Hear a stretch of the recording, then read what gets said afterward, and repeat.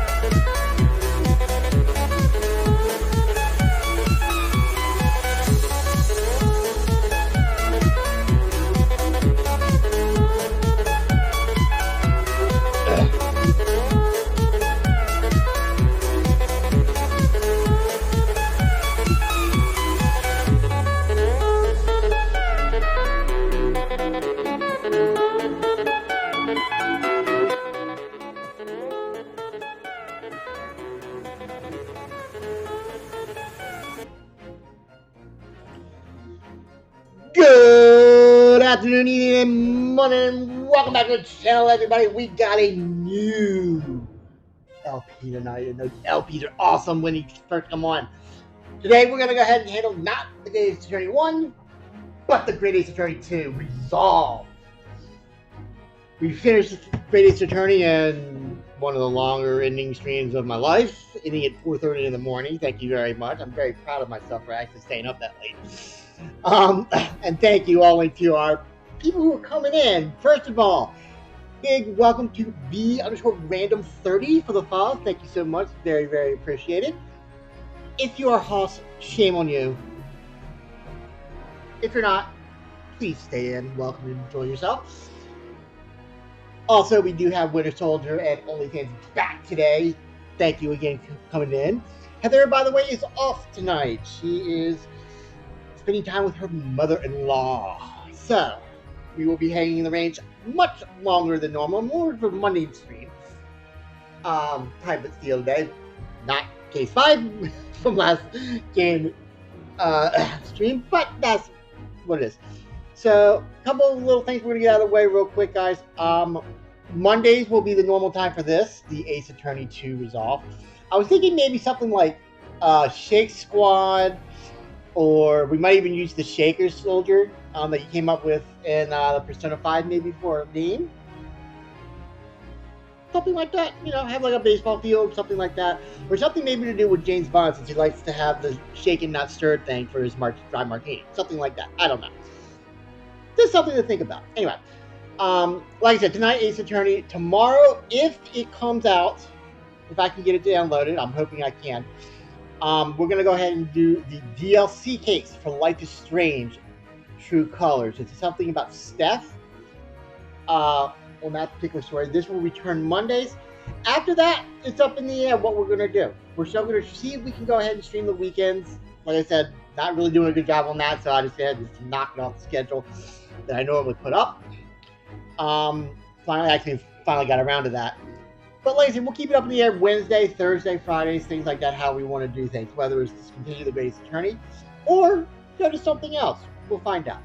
But in the meantime, let's go ahead and get into the Great Ace Attorney 2 Resolve. Alright, let's see what we got, guys. Okay. Wow, I already got a trophy. How about that? Bespoke Tailor. That's from changing the things around. Ooh, clouds. Anime scene!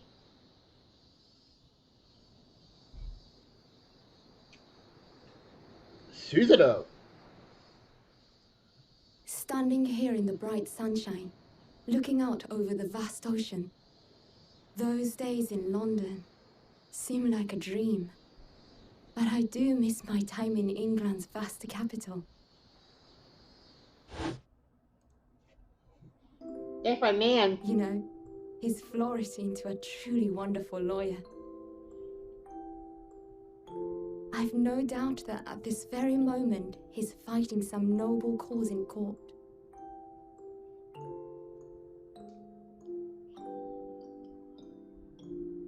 Forgive me for taking so long to come to visit you. My life has been such a whirlwind since I returned. Her father? And no one could have predicted. Or Cosmo? What has happened. Just 2 months after arriving home. Find myself faced with another man. Oh. Oh! Oh, that bitch. What'd she do now? So I came here today to ask something of you. Tomorrow, I shall be standing in court. For the only time in my life. As a lawyer.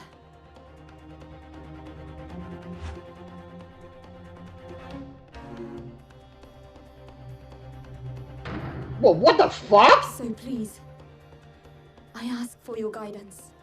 Oh, shit! Kazuma-sama. Okay, it was Cosmo.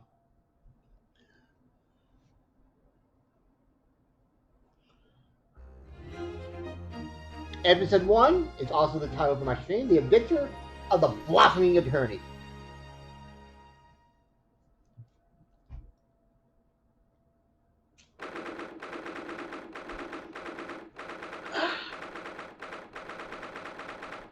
August 13th, 8:26 a.m., Supreme Court of Judiciary to finish in Chamber 3!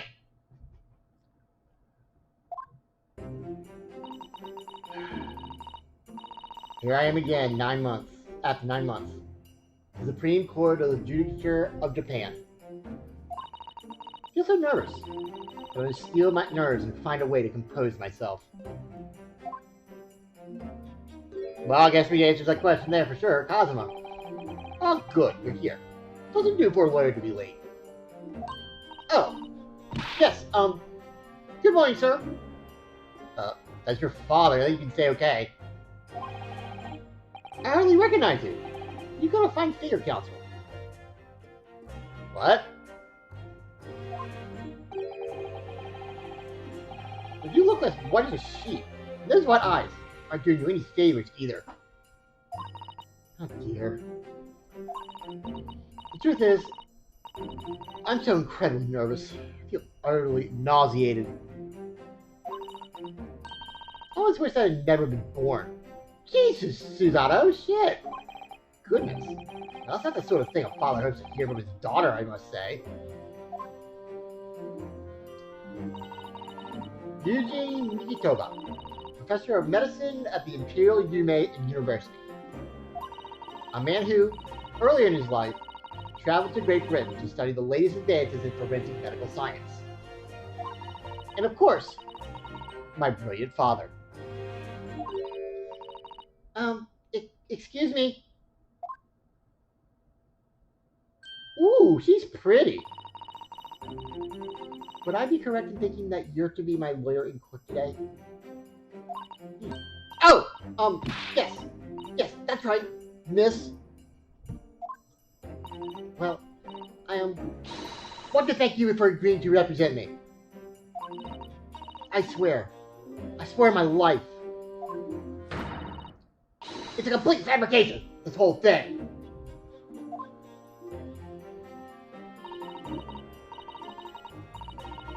Ray Nimbami. Born the same year as I and my greatest friend. Ray Nimbami. Remember me. Remember me. That's what it is. Like I said, when you get to Ace Attorney, you gotta pick up on these type of things. Remember me is hers. Okay. So unusual for a woman in our time. She works at the University Research Laboratory helping my father. And sadly, she's the defendant in today's trial. Oh god, is she not going to turn out like a certain character in the first one? Please tell me she's much better than them. Accused of committing a truly awful murder. I don't know, the bitch might have deserved it. Are you feeling alright? Since we started talking, you seem... Well, you have become a little flushed. Oh my, it's just that... You look so gallant and dashing. Sorry? And when I fall under your intense gaze, it makes me feel rather bashful. Oh my god, she's falling in love with Susanoo. Even though she doesn't know that she is... I'm assuming Susanoo is, like, dressed up or something? Goodness. I don't think she knows. She doesn't realize who I am.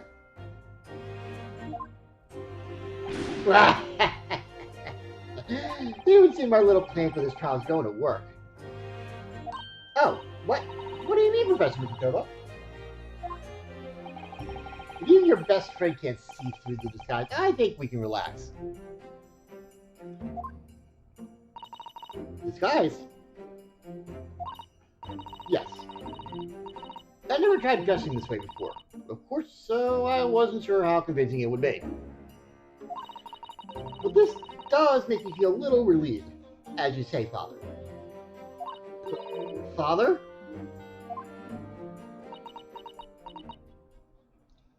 What? Is that you, Susanoo? I'm so sorry I didn't say something sooner, Ray. Ah, right. Dude, what are you doing? What's going on? What? Okay, I don't. Oh, do I have this here? Okay, what did I miss? I tend to do that.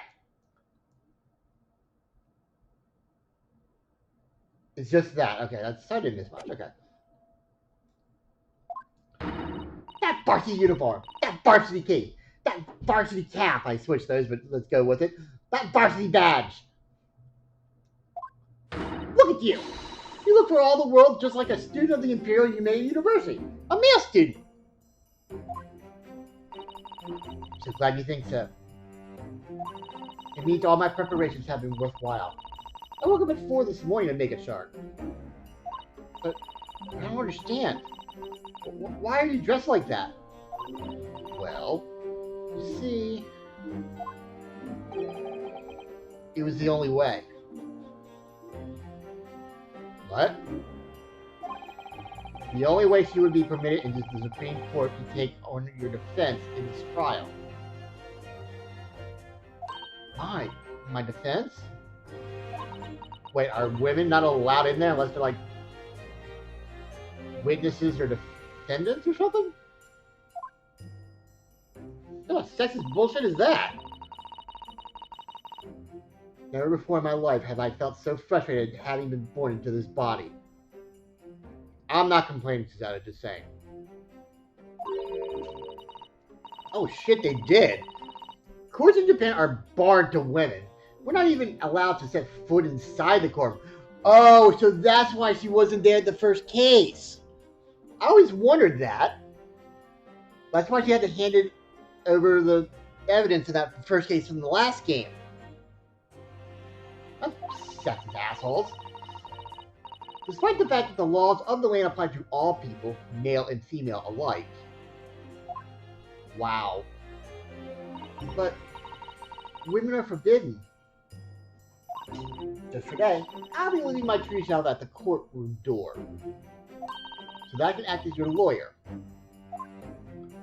Oh, Susanna, you'd go to such lengths for me?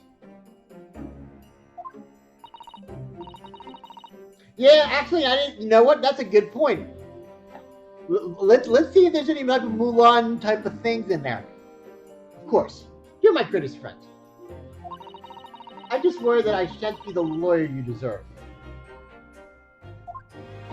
Oh no, I have complete faith in you, Ray. So strange though.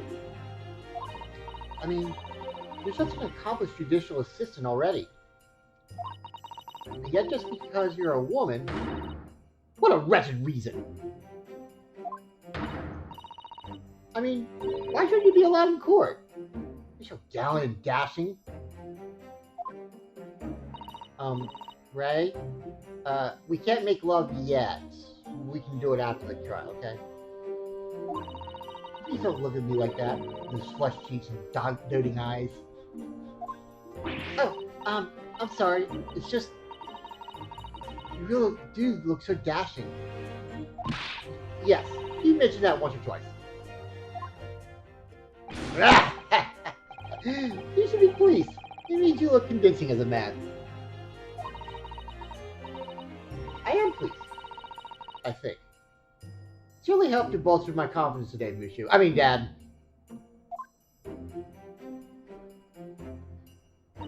Ray. Your man should put on a brave face and all this, but I can see through it. And notice how your shoulders are slumped and how trembling ever so slightly.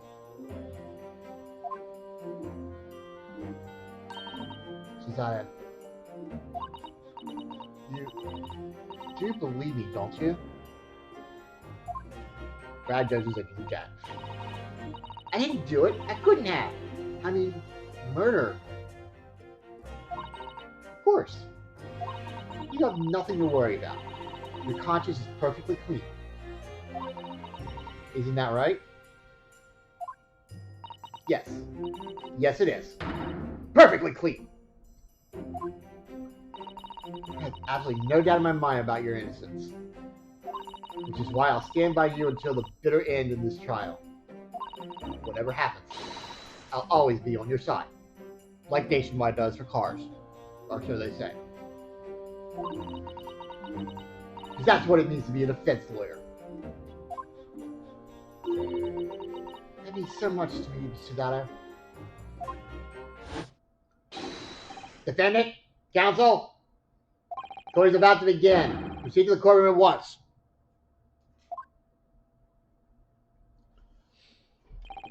You should go in at once, right? If you're late, the judge won't hesitate to pronounce you guilty. Oh. Stand aside! Don't think I've ever seen her run so fast. Well, Susato, you certainly surprised your father. Going to such lengths to be admitted into the courtroom, and with no prior experience of being a lawyer. There's simply no other way. That's all there is to it. Your father. You haven't told her, have you? I mean, I'm right in assuming that Ray doesn't know how it came to this. Yes, quite right. I've kept that information from her. What? It would only worry her if she found out that no other lawyer would agree to take her case. Oh, shit. Of course it's that way, right? I didn't want to burden her with that. And is it true? The reason why every other lawyer is refusing to take the case? Is it really because of who the victim was?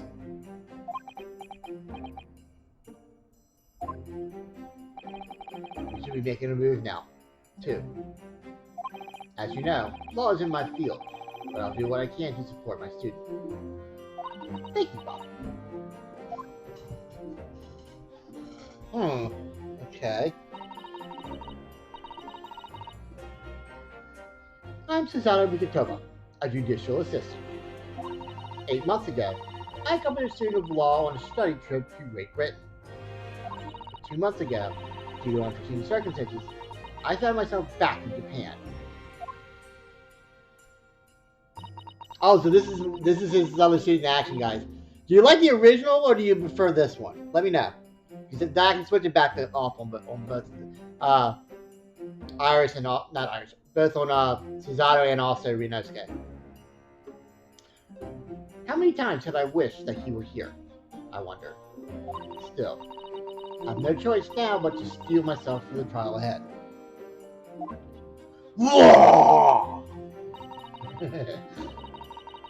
Wish me luck. Naruhodo-san.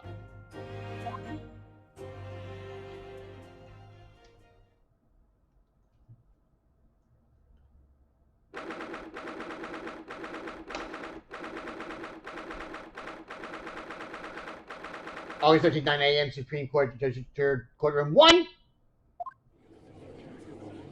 Oh, yep. Oh. You're back. Okay. Oh, we have that judge again. This court is now in session to hear the trial of Ray Mimbami. Okay, it just sounds better that way. Prosecution is fully ready to proceed, Your Excellency.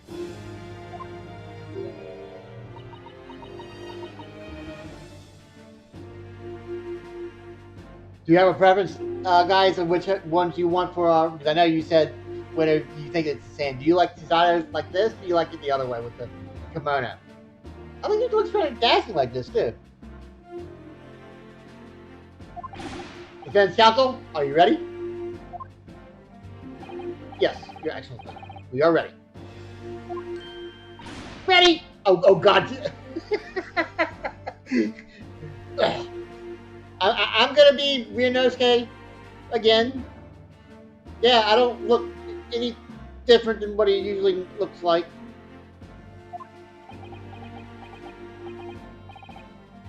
Okay, you like her better? Okay, we'll keep hers like that. Oh yes, counsel. According to your registration details, your name is Ryutaro Naruhodo. Oh my God. It is actually Naruhodo. Ryutaro Naruhodo. Is that correct? Sorry? Oh, yes. I had to come up with a suitable male name for you for this little venture. So I'm afraid to say I simply put down the first name that sprung to my mind. Well, Council? Ah, yes, that's right. That's me. I mean, yes, I'm Mutaro. He who has vowed to uphold the pride of the great Naruhodo clan. Can we just go to the song already? Make a man out of you. I really want to do that. And don't notice my chest. Just like a side medical thing. Don't worry about it. That's correct. Pay attention to my boobs. Ah! Seems Ryotaro may need to consider how better to uphold his manly act first and not overdo it. Those wild white eyes aren't doing you any favors either. Just relax and listen. Naruhodo?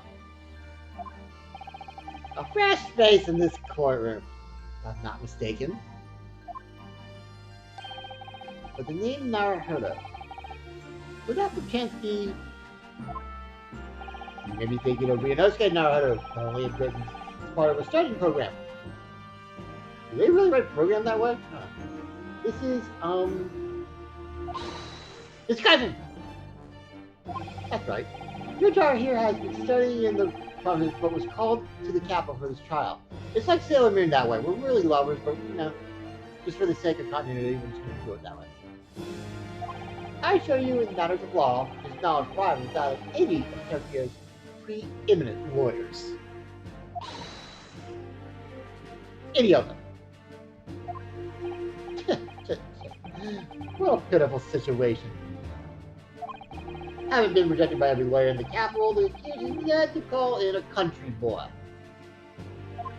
How dare you! She's out of every bit of gallant dash as any of your Tokyo attorneys. Ray, what's my name here? I won't have you making fun of her. Her? Her? Ray, shut up. Oh, Please be careful, Ray. What an unrefined tomboy we have here. But I wonder, is your gallant and dashing lawyer up to the challenge of defending you? His wide, skittish eyes very much suggest that he is not. Ugh, I'm so nervous. Now that I'm standing in his shoes, I'm starting to understand what Naruhodo-san goes through. Like it or not, eyes are wont to flit. What? Eyes are wont to flit. That was a weird line. I don't know what that... Not that. They need to change that line next time. Anyway. The case to be heard on this day is a matter of great significance to our national interests. In fact, it would be reasonable to assume that the outcome of this trial may well affect the very future of our empire. Just like that trial 9 months ago. And yet, for proceedings of such importance, we have this. Unknown yokel by the dock. Dear me. Perhaps this would be a appropriate moment for me to assess the defense. Oh, is it? Oh, please hold on. Let me say this because if it's like the first game, we might have some fun with this. Oh, wow. This game right here? Okay. Wow. Okay. Wasn't expecting that. Yeah, we're just gonna... Since we've already finished one, we'll go ahead and just save over this. Ugh. I'm hoping we can have some fun with this, if it's anything like the first game. Let's see. To determine whether you're sufficiently competent to practice in this courtroom. 9 months ago, when certain other Naruhodos stood where you're standing now. This same judge tested him as well. And even though he was just a student at the time, not even of law, he passed the test with flying colors. For trained and experienced judicial assistants like you, this will be easy. We think. Hopefully we can have some fun with this. So, counsel, do you consider answering some simple questions? No! Alright, it's time to prove myself. Oh, she's doing the same thing as Ryunosuke. Yes, you're actually. But please do make them simple. Very well. To start with, you will state the name of the victim. Whew, that is simple. Don't forget that if I tried. Ah! What's the matter? Now that I'm staying in his shoes, I'm starting to understand something else now how his son goes through. Like it or not, mine's are won't do blank. That is really weird how she's saying that. Not surprising, really. It's your first time in this position, and in that disguise. Even a bright spark like you is bound to flicker and falter a little under the circumstances. Oh dear. This is a dismal failure. Don't fret. You only use the knowledge you gain as a judicial assistant to overcome the problem. Of course, the court record. Maybe, because I saw it once before. It might be a translation error. I don't know. It's really weird. Yes, the answer will be amongst all the key information about the case in the court record. Do we have access to that yet? We do not. That's right. Oh, there we go. Just use R1 to open the court record. Then you need to flip to the people section with R1. Don't take too long over it. Secretary was watching you closely. Alright, check the court record with R1. That's where the information I need will be. And we got the court record now. Okay, let's see what we got for the case so far. Alright, what was that one? Post-mortem report. Okay, the autopsy report. Time of death just after 2 p.m. Death is believed to be due to trauma to the victim's lung from a knife blade. Only a single wound was identified. Victim Giselle Brett, female, British. Time of death 11th August at around 2 p.m. Ascertained by examination and witness statements. Cause of death: single deep stab wound from behind, piercing a lung and resulting in a fatal hemorrhage. Death would have occurred within minutes. Notes: extreme meiosis, pupil constriction was observed in the victim in both eyes. Okay. You have people. Alright, so. Okay, Eugene Movement Medical School professor at the Imperial University, is authority in the forensic medicine in charge of the university's laboratory. Also happens to my father. Raymond Bami, my best friend who works as an assistant to my father in his laboratory at the Imperial University. She's the defendant in this case. Giselle Brett was 25 at the time. The victim of the case, who was a former British exchange student, 9 months ago she was found guilty of the murder of visiting professor John Wilson. Takatsuki Ochi, the lead prosecutor of this case, who appears to be struggling to accept the changes afoot as a result of these turbulent new times in Japan, the Meiji era. Okay. I'm waiting, counsel. What is the name of the victim in this case? Okay, let's see if we can have some fun first, because we know the answer is Giselle.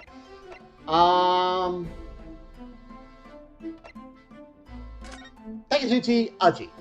The name in this case is? Yes! Prosecutor Takatsuki Ochi! What? How does that triumphant cry? Yes! You trying to kill me? He seems angry. And you're surprised? Did you consult the court record? Listen through it carefully. Oh yes, I did. Of course. Did everyone fine? And I chose the person whose features appeared to be the most deathly. That's right, soldier. Ugh. I must say, just this unusual methodology of yours leaves me almost speechless. Personally, with renewed certainty that reading the information carefully is vitally important. I strongly recommend it. Oh dear. I simply can't ignore that imploring look. Basically, please allow me to amend my answer. Very well. I will excuse this incorrect response, given your wide-eyed state of panic. What is the name of the victim in this case? Now we'll see my father. Eugene Mikotoba. In this case, it's none other than Professor Eugene Mikotoba. What? Well, to be written off by one's own child. Father, you seem suddenly so much older. Warier than you were mere moments ago. Because of you, clearly! Judge is asking for the victim's name, for who was killed in this case. Let's leave information in the court record again. carefully. Before you kill me, for mercy's sake. Oh dear. Father Frustrator. Please allow me to amend my answer. Okay, now we'll do the right one. Very well, I'll excuse this incorrect response given your wide-eyed state of panic. This is the case, blah, blah, blah. Okay, so. Yes! Yes! Oh, she's raising her hand to like, no. The name of the victim who lost her life in the case is Miss Giselle Brett. And yes, I am raising my hand because I'm sure. You might remember that commercial? Really? No? Okay. I'm too old, sorry. Giselle Brett. A name that will never be forgotten in the courtrooms of our country, I'm sure. Correct. And being a member of Empire's Judiciary, you will be well aware of the significance of that name. Sure. So, let me pose another simple question. As you know, Miss Brett was a visiting student from the Empire of Great Britain. Why then is her name indelibly associated with our own Empire's judicial history? Obviously, you won't have forgotten that case from 9 months ago. But it's too hard to recall the finer points. Everything you need is included in the court record. Alright, let's see if we can do it again. Because the first case attorney was allow us to have a little fun in the first case with this. Don't know if it's going to be for this one or not, but we'll find out. That was the start of everything. Giselle Brett, kind of woman student's persona, was the face of a victim. A victim, obviously.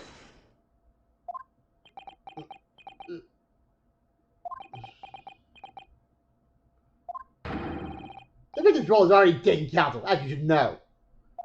Agent came with such a guy confidence, I was almost taken in. I thought it sounded a little odd. Leave me out of this. Check the court record and find the correct answer to the question of Miss Brett's true identity. Put it in the people section. That won't do, counsel. Amend your answer before we have any more victims to contend with. Yes, of course, Your Excellency. Kind of woman's student persona was the face of Queen Victoria. Okay, this ought to be good. Queen Victoria, obviously.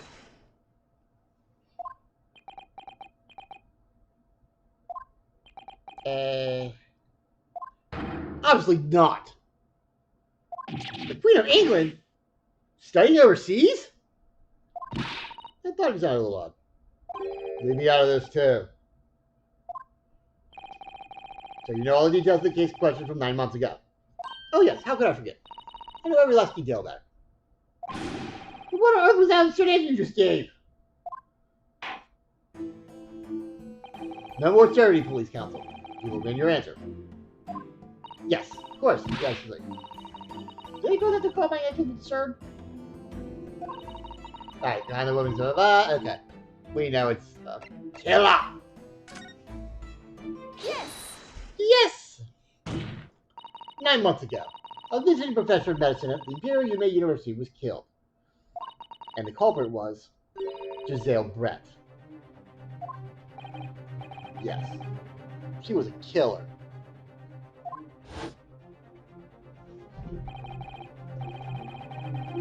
At the time, our country had just signed a new treaty with the Empire of Great Britain. And it was in the midst of this delicate diplomatic situation that the incident occurred. An Englishman, Dr. John H. Wilson, was shot dead.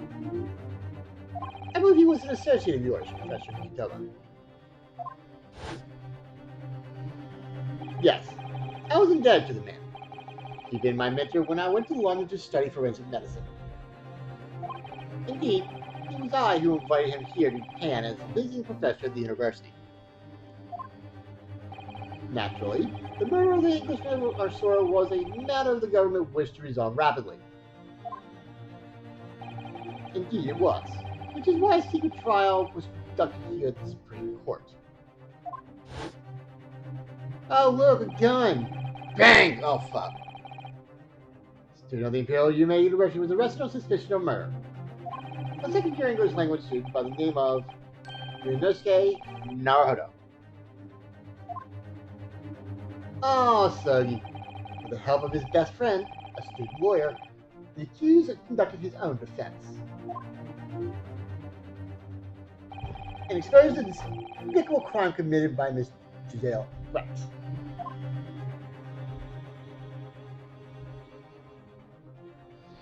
Miss Wright eventually admitted to her crime. However, when questioned about the motive that drove her to take Dr. Wilson's life, she gave no satisfactory answer before the trial reached conclusion. Oh, that's right, we never did figure out why she killed him. Immediately after the trial, the British government brought its consular jurisdiction into play. We were unable to sentence Miss Brett according to our empire's laws. We decided that she would be removed to Shanghai, China instead. Well, there's your China reference, guys. Why Shanghai? There's a British consular court there. Ah, correct. I oversaw the negotiations personally. The day of her transfer to Shanghai was finally settled upon only last week. All that remained of our empire's obligations was to see the woman safely on board a steamship. And yet, the very day before her departure, the Englishwoman was killed. Only the day before? Ooh, that's good to know. Interesting.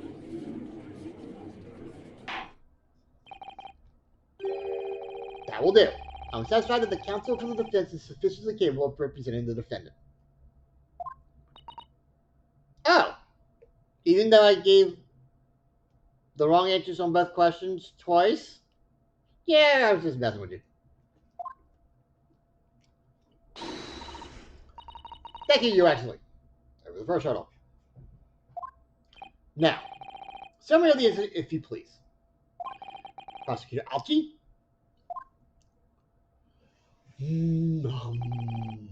As you wish, Your Excellency.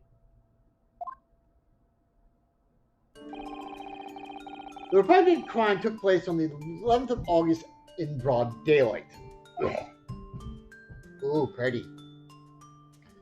On the outskirts of the Imperial capital, under a bright blue sky, at a secluded bathing spot by the sea. Why the fuck is a person who's being extradited to another country in a freaking bathing spot? Okay, whatever. The incident occurred inside a small beach hut erected for bathers to rest or change their clothes. Okay, erected for bathers to rest or change their clothes. Okay, I messed that up. Cause of death was a single stab wound to the posterior abdomen that pierced the victim's lung. He deserved it! The injury which proved fatal.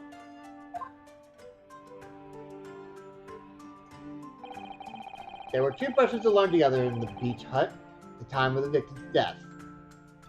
Miss Brett in her bathing attire, and the accused, Ray Mimbami. Accordingly, there can be no doubt of the accused's guilt, especially when we consider she had a powerful motive. But, what motive? The police arrived rapidly at the scene and promptly arrested the young lady. What was her motive?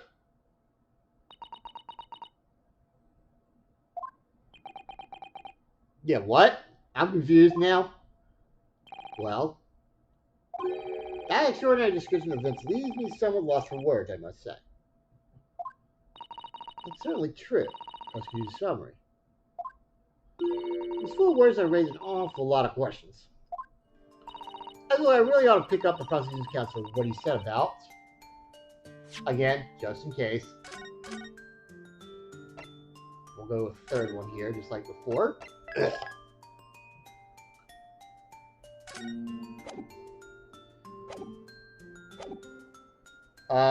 The bathing spot?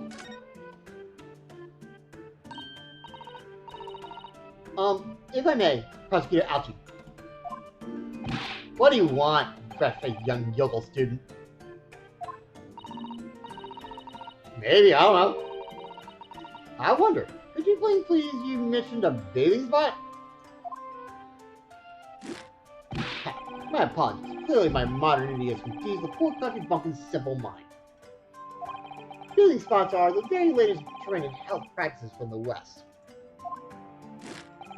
We are told that bathing in the water of the ocean is curative, therapeutic, and excellent for the skins. No, that's not what I meant! So basically she went to a spa, really? I was referring to the fact that Miss Brett had, to all intents and purposes, been found guilty of murder. Why would a known criminal have been relaxing by the sea?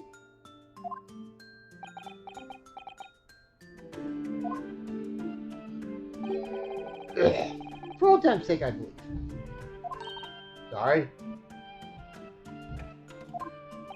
Miss Brett was to depart for Shanghai the following day. Her final wish, as it were, was to enjoy a day at our country's wonderful coast. And the British embassy put big pressure on our government to comply. But on what grounds would we agree to such a request? Because, as usual, our government is unable to stand up to foreign powers. In matters of diplomacy, it seems we don't even have the courage to decline the whims of a known criminal. Don't look at me, Professor! It was the government who granted permission, not I! In any case, it was decided that with a dedicated detective on duty, nothing could go wrong. But in fact, a murder took place. I said don't look at me! It was the young student girl who did it, not I! No one's proved that yet. I wouldn't provoke you, man, if you don't need to. At this stage, I need to gather more information, I think. As a lawyer, I really ought to pick up the prosecution's counsel on what he said about being alone together. I think we can still mess with this a little bit.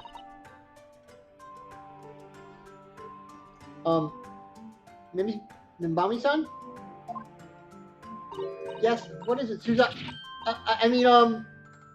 Naho-san? Really starting to wish we made my alias Futaro Suzato. Please tell the court why exactly you were present at the bathing spot with the victim in the first place. And why you were alone with her. Oh, well, no, that's not true. It wasn't like that at all. There were other people present. The detective who was guarding Miss Brett for starters. I was just asked to accompany Miss Brett as a companion, that's all. But let us be clear. No matter her death, you were alone together with the victim in the hut. You and no one else. The truth is, there's only one reason why this young woman accompanied Miss Brett on her bathing sojourn. It was the accused's last chance to take the victim's life. No! Because, as we know, the following day would see Miss Brett extradited to the British authorities in Shanghai. And the accused would never have an opportunity to dispatch her again.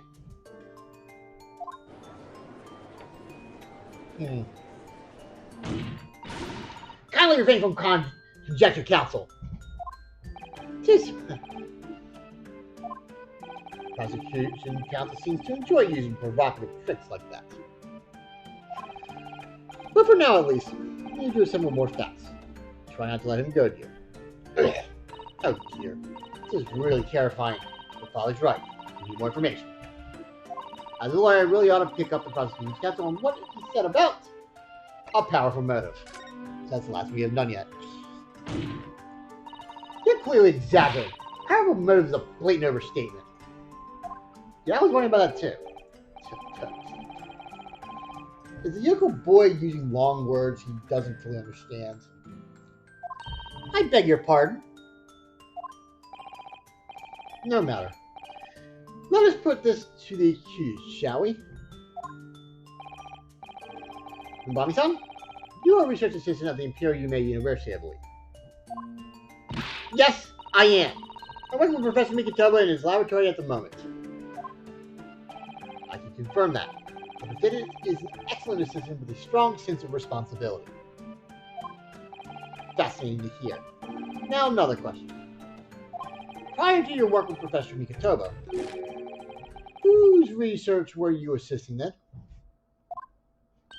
Oh, well, um, I was studying under Dr. John H. Wilson. Dr. Wilson? The dizzy English professor who was murdered by Miss Brett 9 months ago? Okay, gotta admit, that's a pretty good motive. So, you're saying he wanted revenge for killing him? You do have a deep-seated respect for a former mentor, Dr. Wilson. Is that not true? Yes. Dr. Wilson was a wonderful man. Interesting. Can you tell the court what deep-seated feelings you had toward the English woman who killed him? Well, obviously I was filled with hatred for what you've done. Powerful hatred. Ray! Be careful what you're saying. Ah. The motive was revenge. Plain and simple, Your Excellency.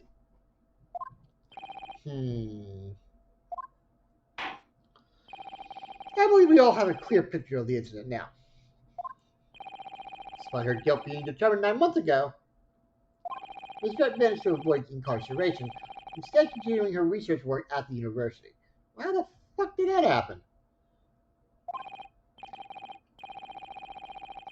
Obviously, over that period, she and Ray would have encountered each other a number of occasions. Seeing the murder of the mentor for whom she had such great respect, enjoying such undeserved liberty. Yes, even if it was only temporary until Miss Brett's extradition to Shanghai. You can hardly blame Ray for her feelings of anger and resentment. Poor Ray.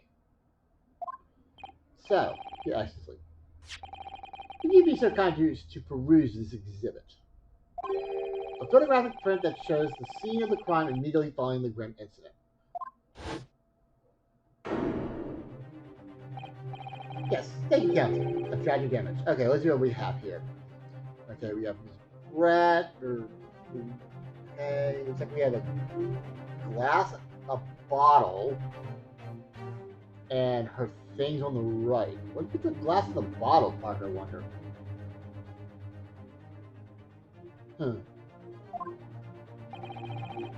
As you can clearly see, there's nowhere within the hut that anyone else could have hidden. The court will accept this photographic print as evidence. Photograph of the crime scene is being entered into the court record. The record of the scene taken by the police was after the incident occurred. The stab wound in the victim's back is clearly visible.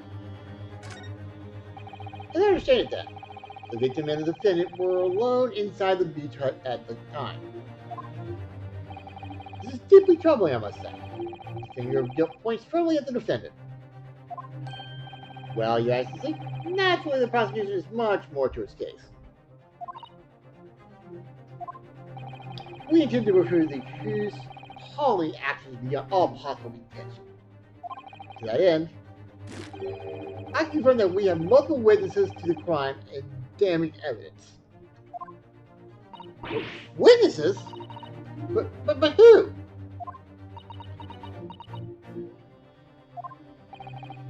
One of whom, I might add, is a highly respectable police detective.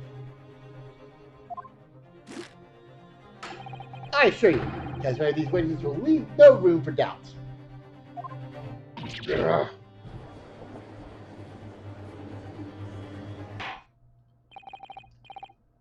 Very well then, counsel. Bring forth your witnesses.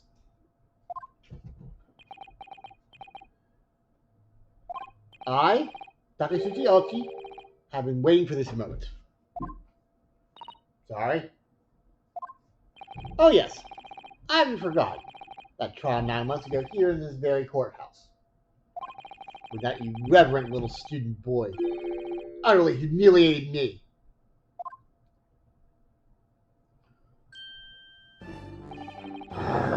Ryunosuke Naruto! What? Yes? This insult to the Elsie family name will never be forgotten. You become sincere with age count, but the old have to stand aside and make way for the new. The way of the world. May you never forget that.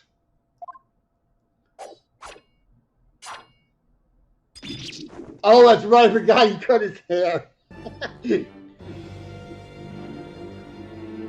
But I look beautiful now. Strike the head of a samurai whose top knife cut and the bell clucking like tolls. Yes, on that fateful day, my former self died. Started your own mini revolution. Are you modernizing as well, Council? Silence! Since this war revenge back then, there has been a minor miracle top ahead. Observe the altitude growth. You see? You see the seed of hope sprouting forth from the barren expanse of my crown?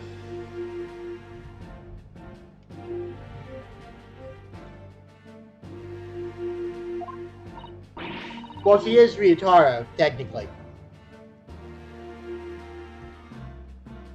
That's why he's doing that, I believe. I think that tiny growth is trying to tell me something. I'm afraid I can't really see. Where's that exactly? I said silence! Today, I face another yokel student of the Naruhodo clan. Well, I will vanquish you. And my victory will be fertilizer for the seed of hope upon my head. You have been warned. With that, the prosecution calls the witnesses to the stand. Looks like the stakes are high on both sides in this trial. The prosecution and defense each has much to lose. Haircut is hardly comparable to Ray's life.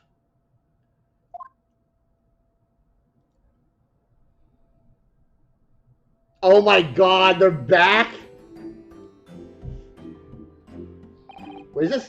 Please state your names and occupations for the court. Chief Inspector Satoru Hosonaga, Imperial Police Bureau, and in disguise, obviously, so I can go undetected. Is that like a turtle on his head? Okay. So, is he supposed to be like a beach boy or something? Oh, and this guy. And I am, well, the next big thing in books. Author renowned throughout the capital, in fact.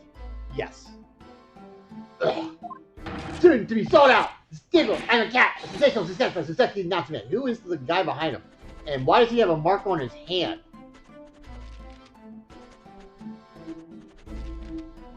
Alright, so wait, so he's gonna be the murderer, right? I'm going out on when I'm saying this guy behind is gonna be the murderer. Oh my goodness! Struggling student from the provinces, please, you needn't be in awe of me. I needn't? It's only natural that you feel nerves in my presence. But all of you, please relax. Call me Suseki even. Yes. What on earth is Suseki-san doing here? Tread carefully, Susanoo. That author fella knows you from your time in London, doesn't he?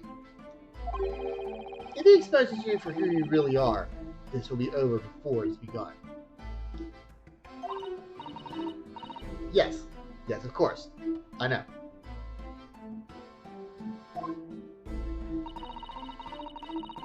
I presume Suseki-san won't have forgotten about him. Certainly never forget him.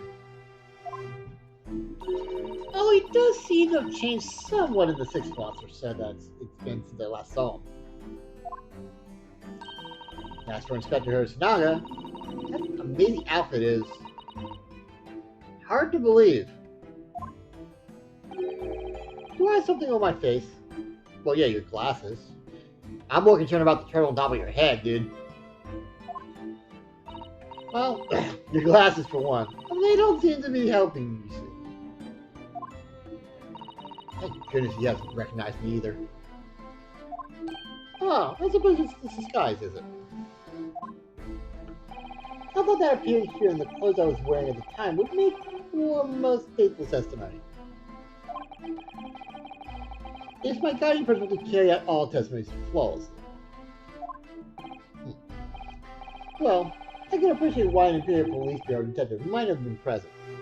But what business does a writer such as yourself have being at the scene, Saseki-san? Ah, well, see, I've been asked that day to give a lecture. You had to give a lecture at a bathing spot. What? On the morning of the incident, in the Yume University Student Lecture Hall, or no less. Oh, okay, that makes more sense. At Yume University? Ugh.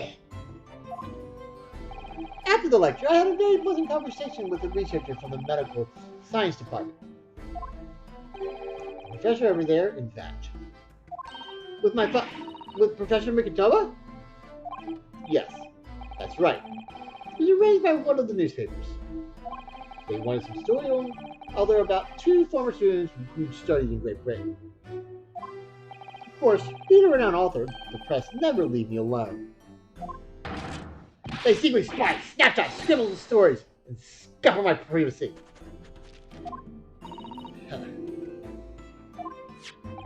As you can see, the conversation was written up in this newspaper here. Read it at your leisure, my provincial struggling student friend. I have plenty of copies. Thank you very much. Right through the paper at me. Ow! The Saseki Natsume article has been entered in the court record. A newspaper containing an article about a discussion between my father and Saseki-san, the debate became quite spirited. Anyway, following my interview with the professor, we'll come back to that. Let's go to the court record. Alright, okay, there's the photograph. Okay, let's just make one last check, okay. So what is that in her hand?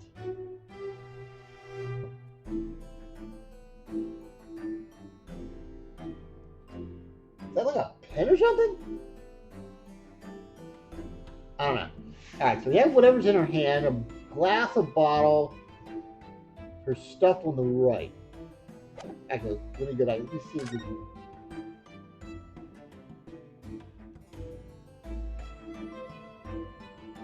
Okay, yeah, it's a pen. Okay, that's interesting. Ugh. Oh my god, look at this. I'm gonna cut you, you asshole! Oh, you brought the kitty from the case. Okay. Can't read this yet. Oh, kitty. Miss Kitty. Okay. Anyway, following my interview with the professor, the lady in question appeared and made a very unexpected announcement. I would like to go with everyone to see your country's coast. Those are her words. As I explained before, Miss Brett was never taken into custody. She continued to work in my laboratory under strict surveillance, of course. At which utterance, the university immediately contacted the government to seek guidance. And the response was, permit Miss Brett to go as long as a detective accompanies her. That detective, I am the liberty to divulge, was me, Chief Inspector Satoru Hosonaga. Thereby, the entire party departed cordially for the seaside, it seems. It's extremely challenging to clear all other members of the public from the vicinity of the beach. Ah, so you saw the cough thing. Unfortunately, I am at peak physical fitness. I'm at peak physical fitness at the moment, except for this coughing that has gone away in almost a year. So, I was able to carry out my duty flawlessly. Oh my, Inspector, well, you do have something on your face now.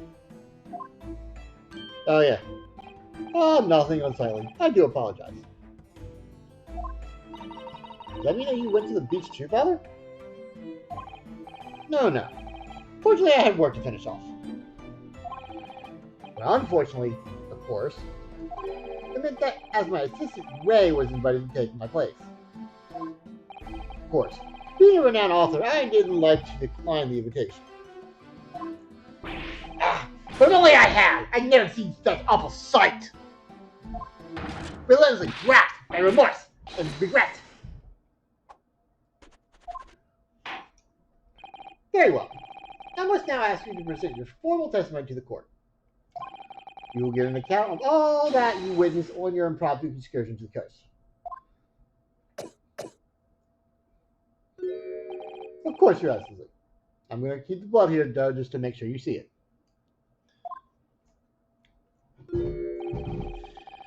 Relentlessly racked by remorse and regret. I am. Okay. Witness testimony. The witness scene. On the day of the incident, I was ordered on a special surveillance assignment in this disguise. I just managed to catch the crab when I suddenly heard a caterwaul from behind it. I ran into the beach to hide it once, but I found the pair in question. Yes, yes, yes! A young girl was astride the English woman, dagger in hand as she stabbed wildly. I saw blood on the blade. It proved to me that she stabbed the victim multiple times. Didn't she only die once? Or, not die once, of course she died once. But didn't she only stab once? Yeah, single deep stab wound. Okay, I don't know what you're talking about, Mr. Nanda. Alright. Back to that. Oh, that is the last one. Indeed. It does appear from this testimony that both witnesses here present saw it. At the very moment of this heinous crime. What? Now, if you will recall, I promised evidence as well. What phrase did I use again? Ah, yes. That was it. Damning evidence. Now, you gotta really...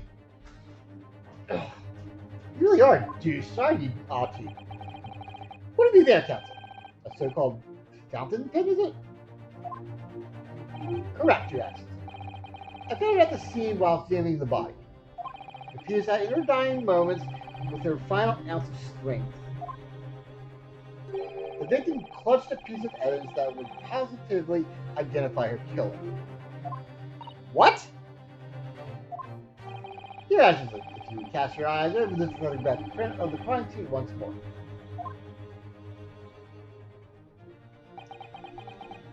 Ah! Goodness me! Yes, Business clearly grasping something quite deliberately there in her hand. So it was the fountain pen, okay. That's right, the fountain pen.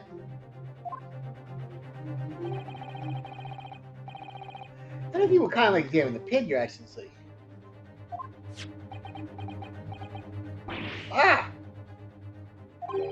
The owner's initials have been engraved in the ebonite barrel. R.M. Oh shit. Ray Mamabi. The initials of the defendant. Ah! No! Ow! No, Ricardo. You really ought to stop that. I'm sorry. This one just seemed the same as my cousin. This fountain pen will be admitted immediately as critical evidence. Fountain pen has been entered into the court record. So, have I admitted anything? Besides the testimony and damning evidence. There's a bright blue sky outside the courthouse today. Perfect weather to ascribe guilt as guilt.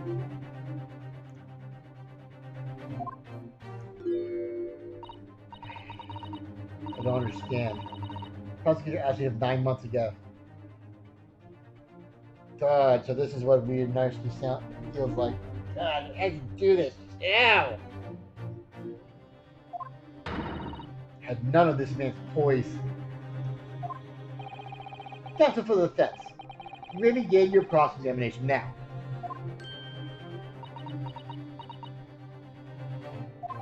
Now, how is that? What?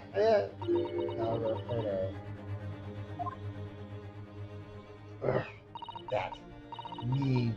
Oh! Yes, me!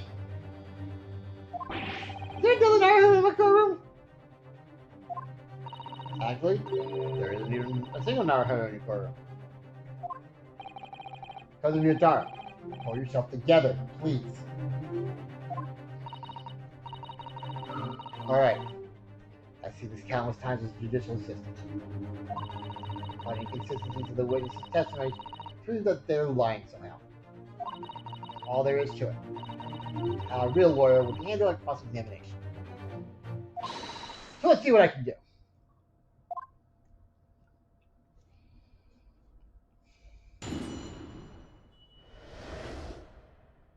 Alright. The day of the incident, I was ordered on a stretcher surveillance the same as guys. Okay, that makes sense. I didn't want to do that. I just managed to catch the crowd when I suddenly heard a caterwaul behind it. Let's press this. Hold it! Hold it! Ah, you're describing the victim's scream, presumably, Saseki-san. In more literary terms, you might say it was a scream that could have pierced the heavens. Yeah! Or the like. Of course, that's just a metaphor. You renowned authors are wont to describe things so. Yeah, that's gotta be a translation error. That's the third time I've seen won't in there. Saseki-san wasn't at all like this in England. Anyway, I spun around at the noise and the beach hut immediately fell under my gaze. Yes, the beach hut. The area is probably with government administrators, and you have seaside trees there for the rest of the preparation. Alright.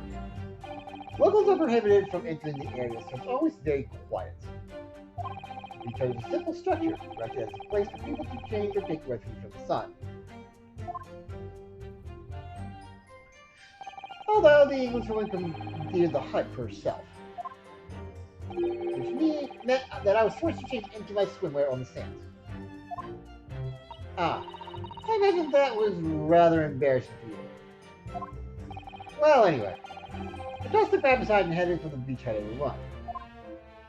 Or, in more literary terms, I decried and beat it off hut-wise. Okay. I here's the other one where I found a pin question. Okay. Wait. Okay, you don't mean to say, how could that be? No, you must understand. Obviously, I'm naming the victim and defendant, rather than Bobby-san. Oh. What would have been helpful if you could have just said that from the outset? To jump to conclusions, you have to expect to fall flat on your face sometimes. Dear me, giving your husband such an outside chance. Foolish. Very foolish. It really was an outside chance. I just wish I'd realized that before I said something silly. So, Inspector, why don't you tell the court how exactly you found the aforementioned pair in the hut? Well, it was a sorry sight. A really grisly scene. I parted the door curtain hanging in the doorway and stepped inside only to see the defendant leaning menacingly over the lifeless body of the victim sprawled on the sand.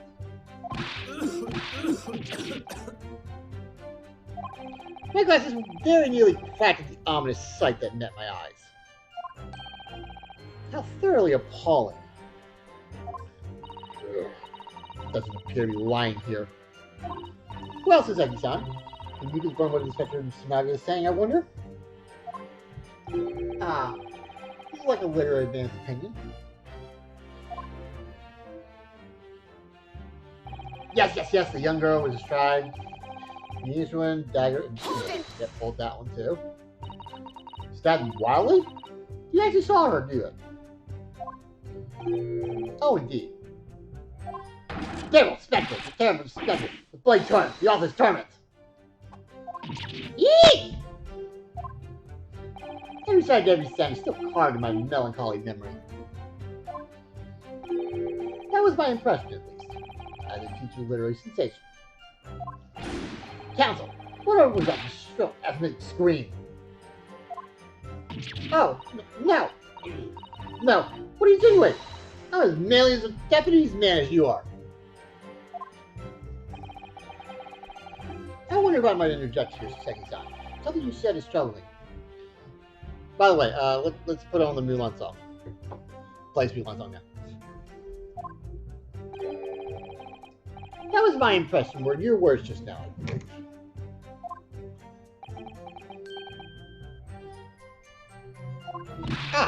So do you mean to say you're not confident that you really did see what you described?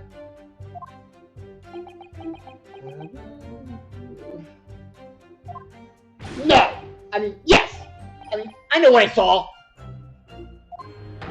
My ears didn't deceive me when I heard that scream, hence my eyes didn't deceive me either. I can describe everything I saw vividly. I could publish it all tomorrow's newspaper serial.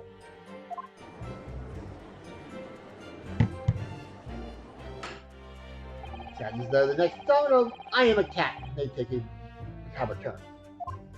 I think this is a fool's errand. The more we press your author friend of what we saw, the more entrenched he's going to become. Oh dear, how awkward. Well, you know, since I already did everything that too. Okay, saw the blade. It proves to me that she stabbed the victim multiple times. Press. Hold it! She was stabbed multiple times. How can you be sure of that? Very simply. From the blood on the blade. The blood? When I entered the hut, I saw the defendant holding the blade raised up in the air. Yes! Yes! That's right! I saw it too! Oh! And I noted that there was blood on the blade already at that point.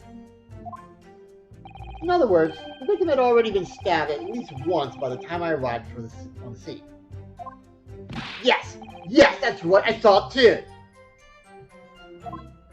And the victim was already holding the defendant's fountain pen in her hand too. All of which means I can be sure the victim did not die instantly. Yes! Yes! Right! I saw it too! Maybe the year in London was too much for him. Sounds like you've forgotten how to speak Japanese. I wonder if your army is sound at least. Well, as I said, it is my guiding principle to carry out all testimonies flawlessly. Has been guiding principle to protect the victim flawlessly. That's just my personal opinion, of course.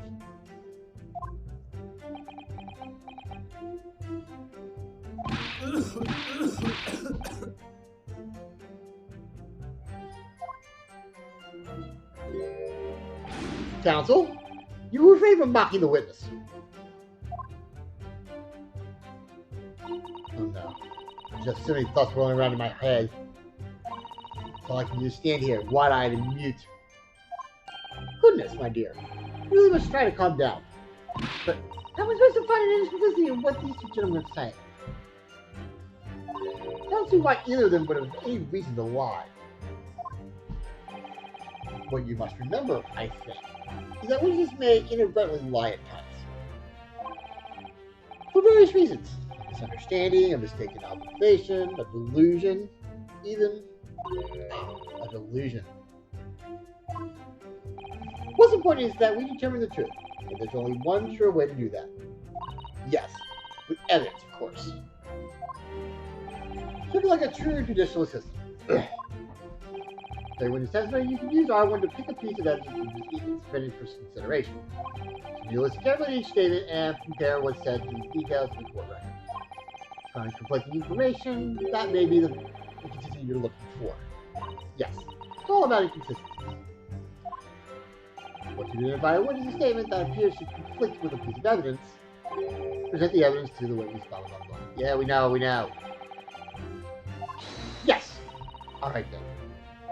Consider the details of all the evidence in the court record against each statement and find inconsistency. I'm up to the task. Don't forget that you can have the witness repeat their statements as many times as you like. Anyone has to start at the beginning, remember. See, those wide eyes are quite forgivable. Besides, no one else to defend the poor girl. You're right. I need to listen to the testimony again from the start. Okay. Okay, so now we're good. Okay, that's what I was waiting on. Okay. Ugh. So now we gotta get serious with this. We can't mess around with this one. Alright. I thought we might have some fun with the first part of that. That's why I did that. Alright, since we pressed everything else, let's go ahead and just press the first one just for the hell of it. Hold it! In that jaunty disguise? Correct. Wait, no! I mean, it wasn't the first time I wore the swimsuit for a dip in the ocean. Let's try to test it. Do what must be done to keep the English woman under surveillance. Those were my orders that day. And this tried and tested outfit was the answer. Being able to blend flawlessly into a crowd is an important part of a detective's job. I submerged myself in the salty water, leaving only Mr. Turtle floating conspicuously on the surface. Mr. Turtle loves the water. But there was no need for you to blend into the background on this assignment, really, was there? I made you late arriving on the scene. I think perhaps you had your priorities wrong.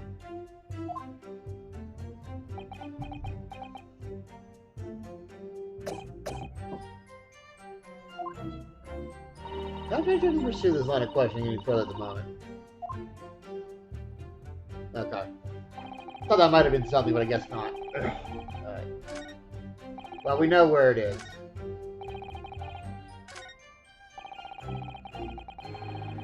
Okay.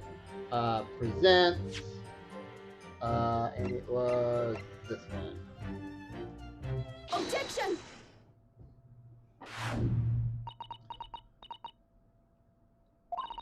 With that accusatory cry that just welled up from the deep inside me, I think I finally understand. Every time Cosmo signed, no Honey-san stood here at this bench. This thing's happened very, very high indeed. What's the be of the missing post, Counsel? I like the ways to clarify something for me. Who? What? Where? When? How? Not you. Saseki-san. This great show did Inspector Hosanada. Me? In your statement just now, you said that the victim was stabbed multiple times. Yes, that's right. As I said, when I entered the hut, the lieutenant was already standing over the victim, bloody knife in hand like a murderous demon. And yet, that cannot be. What? Get to the point, please, Counsel. Let me bring my Green Woodcut guidebook back.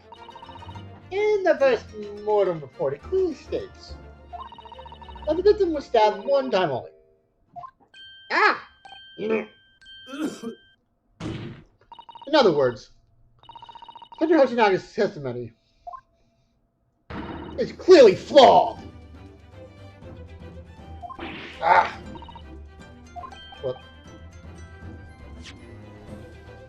and the second time. Me? You claim to have seen Nambami's son in the throes of stabbing the victim. Yes? Yes, I did! Widely! But both of you, Inspector, confirmed the same point.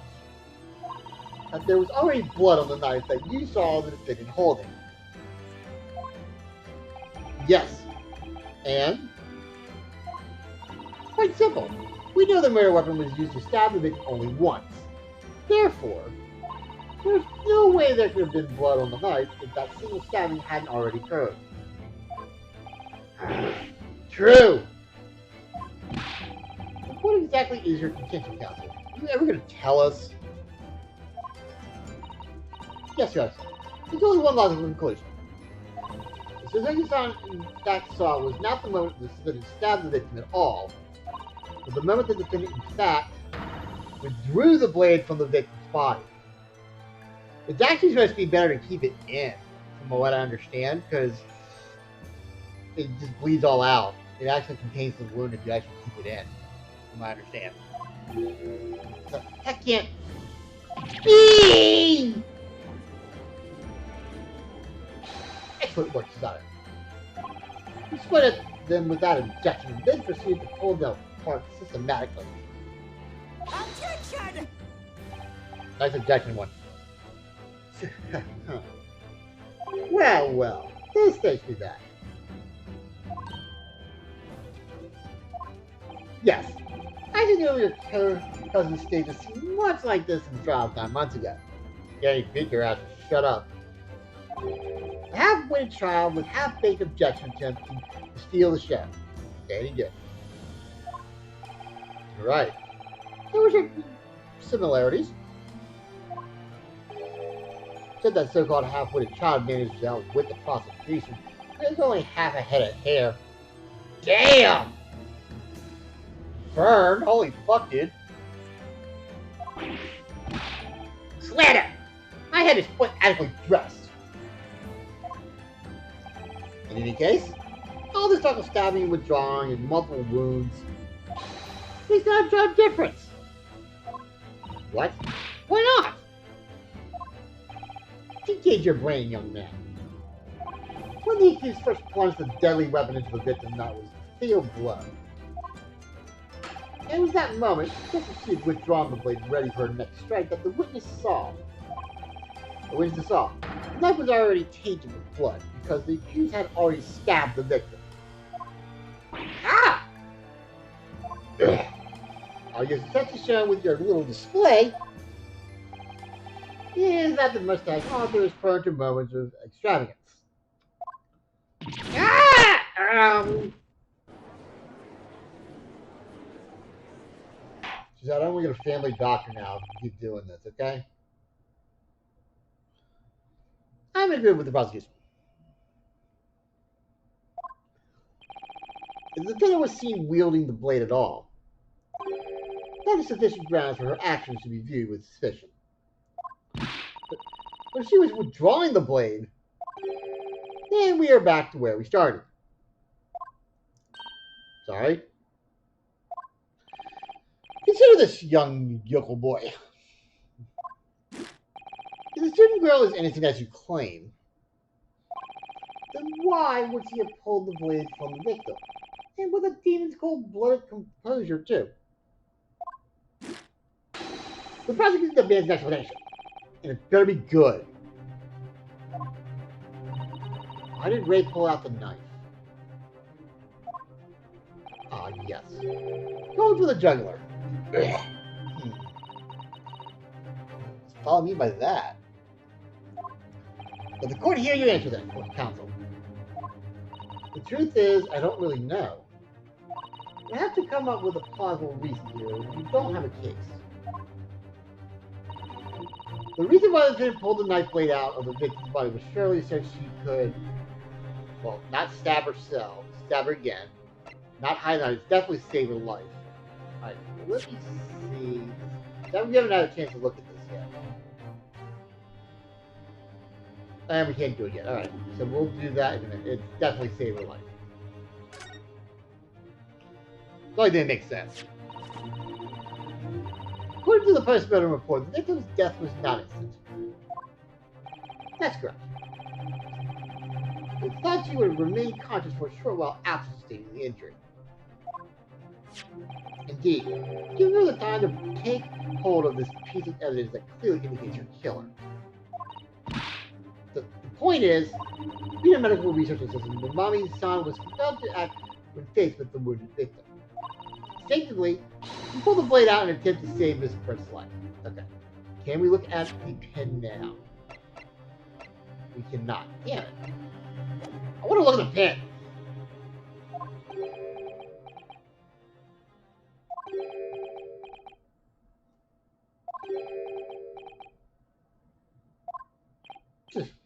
Do you hear that, Your Excellency? It would seem this is the best we can expect of this young yokel. Indeed. Is it just me, or does it sound like you have much colder in here? Your Excellency, if I may.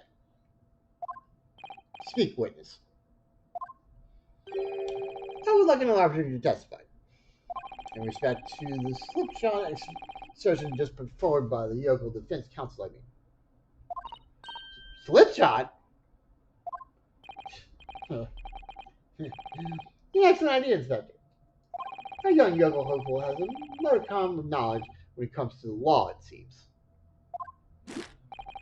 When it matters of medicine, he appears to possess not one iota of common sense. Very well, Inspector. I will permit your request. You will testify again before the court on the subject of the defense counsel's assertion. Yes, sir. I will do so flawlessly.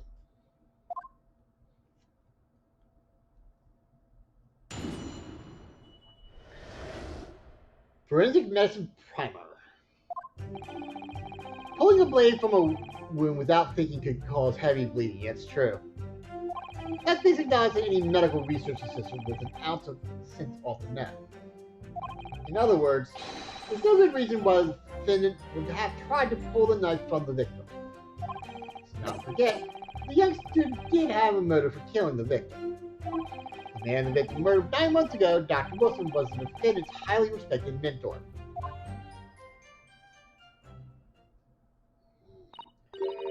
Is what you just said true, Inspector? Could pulling a knife from a wound really cause the wound to bleed heavily? Yes. Think of the weapon itself as a stopper of the wound that prevents excessive blood loss.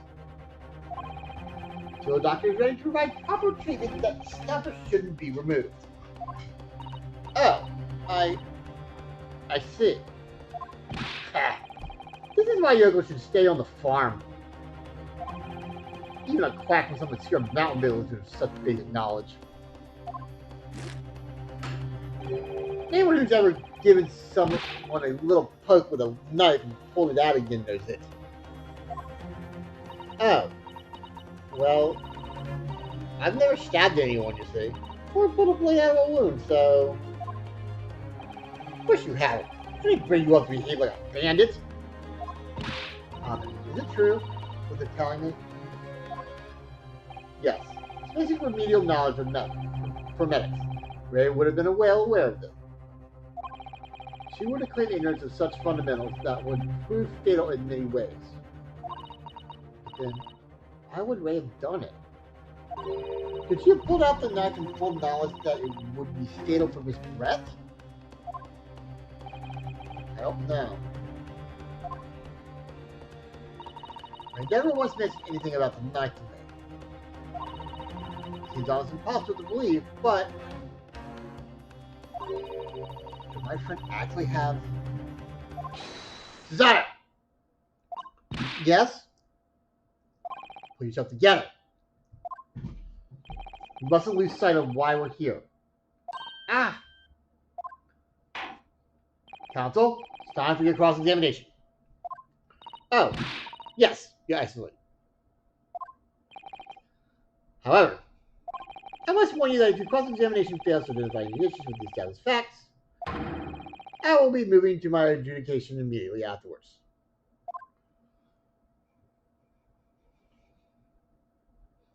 I understand.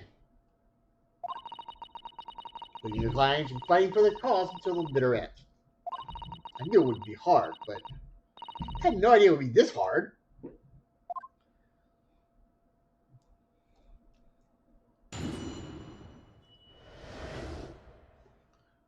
Okay. Alright, let's just press all this. Ugh. Hold it! Just in case, never know. You said doing it without thinking could be a problem. Does that mean that if I use due care and attention, it would be alright? I wouldn't have thought this needed spelling out, really. But the blade is like a stopper in the wound. Remove it, and a serious hemorrhage will occur. In other words, a medic would need to be present before any attempt was made to withdraw the blade. Doing it without thinking would be madness. Just can't do it. Oh! Well, then you can get a thorough explanation. You see, Counsel, when you act without thinking, the result is a bloodbath. Ugh. Back to the witness testimony, please. Not because it does any medical research that's all. No. Hold it! In that case, there's no obvious explanation here. Which is... Clearly, the defendant Raiden Minbami-san does not possess an ounce of sense.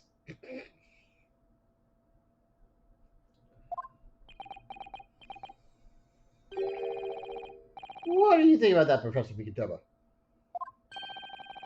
I'm not sure that should be labeling your best friend as lacking in common sense. Well, I thought it would be better than labeling her as a murderer. I don't know, young people today. If that's friendship, I don't understand it. Holy shit, the big goblin's back! Careful, Council. Lack of common sense can be a very dangerous thing. Oh dear. That recovered me rather badly. That's life, I'm afraid. Lesson everyone must learn. Hopefully you can see now that this is really basic medical knowledge. Being involved in medical research, Minbami-san would certainly have been aware of it. In other words, there's no good reason why the defendant would try to pull the knife from the victim. Hold it! But the defendant had suddenly encountered somebody she knew lying on the ground bleeding to death. The sight could have shocked her delicate sensibilities, causing her to remove the blade inadvertently. I really don't think inadvertent actions can explain this. The woman is a medical research assistant. I can't imagine she would behave so irrationally. Oh. But irrational behavior is a woman's prerogative, isn't it? Oh dear. You have a lot to learn about women. Only a small-minded man could have such bigoted views. Oh dear. Let's just blame my male persona take hold of a little too much. Well, you're basically know the basics now. That should cover the medical side of the argument. I forget the young student did have a motive for killing the victim. Hold it! Whatever the motive, it just isn't Minbami-san's nature to do something so awful. But you have both motive and opportunity. It's very hard to argue against. You don't know the defendant! Objection! And you, counsel, do not appear to know the law. Yes, that is the only way to convince the court of your argument, not feelings. With this, pledging to defend her, I would almost say I pity the accused. So do I. Inspector, you will reiterate your point about the defendant's motive, please. Ah, yes. This part was in many ways a sworn enemy of Minbami-san. And the victim murdered 9 years ago, Dr. Wilson was the defendant's highly respected member. Hold it! Well, yes, that's true. Dr. Wilson recognized Minbami-san's talent and offered her the position of assistant despite her being a woman. She was extremely grateful to him. Yes, the Englishman appears to have been a very broad-minded individual. Dr. Wilson had no time for outdated traditions. He made it without position, of course, but he believed firmly in Minbami-san's abilities. The defendant was in the man's debt, which only serves to prove my point.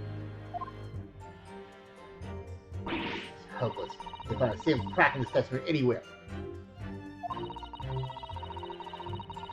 Ray knew that withdrawing the knife from the wound would try to misspell life further. Just can't think of any way to explain why she did it.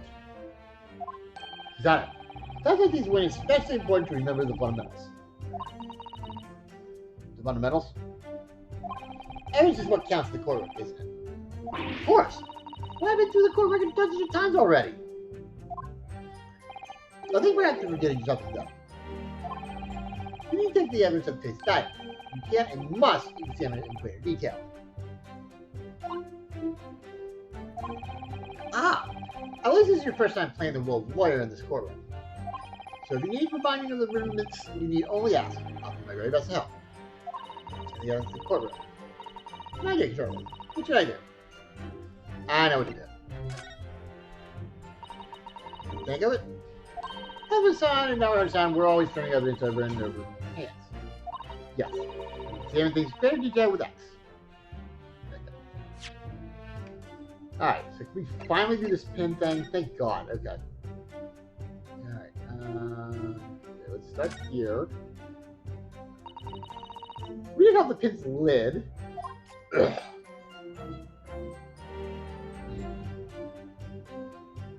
Don't see anything. Let's unscrew the barrel, shall we?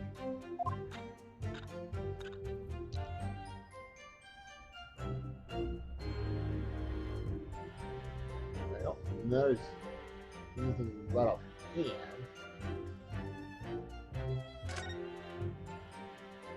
Looks like there's a little reservoir that holds the ink. Yes, you feel like drawing ink from the bottle up through the nib. Something wrong, Father? Who says there doesn't actually appear to be any ink in there? That's all. Oh yes, you're right. It's pretty much empty. Well, could be on the verge of running out, I suppose. Okay, found pen bearing this is our end that has a small reservoir inside, which drawn there's a very small amount of liquid inside. Anything else? Can we do the RM? Yeah, okay. The RM initials are very clearly engraved here. And the fact that this thread clinging to this pin in the diamond is very clearly a message too. So no kill you mean? I don't think there can be any doubt that this is a key piece of evidence in this case.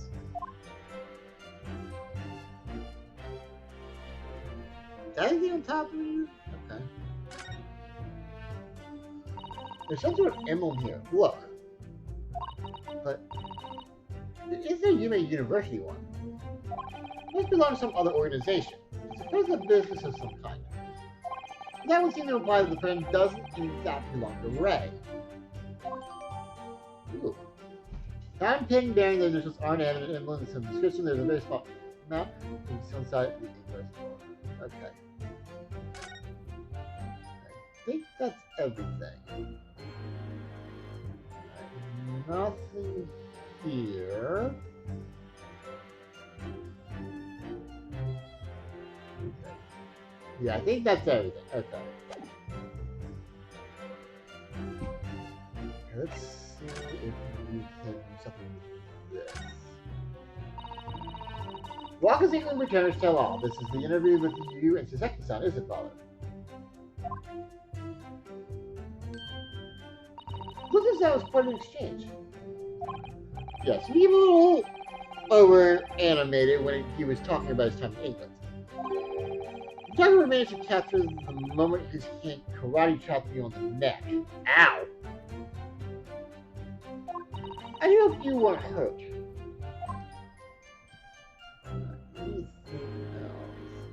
Alright, now in the last game, when you turned it over, there was some weird stuff. Ooh, yes, there is something there. This is Saseki-san. It seems to be an important article on the back page as well. It's this deadly poison stolen from New Medical Research Laboratory. Interesting. From New Medical Research. Oh, is that your lab? What the? Let me see that. The poison's been stolen? It's one of his paper that Saseki-san gave us. Are you saying you didn't know? Since this is the head of the laboratory, I didn't. I've not heard any such thing. Where on earth could the reporter glean this information? Come to think of it, there was no article mentioning this story in our paper this morning, was there? It's a highly toxic poison we've been working on in the strictest confidence. I put Ray in charge of the project.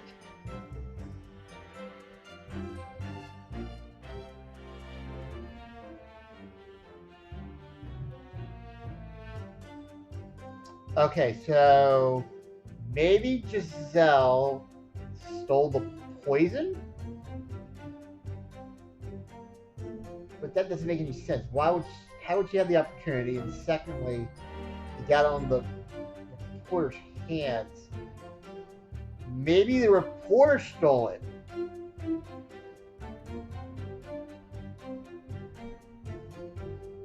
Not sure how it got on his hands, though. That's what I'm really curious about. Ray? She was managing it? If what's written here is true, it means that she tried to hide the theft from me. And moreover, the details were leaked somehow. I don't believe it. We need to read this article very carefully. The article about the poison has been entered in the court record. An article about poison that is sold from the university. Even my father who is traveled for the app knew nothing about the incident. Okay. So anything else? Everything on this one. Okay. I assume this is not going to have anything. No. Right. And this is not going to have anything either. Okay. Okay. Ah, by the look of your eyes, I see it's coming back to you. Go to the court again and have a thorough look at everything. I already did. Ready to find a kid. Find a clue. Yes, do it straight away. Alright. Looking back the one without thinking could be held to believe which is true. So you got there and never reach it. No. No good reason why the defendant would try to pull the knife from the victim. There is. It's the article. Objection! What? Ah, fuck. Okay, so it's not that one.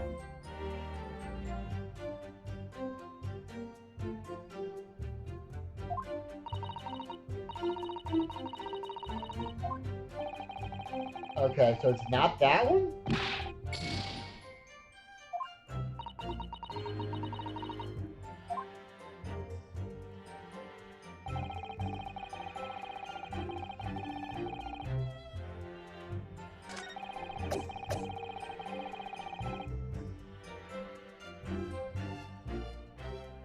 How is it not that one?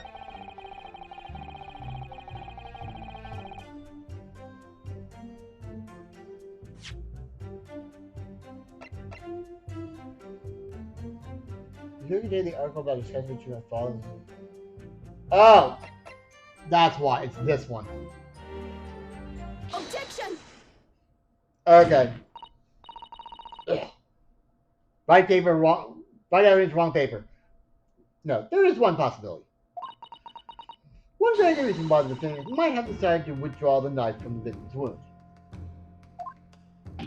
What? Ha! The uncle not only has a poor grasp of the law, but he's also a poor loser. Tell us then, what possibility do you think you've identified? It's here, in this newspaper article. An article about a deadly poison having been stolen from a laboratory at the Imperial Yume unit. Objection! The victim perished from a stab wound. Poison has no relevance in this case. But Prosecutor Alti, he will let the defense speak. But a newspaper article, the court cannot rely on the kind of hearsay those Reddit publications carry. Counsel for the defense. I'm going to need some tangible basis for your claim. You indicate to the court precisely what part of the newspaper article affirms your assertion. Yes, of course. Thank you. Ray would never have done something to further endanger Miss Brett's life without just cause. The reason why the defendant pulled the knife from the victim's body is explained in the article where it says, poison stolen from the laboratory? No. Why isn't poison being developed? No. Deadly in tiny quantities.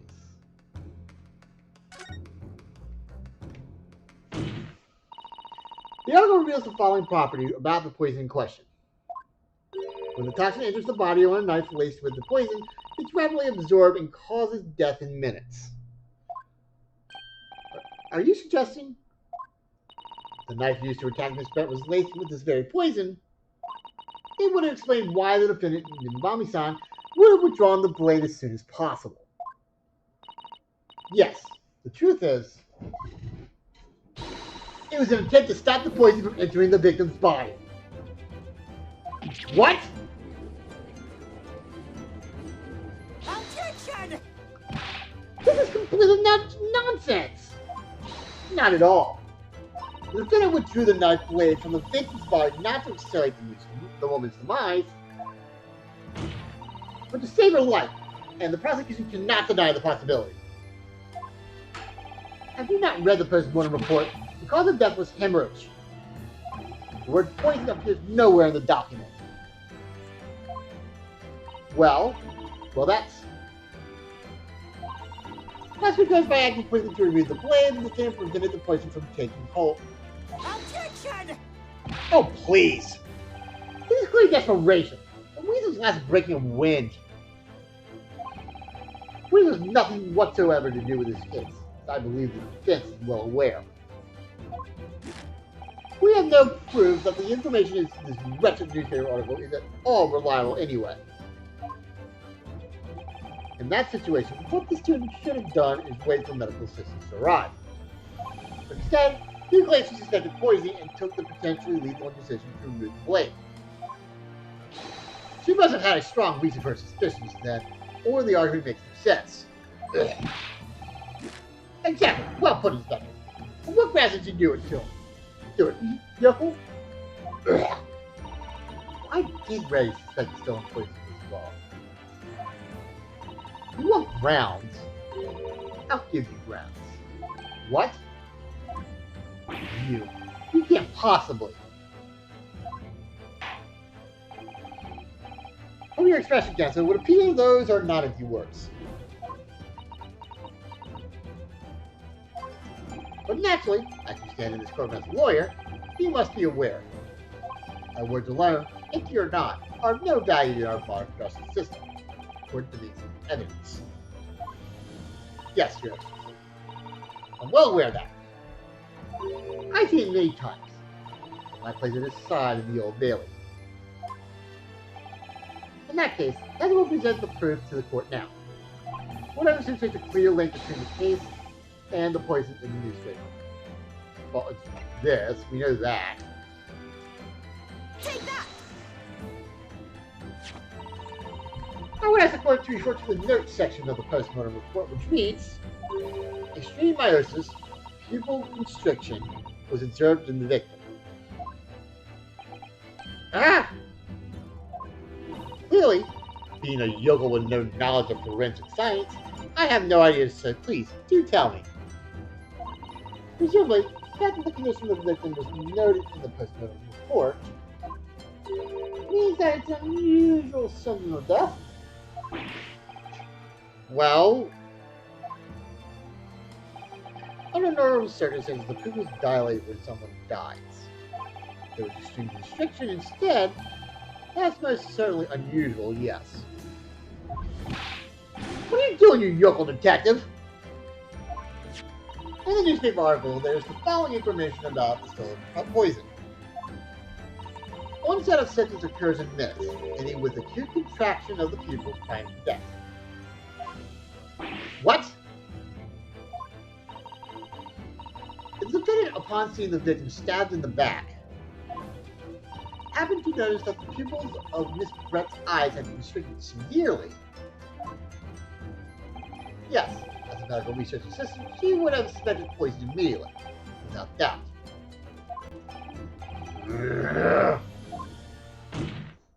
Prosecutor Alki, I think you'll agree. This is very compelling evidence. You yokel student and yokel professor! I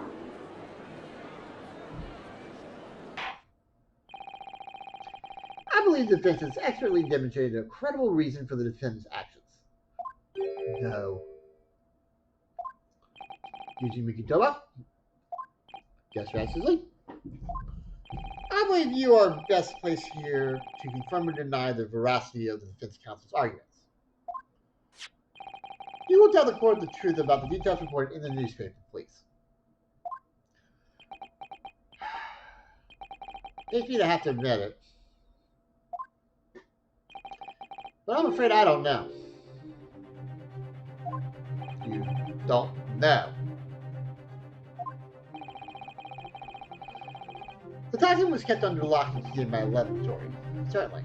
but I was unaware of any theft. Do you mean to tell the court that the reports of this theft are unfounded? No. Yes. Without returning to the laboratory to investigate myself, I couldn't say. Ah! This is a bumbling academic. Unaware of the depth of secret state research from his own workplace until he reads of it in his newspaper. I take full responsibility for the competence of my supervision. Father. Critical situation for a university professor. You should have more control over your students, rather than allowing them off on killing sprees. That's totally unfounded.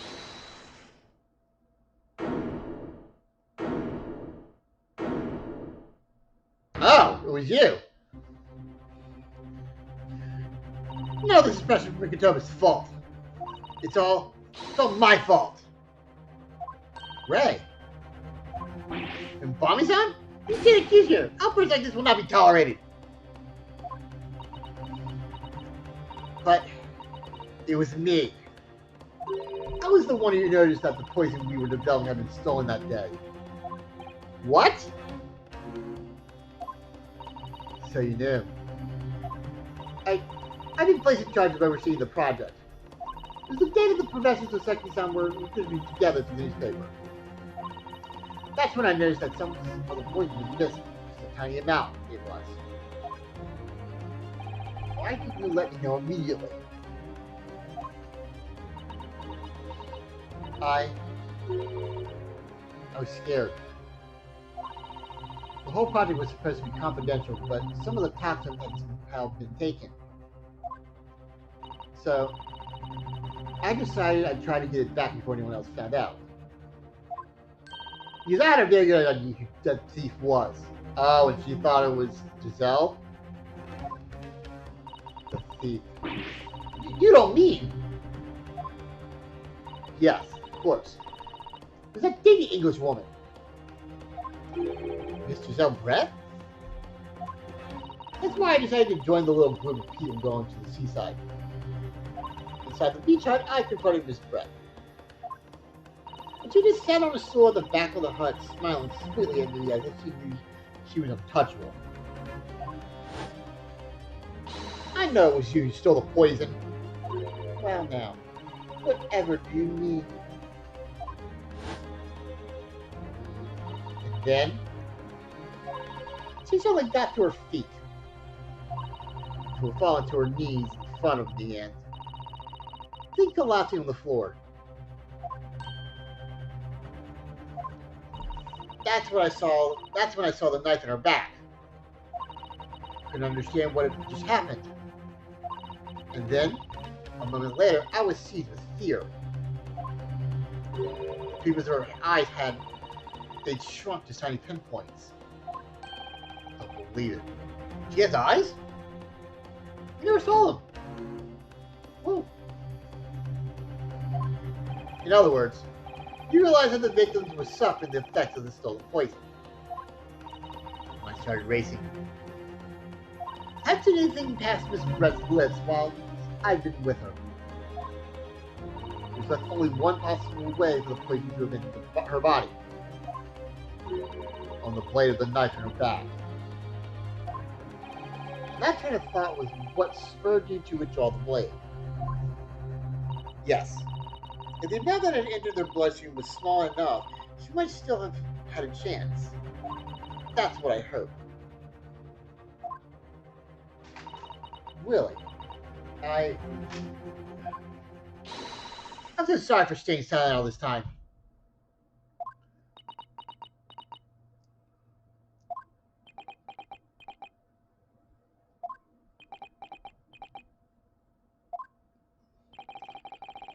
Your attempt to hide the truth of what happened is not something that can be overlooked. However, I have duly noted the courage with which you confessed in the end. Thank you, Your Excellency. It's barely perceptible, but I do think The balance has shifted a little here in this courtroom now. Objection!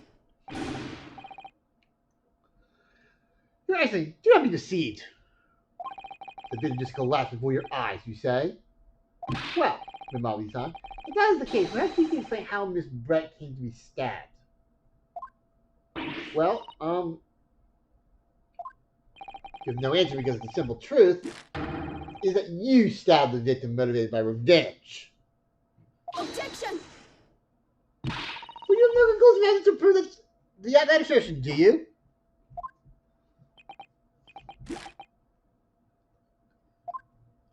Oh, I have evidence.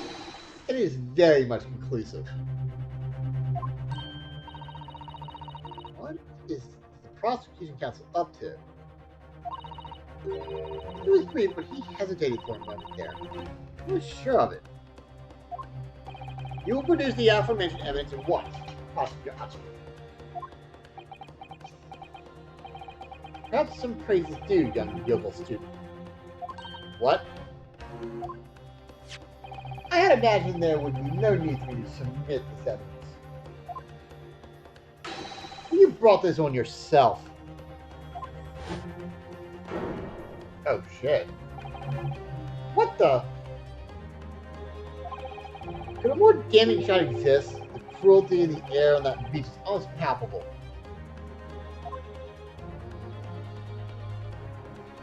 This evidence, more than any other, reveals the true extent of the accused murderous nature.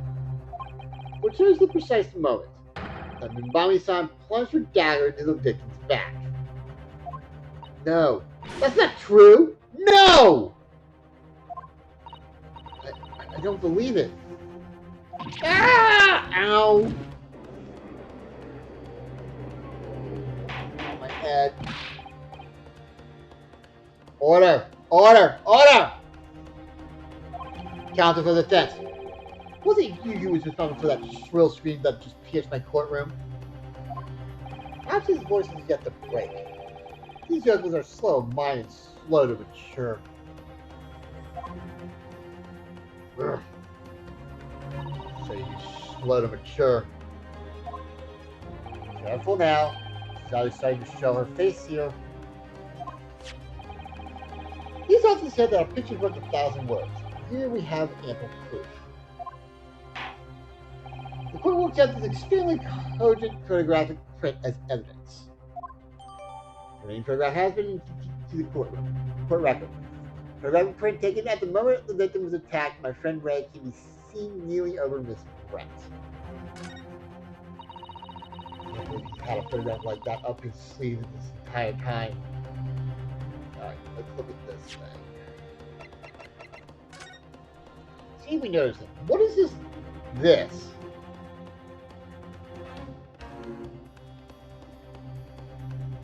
I noticed that in the newspaper, I think it was too. I don't know if that means anything, that's really weird. Okay. Okay, yep, there's blood there. That's your stuff. Okay. I'm really curious if this is going to come into play, whatever this is. Okay. Anyway. Such a stark image. She only lost for words. Wait a minute. I don't understand. How did you... I mean, who took that photograph? Ray. Objection! That's of no importance here. Stop trying to divert attention. Oh. Objection! That's an absurd thing to say. It's crucially important. Whoever this photographic print was a witness to Miss Brett's death. The court must be allowed to hear this person's testimony. Arr! I will hold the defense demand. Proceeding will reveal the identity of the person responsible for taking this photograph at once. Well, I'm afraid I can't do that. Why? Pardon? You see, this print arrived at the Imperial Police Bureau headquarters by express post yesterday. But there's nothing to indicate the sender's name or address. The provenance of the print is unknown. Goodness! Are we to understand then, Counsel, that in full knowledge of the fact that this photograph has the murkiest of origins, you nevertheless believe its fitness for submission as evidence in the Supreme Court? When you first produced the print before, I noticed that you hesitated for a brief moment. Because you knew that it wasn't completely reliable evidence, didn't you? Silence! You yokel-suited and blabbering professor! What matters is the blatant truth of this print so eloquently expresses. But the defendant has already admitted to pulling the blade from the wound. Clearly, this isn't the moment that the knife was plunged into the victim's back, but the moment it was withdrawn. Don't waste this court's time with your ramblings. Indeed. Without knowledge of who produced this print, we have no means of verifying the claim. And the scene it captures it is without a doubt the most compelling evidence presented to the court. Okay. Let me see something. I know I saw this. Okay. See, right there. And here? No.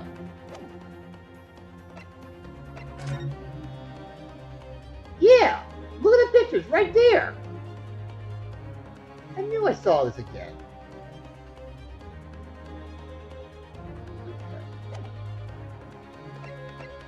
Okay, let me read this. I don't think we read this fully.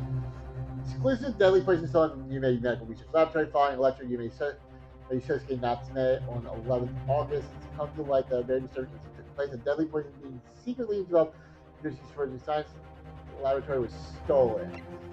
Deadly in tiny quantities, even the smallest amount entering the body either via the mouth or via a wound from poison-laced blade would prove fatal in minutes. Current methods cannot detect the newly developed chemical. The university would be consulted.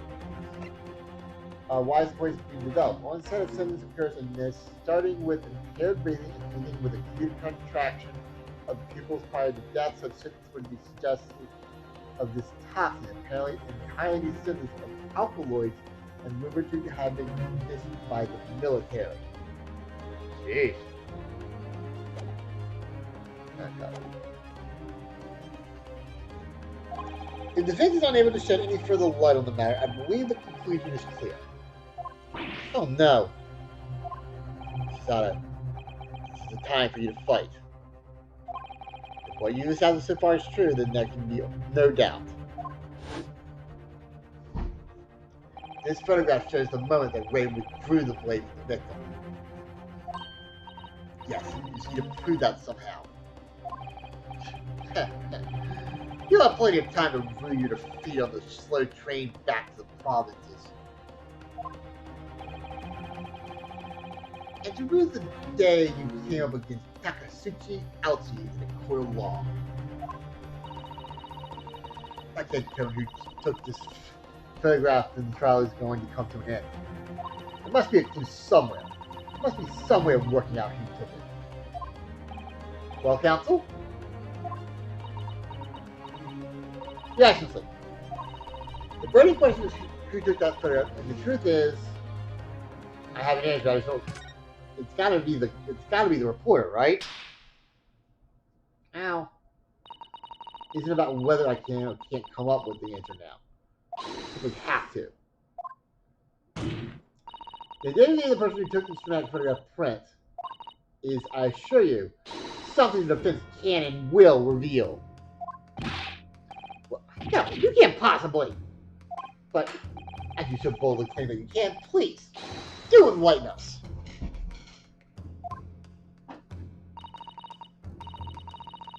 Fortunately, I might be able to present a name. How utterly underwhelming. Oh shit, okay. Did you really believe you could? However, I am able to present evidence. This is a piece of evidence that reveals important details about the photographer's identity.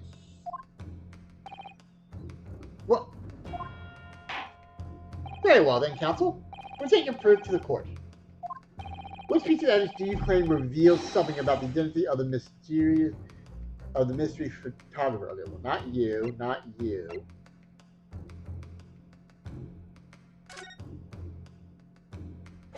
That one?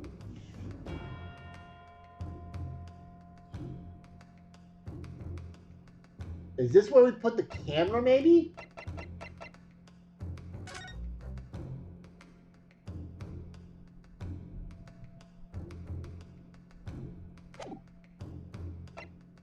Okay, it's not that. That picture's there. Yeah, I'm gonna go with this. Take that! What is that? The newspaper again? Raucous alien returnees tell all. It's not the headline that's relevant to curiosity. It's the photograph. If you look at it closely, okay, good. You'll notice that there are some white lines on the right-hand side. Ah, yes indeed. It already caught my eye as it happens. Ha! What of it? Shadow of some kind, presumably, from the branches of a tree or the like. There are no trees growing inside my laboratory at the university, I can assure you. Now, you look closely at this photograph.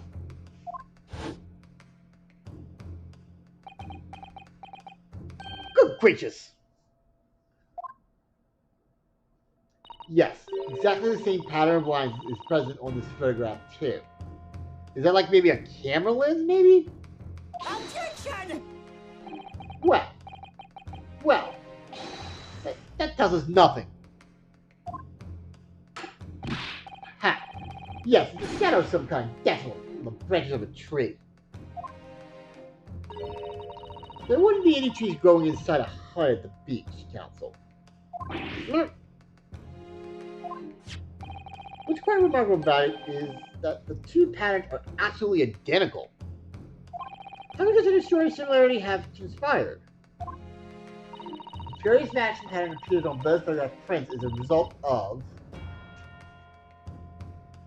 Tyler's technique, a camera. It's got to be a camera defect, right? We know it's not that. I don't think it's a technique. I'm going to say camera defect. Obviously, it must be due to a problem with the camera used to take the photographs. With the photographic device? Yes.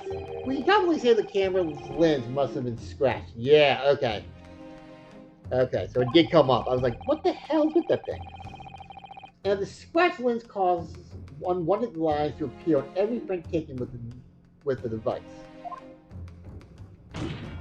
In short, two photographs under consideration here were taken with the same camera.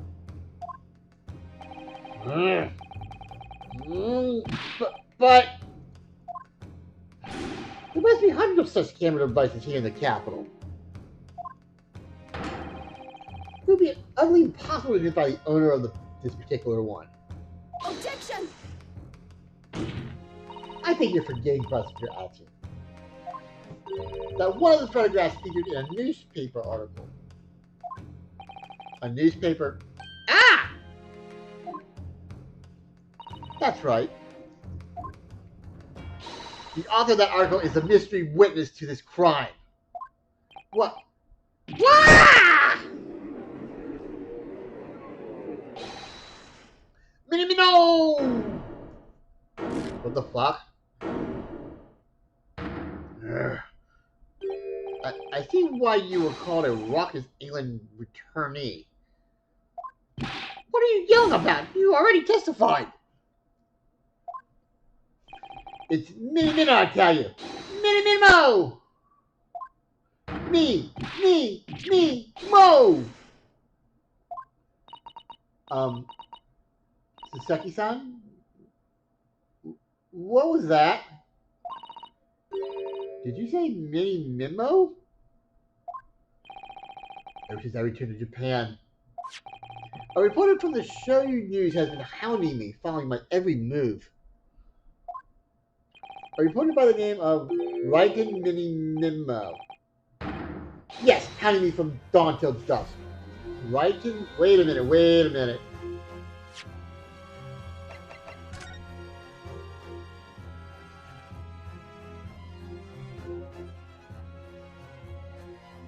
Oh, I bet that pin is his or hers or whoever it is. This memo guy. I bet that's him. Okay. Writing a mini memo?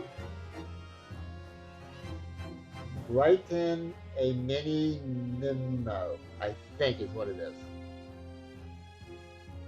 I think that's the pun on that one. That's how he talks normally, Winter. No, that's how he talks normally. Anyway. Now that he mentions it. This secretly spy Snapchat, Snipple scores, and skip my privacy. Did I say reporter? Oh, so it's that dude? Which makes sense. A camera to the left of him, a notebook to the right. There I am, stuck in the middle with writing Minimimo. So you're saying that this picture was taken by Minimimo? Yes! My lord, you're actually Esquire. I'm here. Find this newspaper reporter at once and bring him to my courtroom. We will adjourn for a short recess in the meantime. Oh. Yes, Your Excellency. As you said, Your Excellency. And one more thing. I want this knife, the murder weapon, examined for traces of poison. You will solicit the assistance of the Imperial University's medical department for the task. Understood?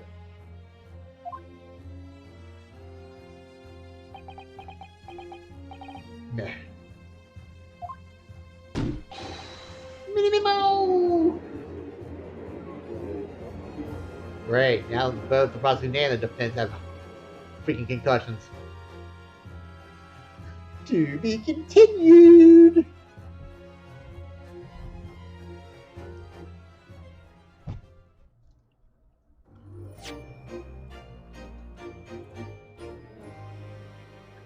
Yes, we're going to save. Alright, we are 846, 803, 811. So it's this one. Alright.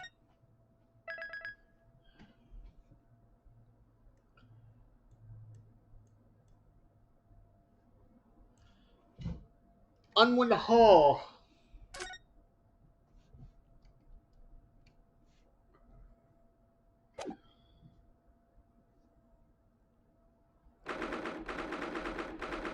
August 13th, 10:41 a.m. Supreme Court of Judicature Defendants Antechamber 3.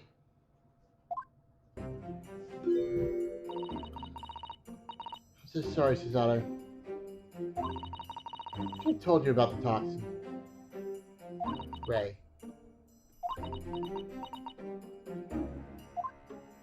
You have a strong sense of responsibility, I know.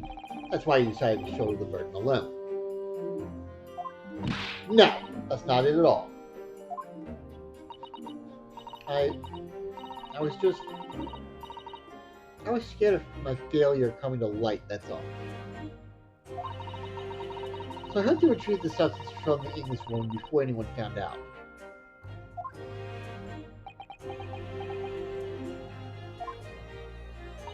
Before the trial started, do you know what you said, Susato? That you had no doubt in your mind about my innocence. That you stand by me to the last. I remember. And yet I didn't deserve your trust in me. I hid important details from you, Susato. Completely betrayed your faith in me. Hit me, Susato! I deserve it! No, in fact, throw me to the floor! No, that's too good for me as well. Drive me through the city streets. I know better, you know. Oh? Even though in my heart I knew that you'd pull the knife blade from Miss Brett's back, there was just a brief moment when, in my mind, I doubted you. Susanna, I'm sorry. After I stood here and promised you that I'd stand by you and always be on your side, I betrayed your faith in me too. And as such, I failed you as a lawyer. Oh, no, no. I think the situation has taught both of you a valuable lesson. Placing your unbridled faith in another is no easy task. Yes, Father. That fact has certainly struck home. Which is why I can see more clearly now. So, Ray? Yes? Do you find in your heart to forgive me?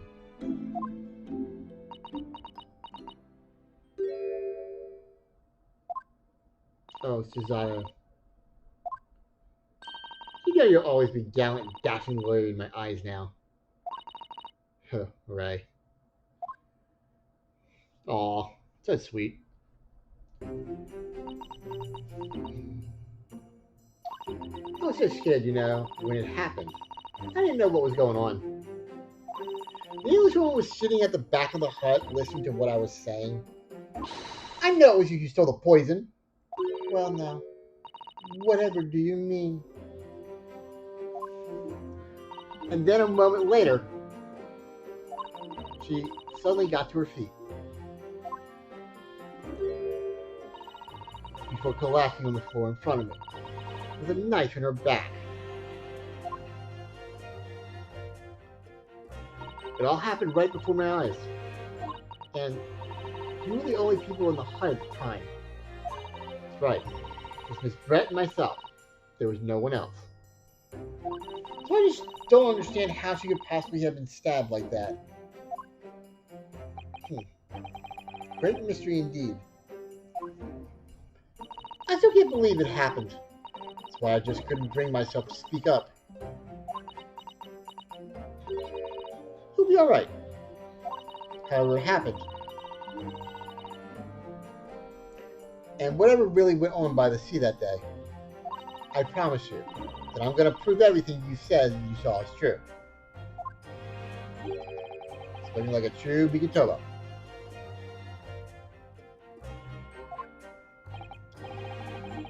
Now, I think we should discuss what's coming up in the trial, don't you? You don't have much time. We must make sure we have our facts in order. Yes.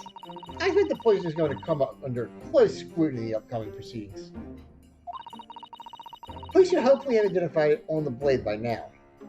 The trouble is, a completely new laboratory synthesized blend of alkaloids. The police won't have any way of testing for it. Oh. I see. Because without this chemical reagent, it's impossible to detect the toxin. Chemical reagent? It's in a colleague of mine with some earlier delivered to police headquarters. I think we actually should have some as well, though, just in case. Chemical reagent has been entered to the courtroom. Okay, we'll have to present this somewhere. Special indicated solution for a new poison under development by my father's team. It's been created in strict secrecy and exists only in my father's laboratory.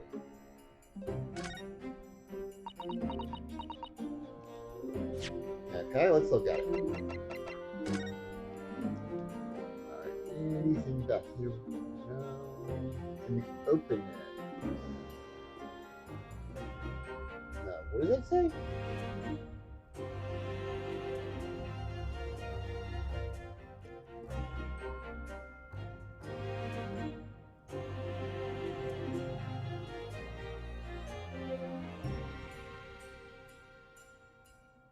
Is that a D, maybe?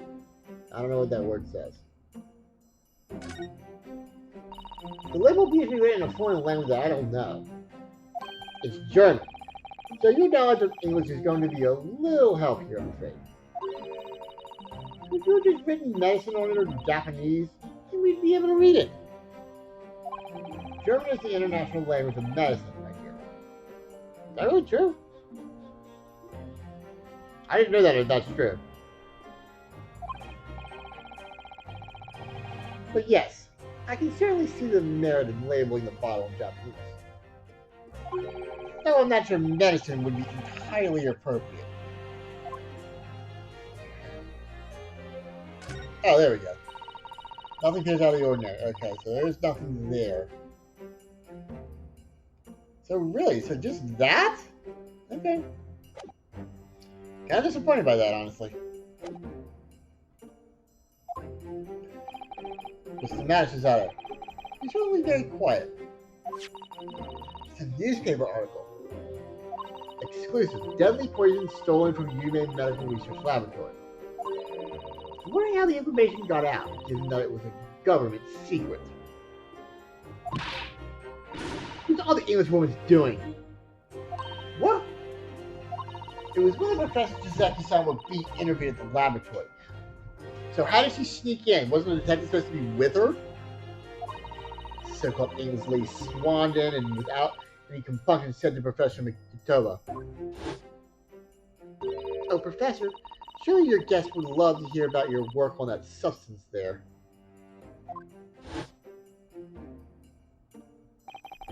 Put me in a very awkward position, to be frank.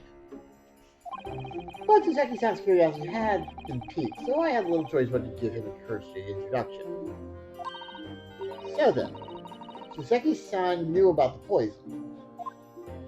Yes, it's highly likely that the reporter who was writing up the story about us would have caught a glimpse of the toxin too. Okay, so it could have been the reporter, or it could have been Giselle too. This mini memo-san.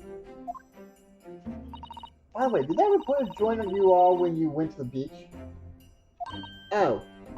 No, I don't remember the reporter being there. Indeed, he shouldn't have been. I very much doubt anyone would have wanted him there. Oh. A known criminal had to be given permission by the authorities to bathe by the seaside. Jizaki-san pointed out that fighting a reporter might be problematic, so the man was sent back to his office. But he obviously didn't go back. He simply followed the party to the beach and took this very candid photograph. And then presumably he posted it anonymously to the police. Ah! Yes, that must be what happened. Counsel! We just heard that the new witness is now ready to testify. Trial's about to resume. Please proceed into the courtroom at once. Time to steal ourselves once again, then. Defense Attorney Ryotaro Naruhodo. Yes. Grace put her faith in me now and told me everything. So I can't let her down. I have to prove that what she's telling the court is true. I have to prove what really happened that day.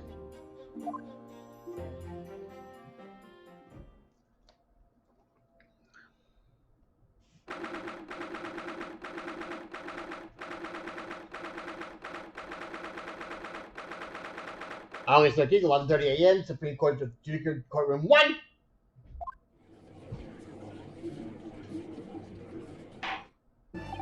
I hereby call this court to order as we reconvene to continue the trial of Ray Mimbami.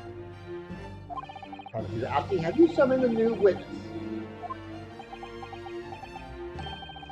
Before I address that question, Judge, I have some very important news to share. Oh? What news? Why do you look so happy about it? During the recess, with the collaboration of Professor Mikitoba's laboratory at Yume University, the police re-examined the knife that was used to end Miss Giselle Brett's life. Excellent. I admire your rapid handling of the matter. Oh, too kind, Your Excellency, too kind. I was merely carrying out your instructions, of course. I had the reagent delivered to police headquarters by Rickshaw, so he's there in good time. But judging by the man's swagger, I fear we might need to brace ourselves for the inevitable. And counsel, what were the results?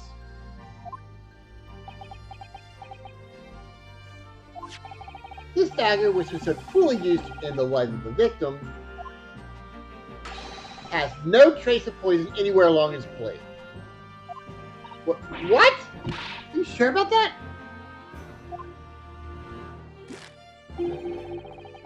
I would stake the reputation of the police on it. I would read. That's extremely simple. Couldn't have made a mistake. Whoever has been entered into the courtroom. Small knife from the scene of the crime was found in the victim's back. No trace of poison was found on the floor. In short, the accused feeble excuse earlier will be on hold because I gotta see the knife. Alright, okay. So let's see what it says about the blood. Oh yes! Especially the victim's blood. Oh dear, blood is never a pretty sight, is it? Having to fight the earth and run under a hot tap and get it clean. You've always been facetious about... I guess I'll tell you that. About cleanliness, haven't you? Tell me this is something else, Father. And that looks like to be everything we can do. It's just blood. Okay. In short, the accused's feeble excuse earlier has been utterly destroyed. Ah! Ow! Damn, how does he do this shit? Now, the prosecutor is ready to call the new witness. Ah, the newspaper reporter who managed to capture the crucial moment. Good. Very well, officer. Bring in the witness.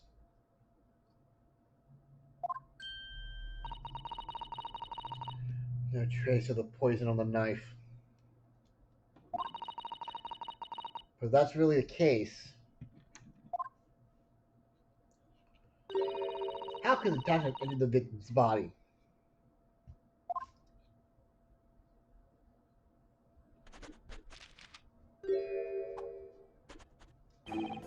Witness. Please state your name and occupation for the court. Viking Minnie Monroe of the Show You News. I'm what people like to call a journo. What's a journo? You know? It's simply a contraction of journalists. I'm there where the news breaks, putting pen to paper and to catch those scoops so they're in print the next morning. They don't call me the hero of the hill for nothing. Nice guys of news. You know what this guy reminds me of by that suspender thing? He looks like a very weak Gaston from the Beauty and the Beast, you think? I think he just flexes his muscles and just goes down instead of just pumping it up. I'm gonna call you Gaston if I have any trouble with your name. Oh. So, it was you who took this photograph, was it?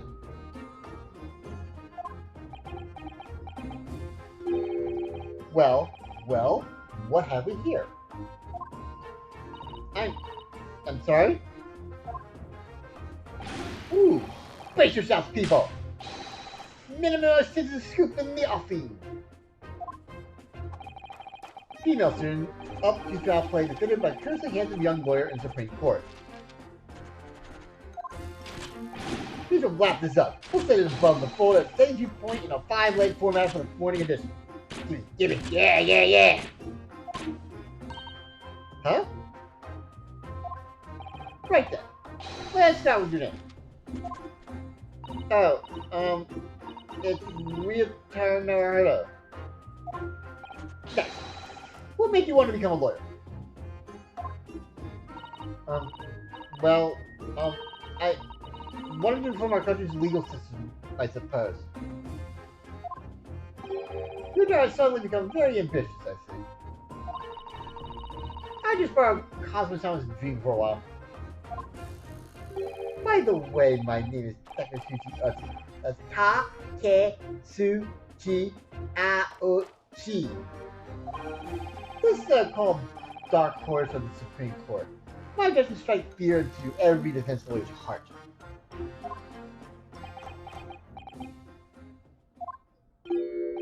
Nah, the readers won't buy that. What? Denied. That's right. Fuck you, Algie. Witness. Yes? What this court demands to know is whether or not you were responsible for the taking of this picture.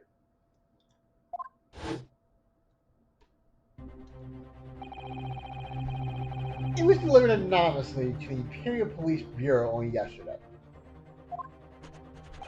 Yeah? I wouldn't be a journalist if I didn't click quick when presented with a scoop like that now, would I? Sometimes stories call out to me, sometimes I have to chase it down, but either way, you gotta be fast. Fast legs to run with, and fast hand to run with. No good if you don't note it down, I always say. That's what I call my mini memoism. Okay? Mini memoism? Oh yes. I remember your face. We met that day when you were interviewing myself in Soseki-san. Yes, right. That was me, Mini Memo again. You were supposed to be going back to show your news offices after our meeting. But the scoop is, I didn't. Because that Englishwoman's words have piqued my journalist's interest. Expressive words.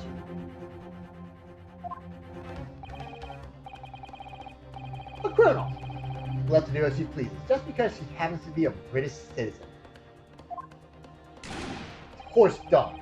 This country's judiciary is rotten to the core. The Supreme Court's rulings aren't worth the paper they're written on. These are just imperial pawns. Stay your tongue, young men. There are complex political issues at play. Well, anyway, I quickly jotted down those words that you said in my mini memo pad. Holy crap, that's a mouthful. Are you ready? I'll read it out. It's all here. Right, here goes. I would like to go with Edward to see your country's coast. Serious girl going on some junkets? People need to know about this. That's why I just had to sneak after them. Get the woman's story so I can give her in the press. Do you mean to say that you did indeed witness it firsthand?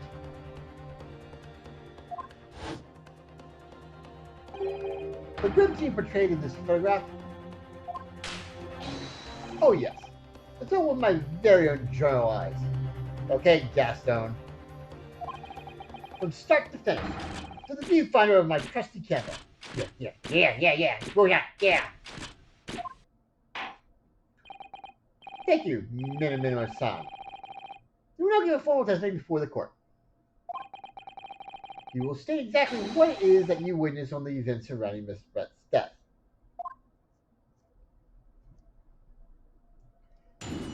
Witness testimony. The camera never lies.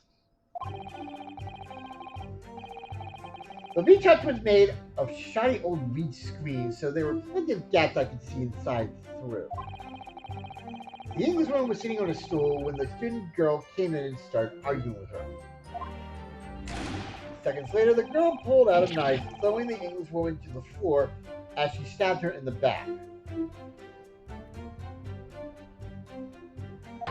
My stone journal speared burst into flames, quick as a flash, and whipped out my camera ready to click. I pulled apart the rough weave of one of the screens and poked the lens through for the perfect shot.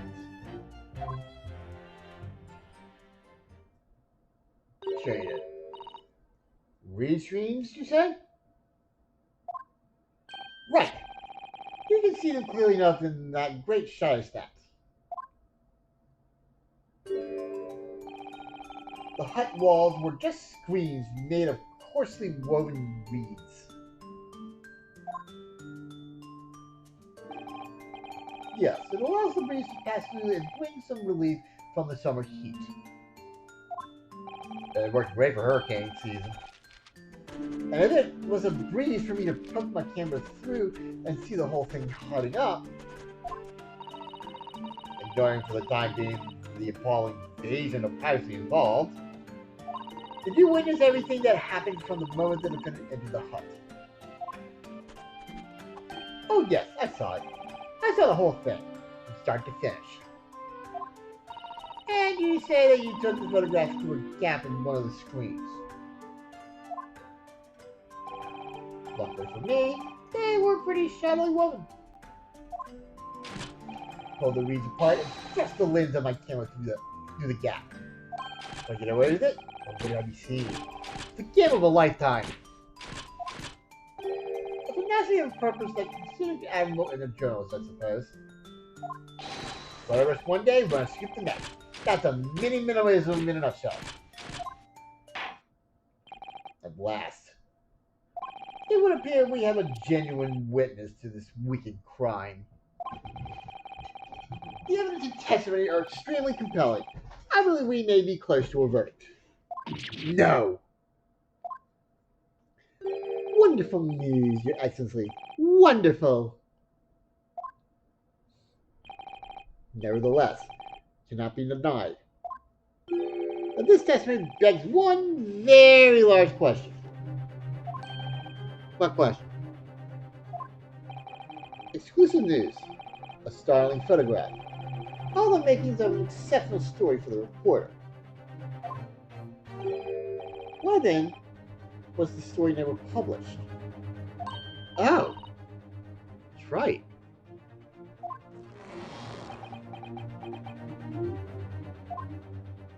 It seems clear to me that there are circumstances at play here that are yet to be understood. More pathetic excuses. Very well then, counsel. Proceed with your cross-examination. Yes, Your Excellency. It's more to this reporter than meets the eye. He's keeping something about this case very close to his chest.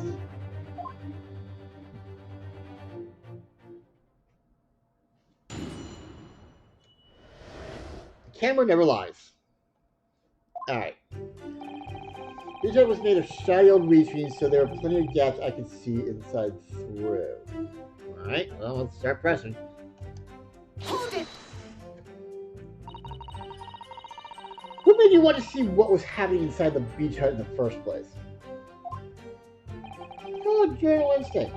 Think of a better reason? Oh, I don't know. Perhaps because as well as being the proven criminal, the person inside was a young woman. Ah, I see where you're going with this. Brace yourself, people. He's taking a journal as a voyeur. Hardly slander, sir. You had a camera, you would take these pictures without the woman's knowledge. Nope. You got it all wrong, little student boy. Sorry. To my mind, all that was inside the hut was a scoop. Nothing more, nothing less. Truth knows no gender. Man or woman. It's all news. That's not even minimalism. It's basic journalism. Only the corner is indiscriminate. Right. So that's all buttoned up. Can you move on? Tell the court then, witness. The sight to tell your eyes when you look inside the hut. The sight that vindicated my journal instinct, that's what. When I pulled back the reeds, I could see it all as clear as day. His man was sitting on a stool when the student girl came in and started arguing with her. Ugh. Hold it! So you actually saw Minbami-san entering the hut? Yep. And she was raging. Raging like my jar spirit. And the argument you mentioned, what was that about exactly? You stole it. I'd steal it. That kind of thing. About the poison, I suppose. The student girl walked right up to the English woman and really started laying into her.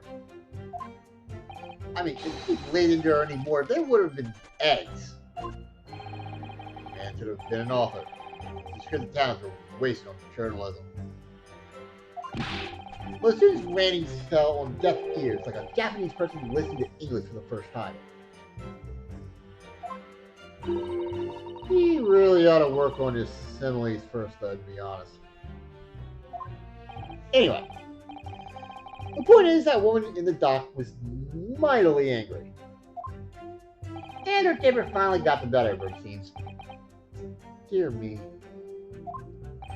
Which was the climatic moment that I caught on film. Seconds later, the girl pulled out a knife, throwing the English woman into the flesh and stabbed her in the back. My smoldering whoops. Hold on, gotta go. Gotta actually rest. Rest. Hold it! Can you swear before this court that you actually saw the precise moment when the stabbing took place? Ha! Precise moment? I didn't see just that. I saw the whole hellish scene play out, from start to finish. I have here a simple plan of the beach hut. Perhaps you could use it to explain to the court exactly what you witnessed.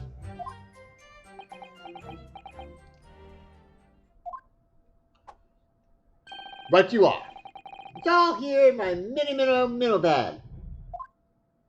I hope I don't have to say that many more times, because that's a pain in the ass to say. Alright. Let's see if we can look at this thing first. Oh, we can't do it yet. Okay. When I first peered into the hut, I'm sure the English woman was on this stool at the back of the hut here. Yes, the accused's own testimony confirmed that. She just sat at the back of the hut, smiling sweetly, is what I have noted down. It's my turn to testify now. Try not to interrupt. Ugh. Then, the next moment, as I was watching, the evil student girl entered the hut. After a while, the pair of them ended up in the middle of the hut, arguing furiously. The English woman went for the student, but the girl dodged out of the way. And in a flash, plunged the knife into her adversary's back as the two passed each other.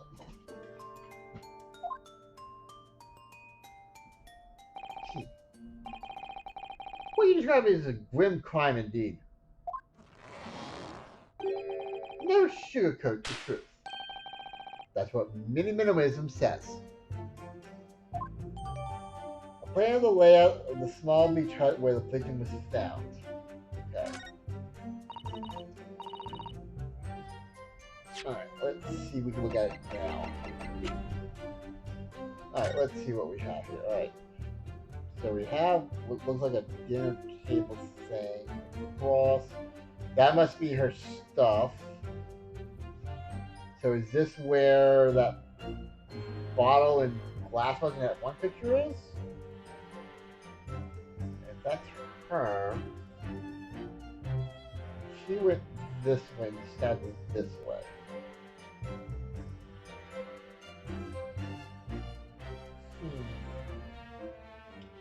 Okay.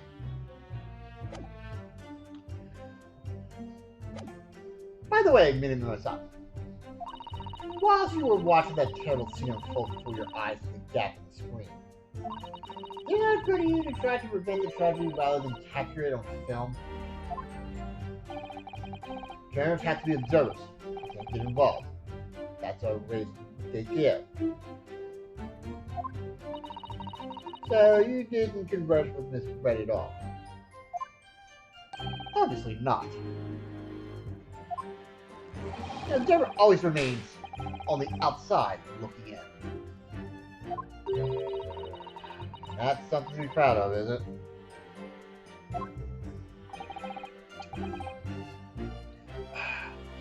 Your actions, if I may.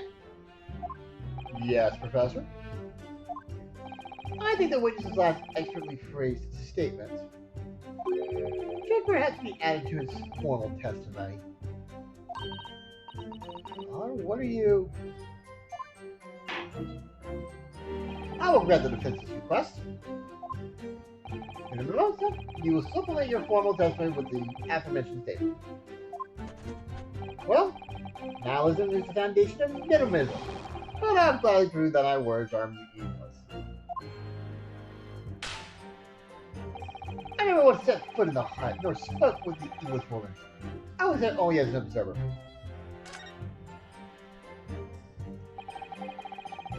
Means to spy the whole affair from start to finish. It's true. This effort is devastating. But it does seem as though he's holding something back, doesn't it? So you feel I suggest you trust your instincts and press him with everything he said. No doubt seen done many times before in your role as judicial assistant. Yes, I have. Seen witnesses like this press often. Exactly what to do. I observe, I watch, but I cannot, will not intervene. Okay, did that one. Did that one. Did that one. I did that one.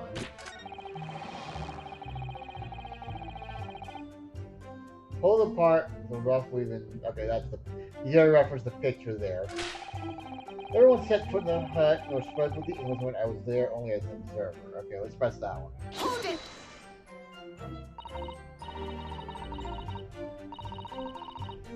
Really? You didn't set foot inside the hut at all?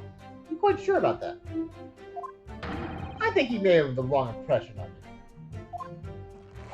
We're talking about a murder scene here. My nerves were stretched to the breaking point already. Oh, I see. You were scared. Maybe I did have the wrong impression of you, yes. It was all I could do to stifle a scream and hold my hands steady enough to snap the shot. I really should have summoned help before thinking of your camera. Minimalism and humanism don't always agree. And most of the time in those instances, minimalism comes out on top.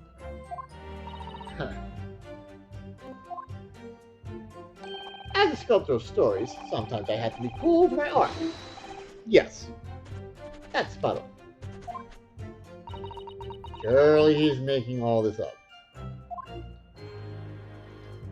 Yeah, we did this, yeah, we know. Okay.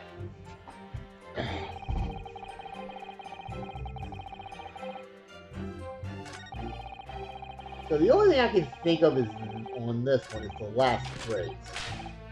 Because even the father, I never once set foot in the hut nor spoke with the Englishwoman. I was there only as an observer.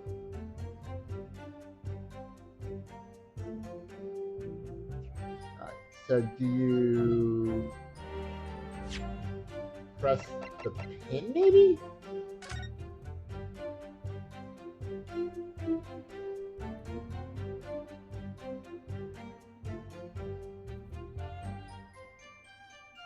Okay, wait. Alright, so if we open that up, there's a little, I wonder. Oh, I think I know how you did it.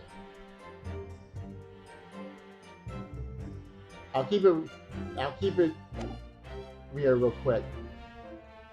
I think I know, I might know where he did it. Yeah, let's flip the pen. Objection! Yeah. Okay. Minute aside. Until now, I've had a firm belief that newspapers are in the business of uncovering and publishing the truth. You're spot on there. The press doesn't lie, which is why I'm proud to wear the emblem of the Show You News on my arm. Wait a minute.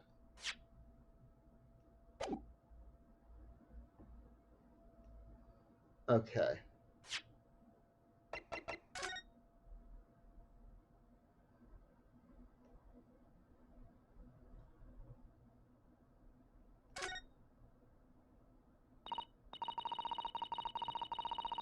One, two, three, a circle. Okay.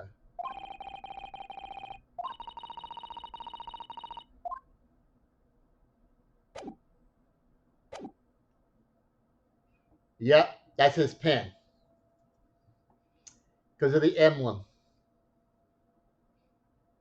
Okay.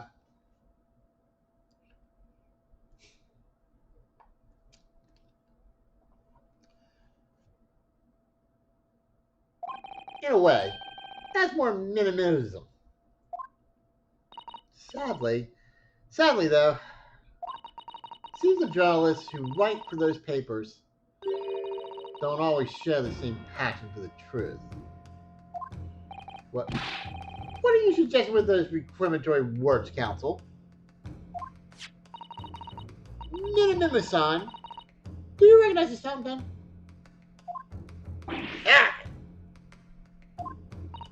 This pin was found at the scene of Miss Brett's death. Oh, that's right. Chucky held it. I completely forgot about that. In fact, the murdered victim was gripping it in her hand as she died.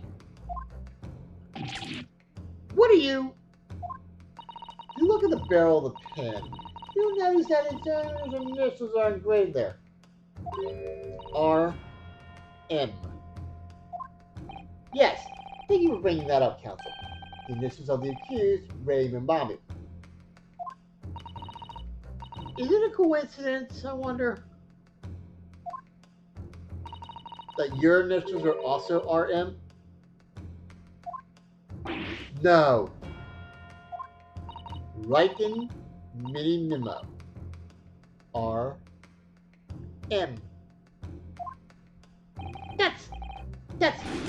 That's horse dung. Can't you see one of the central tenets of minimalism is being a pencil user? By the way, I'm going to keep doing this. I'm going to get lead poisoning, okay, guys? I mean, I know I already killed somebody with poison, but I'm going to get lead poisoning instead of using it that way. And yet, as the court will clearly be able to see on your right hand,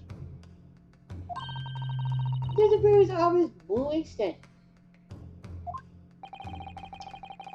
It would appear that you must have rather carelessly left it somewhere recently. Your favorite fountain pen, that is. Horsey horse duck! Minimum-san, is it not the case that before she died, you met with Giselle Brett in that beach hut? Objection! Why should we listen to this absurd nonsense? Nothing but another excuse. Exactly. So your news will stand behind you all the way. I deny everything. There must be as many people with the initials RM as there are stars in the night sky. Lucas has neither the time nor the inclination to count every star in the sky. And there's no need anyway, because this man has more to tell. Yes, there's another clip. The clue that undeniably proves is who its owner really is. And it's going to be the emblem, right?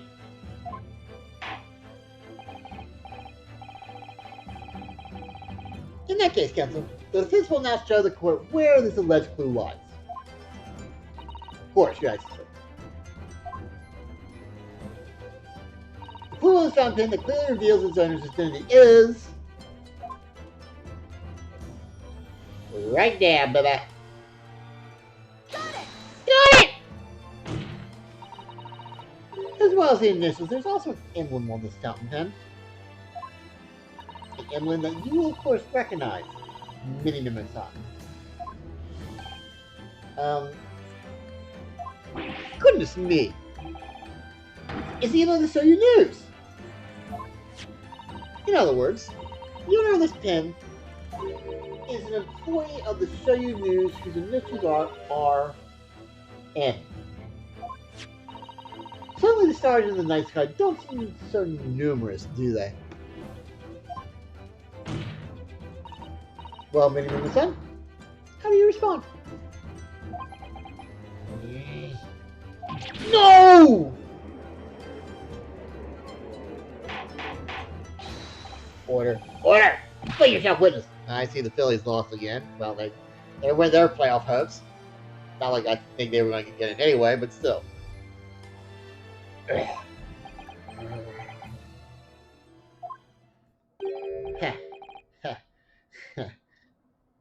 So, this is how the mighty Supreme Court works, is it? Using coercive tactics to have well-meaning citizens reveal harmless secrets. I use nothing but honest tactics. Alright then, fine. I won't try to hide it anymore. Yes. Not long before the grim tragedy unfolded, I, a Australian news reporter on behalf of the public, conducted an interview with an Englishwoman. An interview? We've never mentioned this before! What exactly was this? As I said, it was before the evil little student girl showed her face in the hut. Oh, so that must have been when she poisoned her, right? I bet that's it. I bet that's it. He poisoned her there. But why did it take so long for her to die, though? If it's only a single thing, I don't know. It could have lasted more than 2 or 3 minutes, that's all. It was just a brief exchange. But it came to nothing, and as we mini-mimoists say, wow, that's a mouthful, the people don't pay their dues for unworthy news. However insignificant you deem it to be, this court cannot overlook the meeting between yourself and the victim. You will testify now under oath about the precise nature of this meeting and what transpired. Got it. Yes. Alright, but on one condition. The condition? In all good conscience, I could speak out alone about this. I couldn't speak out. Hold on. In all good conscience, I couldn't speak out alone about this. We need to call back the earlier witness, Soseki Natsumi-san. Why? Soseki-san? Oh yes. According to my notes here, that man has a secret of his own. And brace yourself. It's not a harmless one. It's big. What? What? The hell are you talking about? Mini-Minnowism states that one man's secret is every other man's front page story.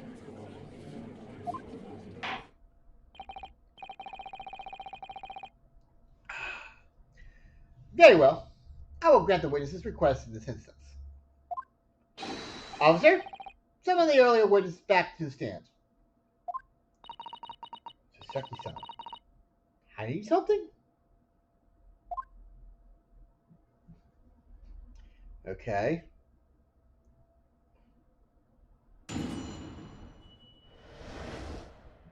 The witness's secrets. I asked the Englishwoman for an interview, but she declined, so I left the hut without making a fuss. Then, watching secretly from outside, I saw the woman being stabbed and the other witnesses come running. The detective realized that the victim still had a pulse, so he ran off to fetch help. That's when this writer man here asked the woman a very significant question. What? Well, he didn't say anything about that in his testimony, which is why Mini-Minnowism demands I reveal it now. What? You mean to say the victim regained consciousness? Well, and when she, you decided to ask her a question? That's, true. Yes. What in the world? He did. And that's not all. The woman gave him a very definite answer. An answer that incriminates the accused.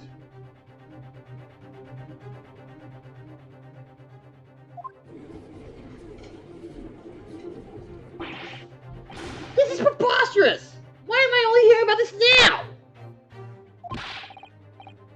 Why did you mention this before, you yokel hack? It, it, it, it wasn't even a conversation! Yes, I did face the women English words a question. I don't deny it. But she didn't let her speak. She was barely conscious, even. Counsel for the defense, I expect a thorough cross-examination to be conducted here. The court must and would know the truth.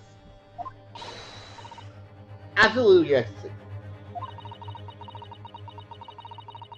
The reporter is claiming that Miss Brett implicated Ray somehow. What else could have happened in that hut?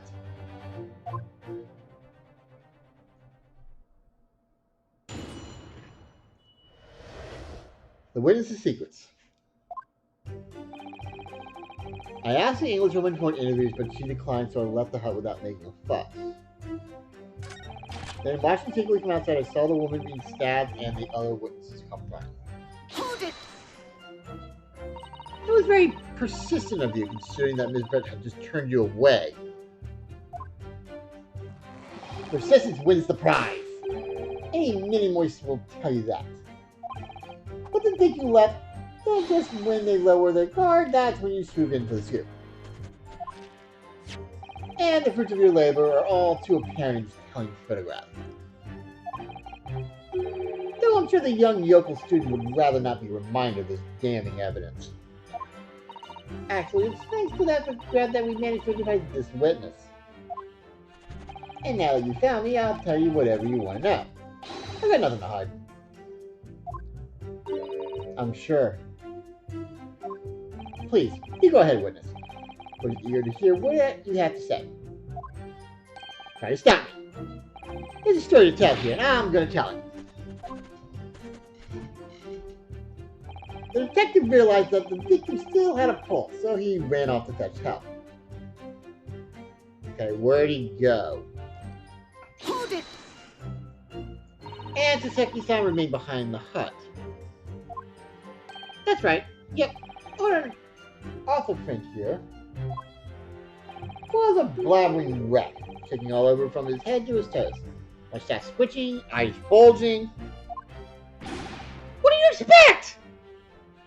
You don't know the terrifying troubles that taunted me whilst traveling abroad? Back, behind, careful, bars! They'll be coming for you, surely! That's all I could think. I bet his eyes grasping for air, drowning in a sea of cold sweat. Poor Saseki-san. Experiences in London have scarred him deeply. As the world seemed to close in around me, I quietly recited a prayer to Amida Buddha. Eternal, infinite, empty, eternity! The end is coming for you, surely. Those sutras are to resound in my courtroom, please. And now we come to the crucial part. That's when it happened.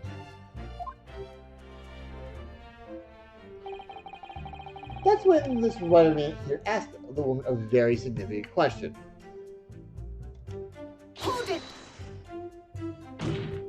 What question? What exactly did he say? Well now, you should hear that from the horse's mouth, I think. Don't you, Mr. Writing Man? Arrgh! Out with it, you yokel hack! What'd you say to her? What'd you say to the dying English woman?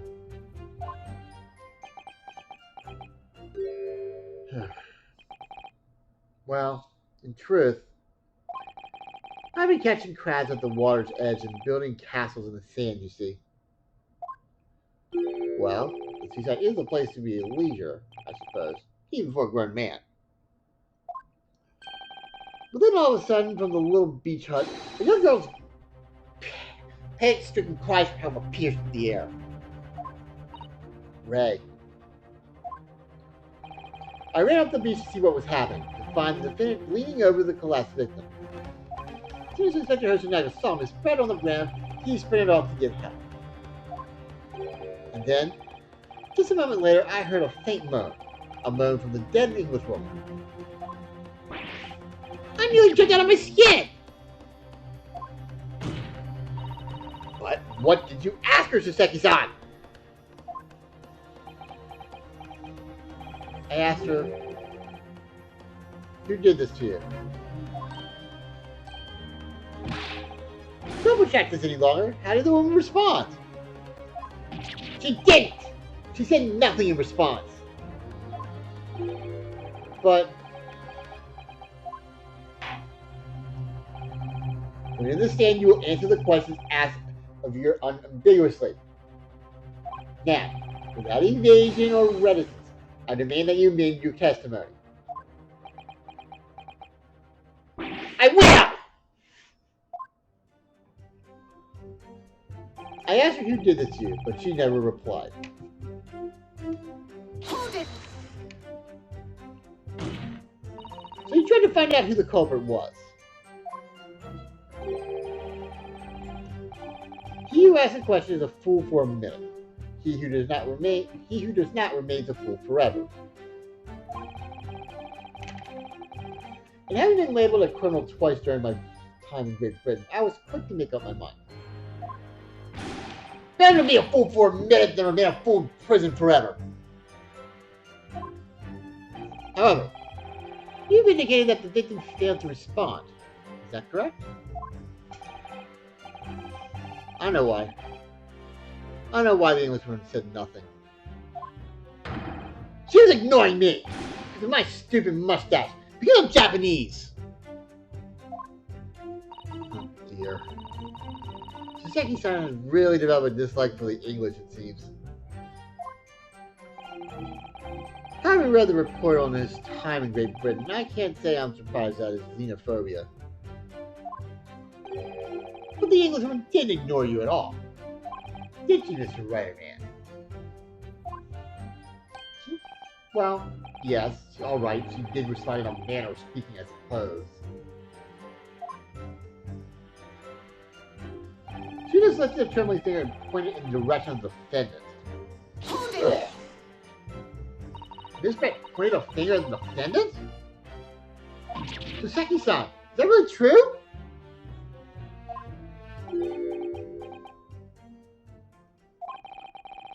It's not easy to stand here and say this, but when we first entered the beach hut, the Englishwoman was sprawled. Hold on a second.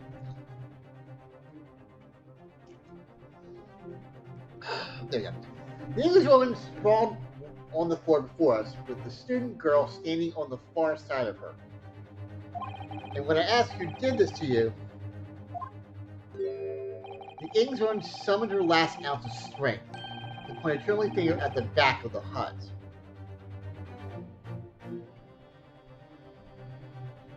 Oh, I bet that's where the reporter was. I bet he was like in that area to the left there. Which was, it can't be denied, in the direction of the student girl who stands accused today.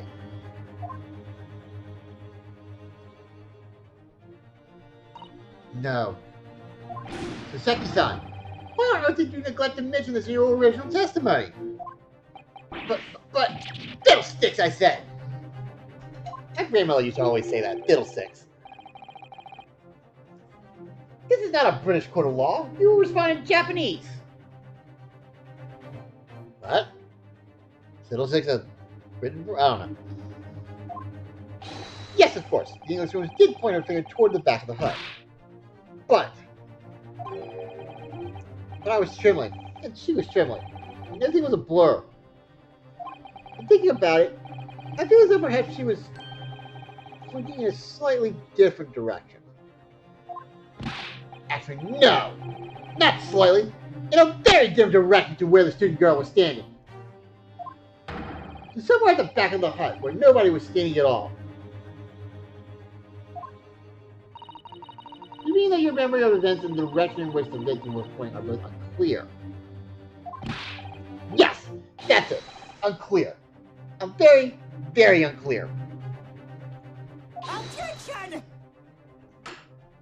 Your Excellency, surely this proves the matter beyond all reasonable doubt. Yes, the woman may barely have been conscious, and yes, perhaps her opinion wavered slightly. But there can be no doubt that this is an attempt of the victim to confirm the identity of her assailant. Why? Because as the court can see, there was no one other than the accused in the direction the victim was pointing. It is now abundantly clear that no one besides the accused could possibly have committed this crime.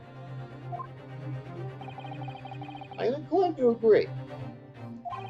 In the absence of any credible argument to the contrary, I believe we can now conclude this trial. No! No! Ow! The headline's writing itself.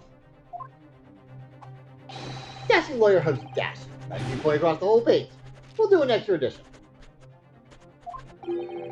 This is a serious blow, Susanna.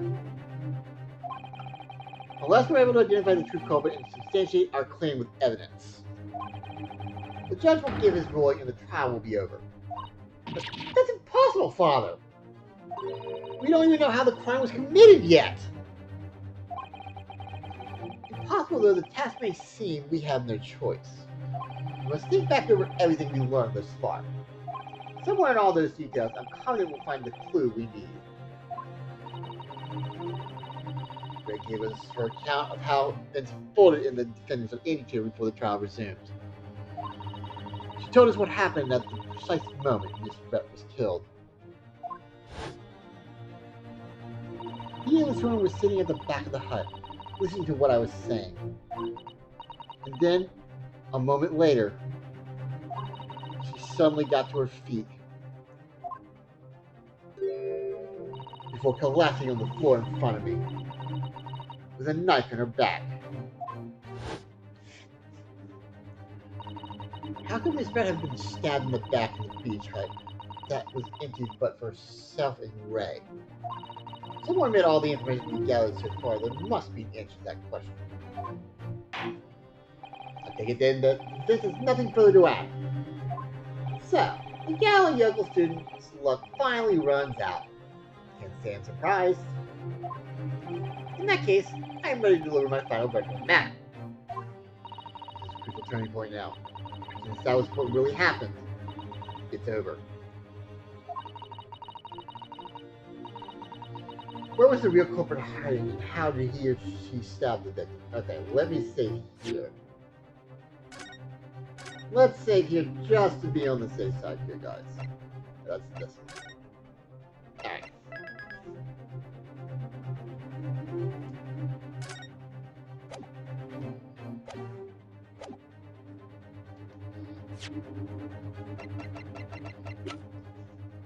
Okay.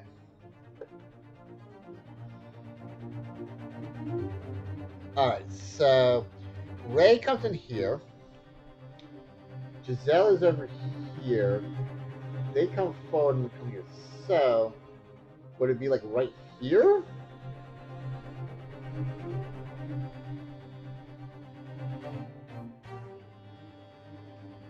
Right? Okay, so I think my logic is good. She comes in this way. She's sitting down, so she would have to have been like back here. He stabs her, she moves forward, collapses, she turns around, comes on that side, where she is right here, and tries to take the knife out. So I think it's like somewhere like between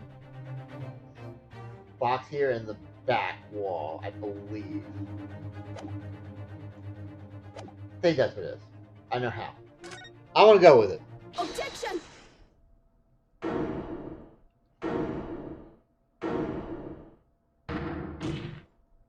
Your Excellency, I respectfully ask you to postpone your adjudication for the time being. Oh? To what end, Counsel? The defense would like to present the court with an alternative theory. An alternative theory that can explain who the victim was actually trying to emulate with her dying gesture. Objection! An alternative theory? None exists. Objection! There was someone else present at that scene who could have committed the crime. What? And the victim, Miss Brett, tried to reveal who it was to those around her at the time by muttering all her remaining strength and pointing a trembling finger in the killer's direction. This is fiction! Fantasy! Very well. As you seem to assure yourself, Counsel, I am prepared to hear your alternative theory. So, young Mutara now head up. Yes, Your Excellency. You present your latest theory to the court by means of this plan. At the moment the victim was stabbed, where exactly are you presuming the culprit was concealed? I think he was like right here. Take that! True culprit was in this area here. There, Counsel? That's right, Your Excellency. I believe the culprit was hiding in the location I've indicated. Why? Oh, well, that's rather hard to say. Okay, it's not there. Fuck!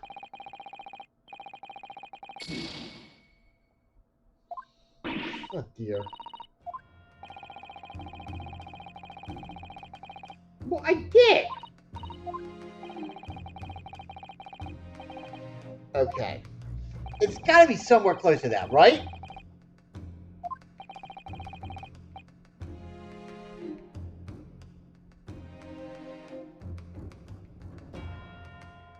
Okay, hold on. So if it's not there,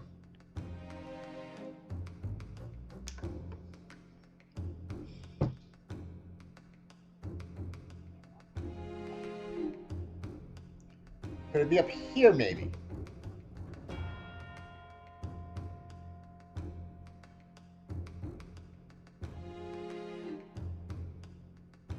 Okay, she comes here. They switch.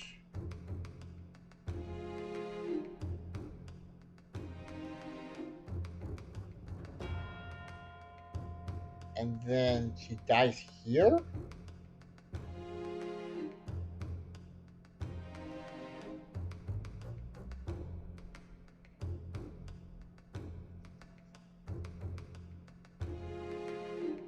That's the only thing else I can think of. We know it's not this way. I don't think it's down here. And apparently we know it's not here anymore, which that's what I was thinking, is that he was behind this. So the only thing that I can think of is up here.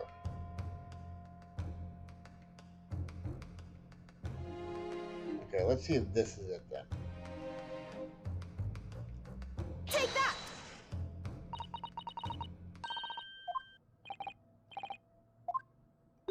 Nope, that's not it either. Damn, where is he then?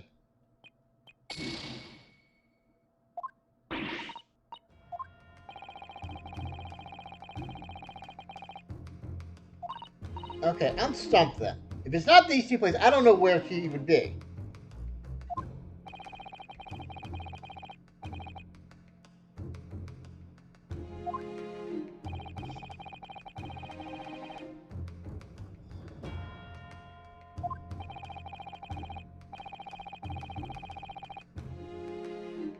Okay.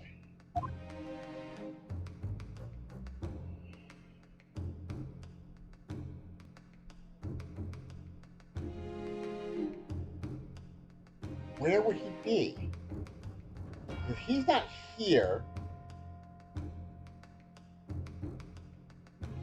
and he's not here,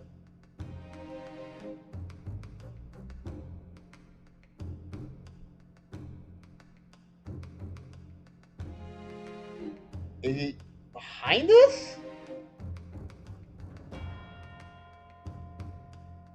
I'm really confused of where he was.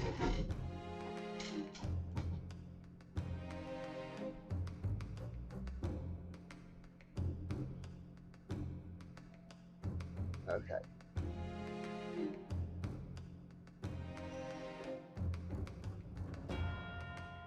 She comes in. She's on here. We go this way. She comes this way. The victim goes down that way?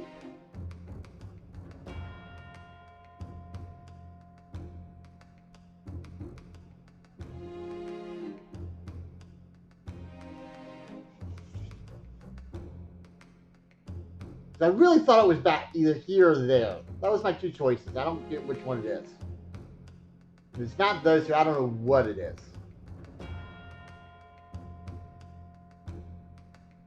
I might actually have to need a walkthrough for this part if it's not those two.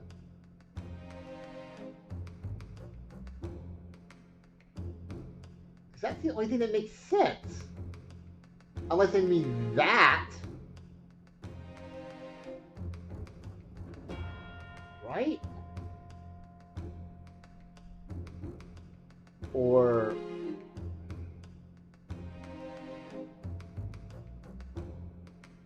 No, I mean... It has to be one of these two.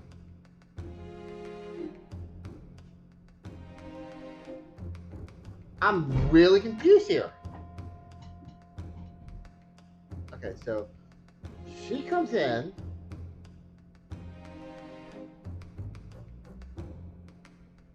The victim is here.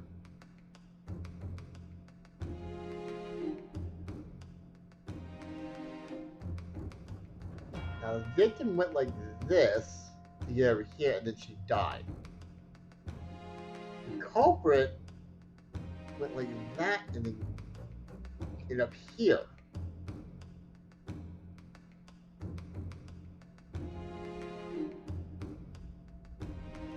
So it only makes sense it can be only here, in this area, or here. That doesn't make any sense.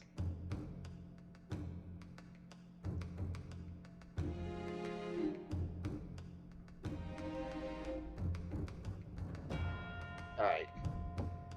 I may actually have to need a walkthrough for this part, because I don't know what it is.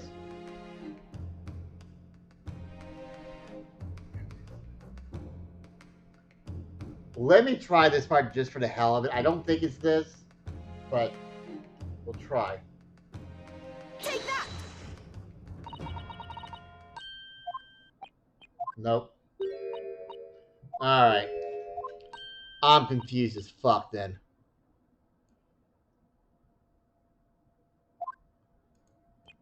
Because it doesn't make sense that it is not one of those two places I originally said.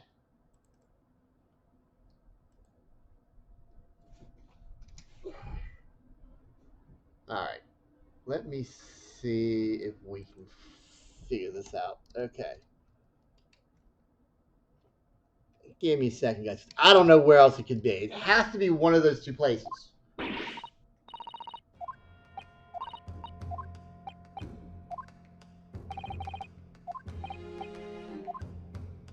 It has to be either here or here. To me.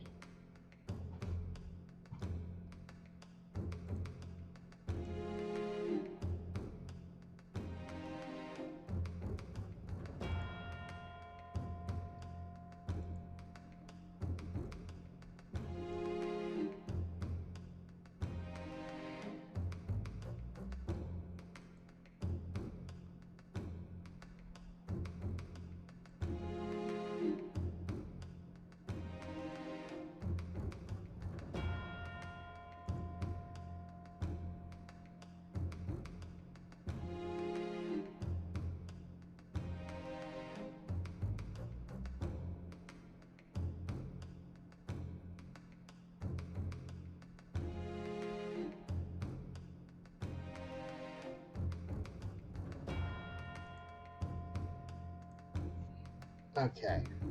Let me see. I really, I don't know. All right.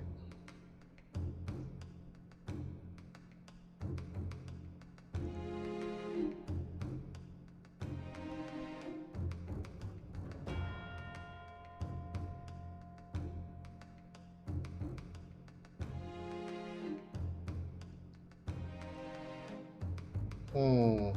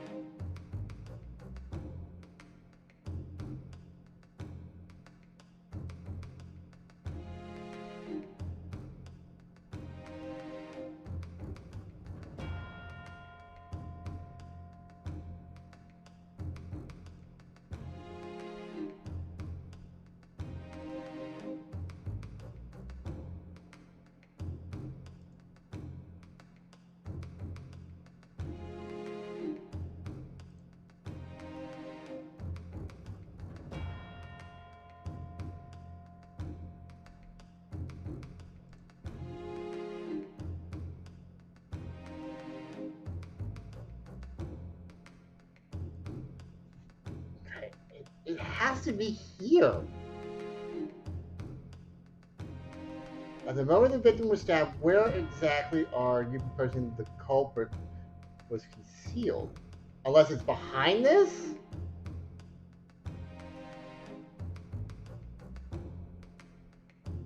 Maybe it's thinking behind this. Take that! Oh my god. Jeez. I was right the first time. I was just didn't put it far enough to the left. Okay. Jeez. Ugh, no, I would never give up. And I'm not a herder now. I just didn't go far enough to the left. Oh my god. True culprit who fatally stabbed Miss Brett was concealed in this location here. Are you mad, Counsel? You're suggesting the culprit was outside the hut? Oh, that's why, because I was inside the hut when I did it. Okay. That makes sense. So I had the right idea. I just didn't place it right. Sheesh. What?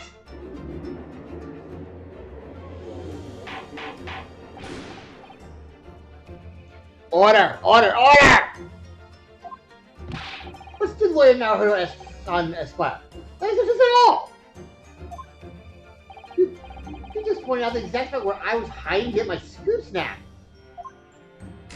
Why is he just visiting his loitering about? I can swear to that!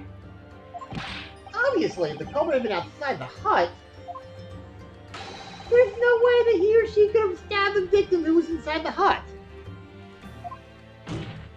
Actually, Prosecutor Alchi, there is a way. Ah! And, in point of fact, but if this can provide evidence strongly suggesting that is precisely the way Miss Brett was killed. You're bluffing.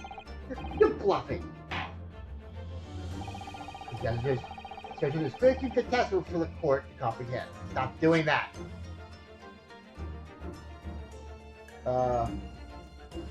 You're bluffing your yokel, that's what he said. Okay. You will need to give us more guidance, Counsel. What he says is corroborating his theory that the victim was stabbed outside the hut.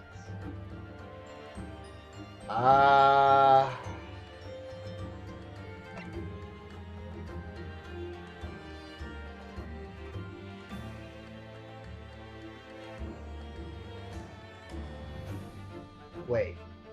I completely forgot this part. What piece of evidence corroborates the theory that the victim was stabbed outside the hut? Oh, it's gotta be this, right? Take that! No, it's not that. Fuck! You're having the first idea why I took this piece of evidence. Alright, I fucked this up again. It's something of a win for you, actually. Yeah, I didn't fuck it up. Okay. I'm sorry, that whole thing confused the crap out of me. hut. There's a visible trace somewhere. Okay, so. On with that idea, I must look through the court record again. Okay, hold on.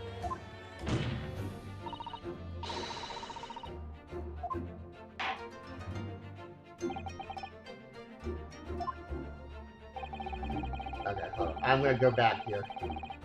I'm at 1, so.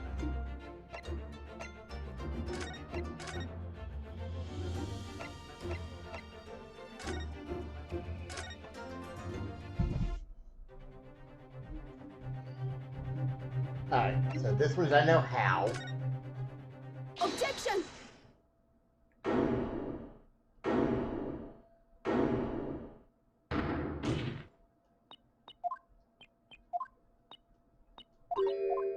I'm going through this part because we did this already. Objection! Unless you mean the pin? Oh, that's right, because that's the murder weapon. That makes sense. Okay.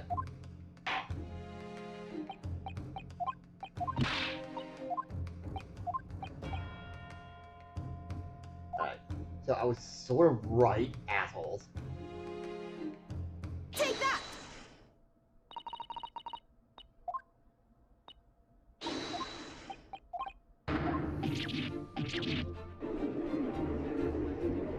I really overthought everything in this part.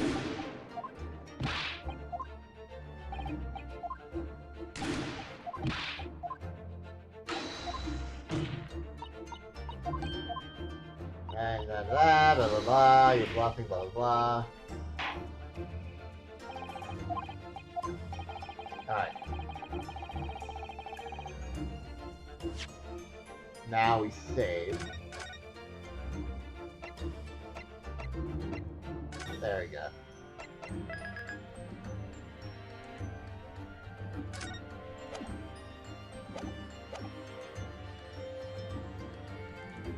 And now we present the pen.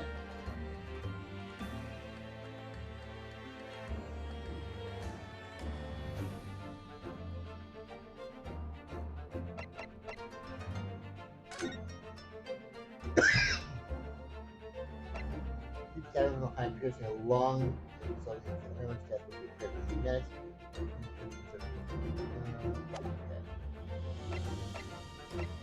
Take that! No, but what now? What the hell am I? Okay, hold on.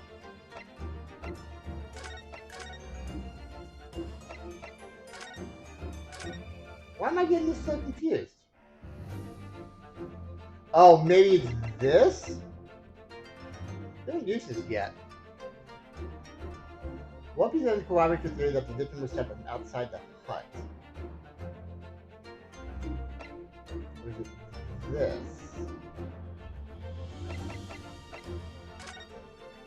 Oh, maybe it's that and there. Okay, that would make sense.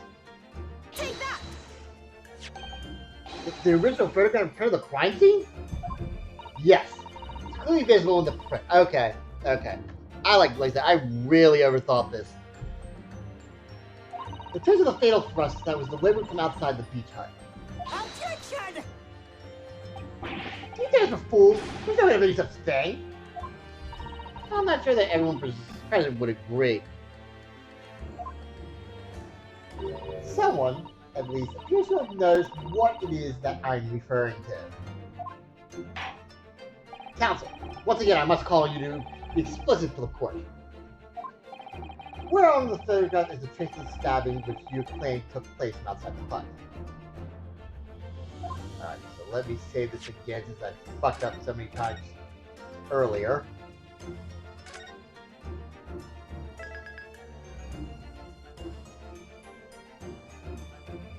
Okay, there we go. It's gotta be like somewhere like right here. Take that! Look closely just here.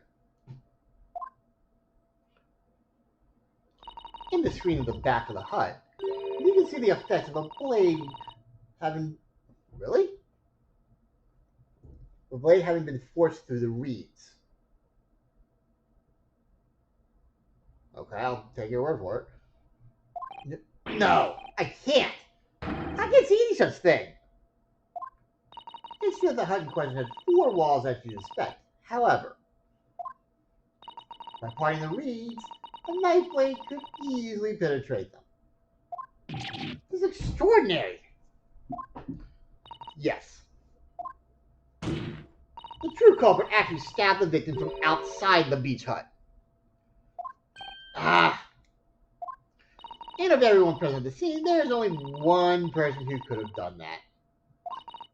Only one person who was directly outside the hut when Miss Brett was killed. Right then, Minimosan, it could only have been you. No! Objection! This preposterous leaves me almost speechless. Just look at the photograph again. The victim lies almost exactly in the center of the beach hut. Does she not? Are we to assume as part of this partial scenario that the assailant was a knife thrower? Objection! No, of course not. We're not? I'm not thinking we'll just guidebook that out. Okay, if you recall the testimony of the defendant about the events just before the victim's death. Inside the beach hut, I confronted Miss Brett. But she just sat on a stool at the back of the hut, smiling sweetly at me, as if she knew she was untouchable. A stool? Have another look at the photograph. The slit of the reed screen would have like perfectly with the back of a person who was sitting on that stool. My word. So, in fact, the victim was killed while sitting on that stool by a stab wound to her back delivered to the reed screen. Ah! Having been attacked, Miss Brett rose to her feet instinctively. But then, unable to speak, she collapsed on the floor in the middle of the hut. Before the defendant, Minbon-san's appalled eyes. And that, Your Excellency, is the truth of what happened on the beach that day. Ugh.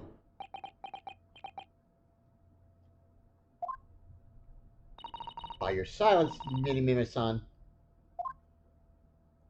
I take it that you don't deny the charge.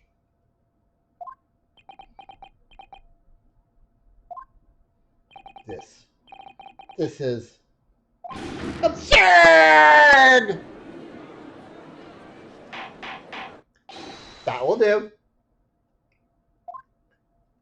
It would appear that we have a tacit admission of guilt from the witness. Accordingly, this court has successfully established the truth of this matter, which means that the defendant, Minbami-san, is innocent of the crime. Oh, thank goodness. I finally made him cave. I must say, I've never been more proud, even though you fucked up 4 times. Actually 5, but who's counting? No, this can't be. The Yatsu clan can't. What are my growth of hope? It was all an apparition. I can't accept this. I won't. I see no reason for the continuance of this trial. I will therefore move to conclude proceedings by delivering my final verdict. And gotta be him, right? Yeah. Well, this is all very convenient. This is how the highest court in our mighty empire delivers justice, is it? Suppressing well-meaning citizens' freedoms to speak and branding them as criminals. But you established that the victim was stabbed from the outside the hut through the reed screen walls. And no one but you was in the place at the time to have his hand on the hilt of the blade. It's a very perfectly logical deduction. So, Your argument hinges on the location of whoever stabbed the English woman, does it? Well, seems a little relevant now. Irrelevant? Where she was stabbed, how she was stabbed, doesn't matter. I mean, whether she was stabbed at all makes no difference if you think about it. After all, this trial's already shown the whole thing hinges on something else.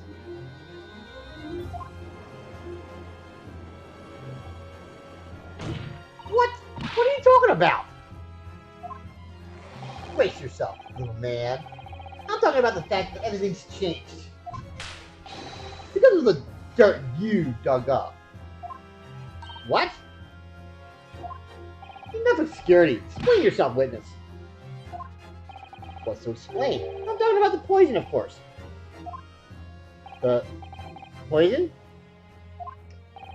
Let's ask the professor for a comment on this situation, shall we? I understand that a deadly poison you were developing was stolen from your laboratory, correct? It has been shown that this poison was administered to the victim is correct. Is that right? That is correct. The unusual constriction of the victim's pupils are a sure sign that this particular poison was used. I see. So, presumably that means that the victim already had the poison in her body before she was stabbed. Wait, so you're claiming you stabbed him, but she was technically already dead because of the poison?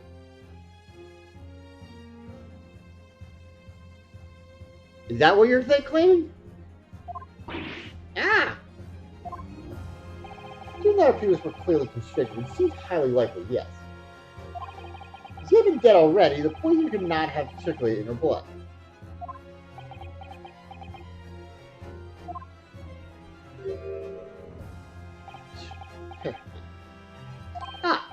How refreshing to hear the argument of a metropolitan mind.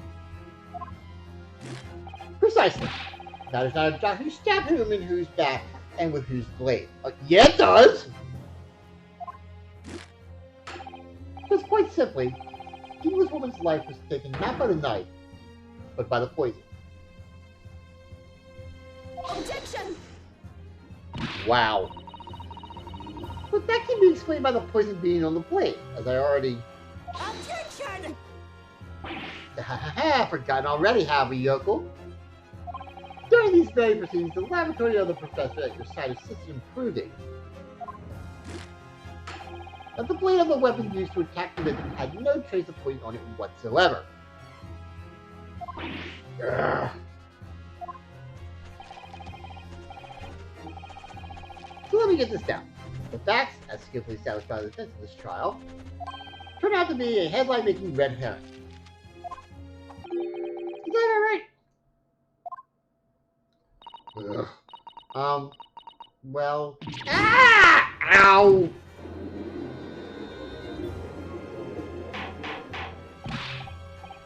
Order! Order! Order! But where does this leave us?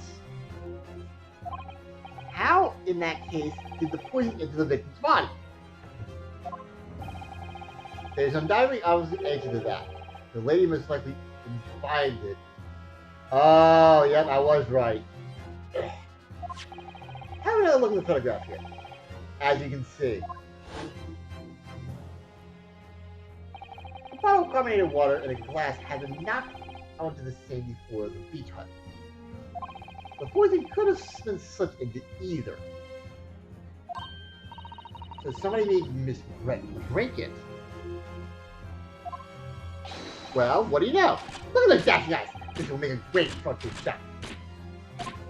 Hey, what a bewitching stare! After all, I'm the last person you should be looking at. It would make no sense at all that I poisoned the woman, would it? I mean, that's been established already. Hold it! Established? What are you talking about? Don't tell me you forgot. It's hard to believe, given that the person who established it was you. Me? does it mean? Ooh, let me capture this one eye. This is prime press fire, this is. Right there, yeah. You just got, yeah. It would seem that this trial is not destined to end yet after all. I hereby call upon the witness to give further testimony. Let's fake that in. Let me get a shot of that magnificent fear judgment. You claim it to be impossible that you were the one responsible for administering the poison to the victim. You explain to the court in your testimony the basis upon which you make such a claim. I'm a journal, and I'm a man. I never tried to run or hide from anything in my life. I'm not about to start now. Because that's mini-minnoism. Remember, I thought I'd eliminated the truth. It slipped right back into obscurity again. Just where is this trial going to take us?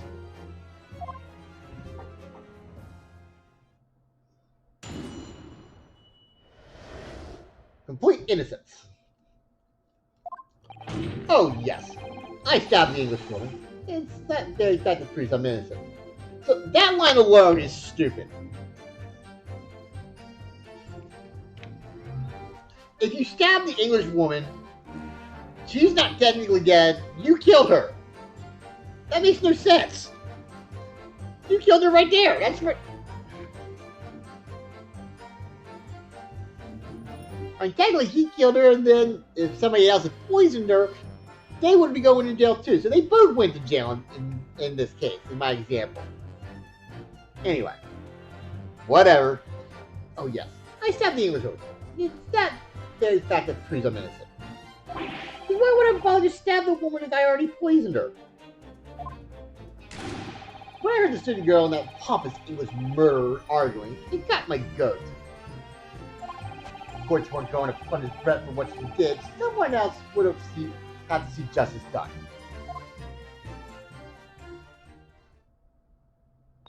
So, you admitted that everything happened as I described. That you are the one who stabbed Miss Brett in the back through the reed screen. You can blame this miserable country of ours. A country that bows to the pressure of foreign powers and lets murderers walk free. Yeah, I mean, honestly, you're exactly right, soldier. What kind of future can a country like that have? That's why I did it. I did what our pathetic leaders didn't have the guts to do. Put her in the chair. My way. Slap bang in the middle of the charming lady's back.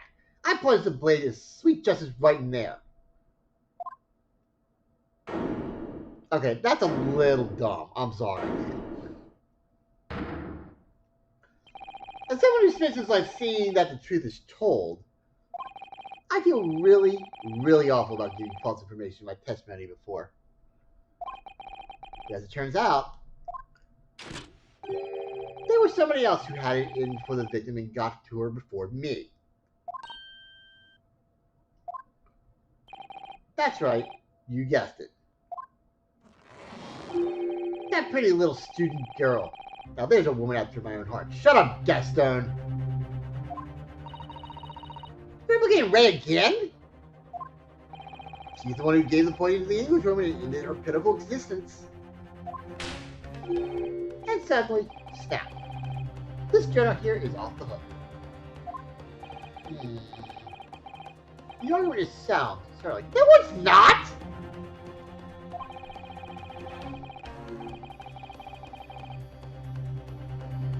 If the witness had administered the poison himself, he need only have waited for it to take effect.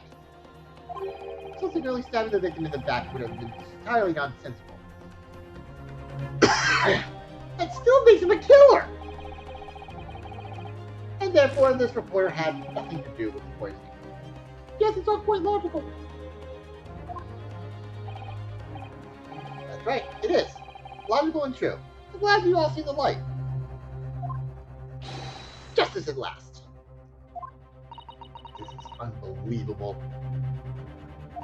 After I made so much progress in proving his guilt. Is he gonna get away with it now? No.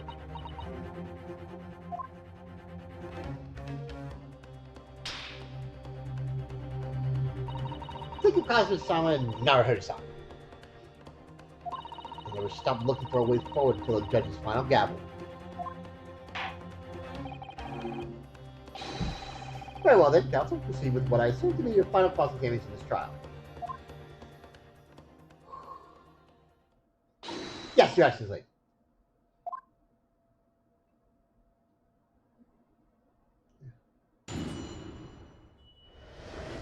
Please. Oh yes, I stabbed the English woman. It's not very fact that proves I'm innocent, which still makes no fucking sense, by the way. Alright. Hold it! I just gotta hear this whole story. This makes no fucking sense. So, did you admit that you had murderous intentions towards Miss Breadth? Ha! That woman's very distant in my sense of justice. Your sense of some sort of righteous indignation? She was pure evil. A cold-blooded killer who committed murder right here on our Empire's soil. If our good-for-nothing government do anything, not a chance. So I had to step in. Oh, you're a vigilante, thanks, Batman. Fly the flag of justice. Put things right for the people. Yes, it was my civic duty. That's what drove me to do it. Shut up, Gaston. So in summary, murderous intentions then. Whatever you want to call it, the point is this. That Englishwoman was white, trying to do what was right for society. Yet a real wrong was done by the student girl in the dock, a crime for which she must pay. Obviously, because the poisoning was nothing to do with me at all. Because why would I bother to stab the woman if I'd already poisoned her? Hold it! So you still maintain that you did give the poison to the victim? Obviously. That'd be like putting a belt on your trousers when you were already wearing bracelets like these. The decision measures the poison, followed which the witness stabbed the victim. An unforgivable act, certainly, but not one of murder. Yes, it is! That crime rests on the accused's shoulders. Oh my god. That is how the law works, you see, Yoko. Who knows? You may even learn someday here today.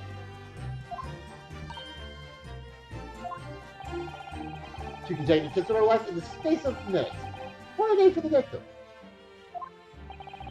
Do something that evil and you've got it coming. So remember, folks, in order to kill somebody and get away with it, make sure you have a second one and make sure they do the deed first. Then you can stab them all to death if you want. That's all that really matters to go ahead and get away with murder nowadays. Remember that, kids. God, this is so dumb. That's not the kind of law this court upholds. You will reiterate why you were compelled to stab the victim then, yes. The witness. When I heard the student girl and that pompous English murderer arguing, it got my goat. Hold it! What exactly were they arguing about? Well, what happened in the restaurant 9 months ago? That's what. The student girl was laying into the English woman from killing her beloved mentor, Dr. Wilson. Yes, John H. Wilson. A professor of medicine invited here from England by Professor Kutoba, no less. Right, but the English woman just jeered. Her case must be heard by the British consular court in Shanghai. However, there is little doubt that she would simply have been acquitted and sent back to her homeland a free woman. It was eating that student girl up inside. You could see it. I really felt for her.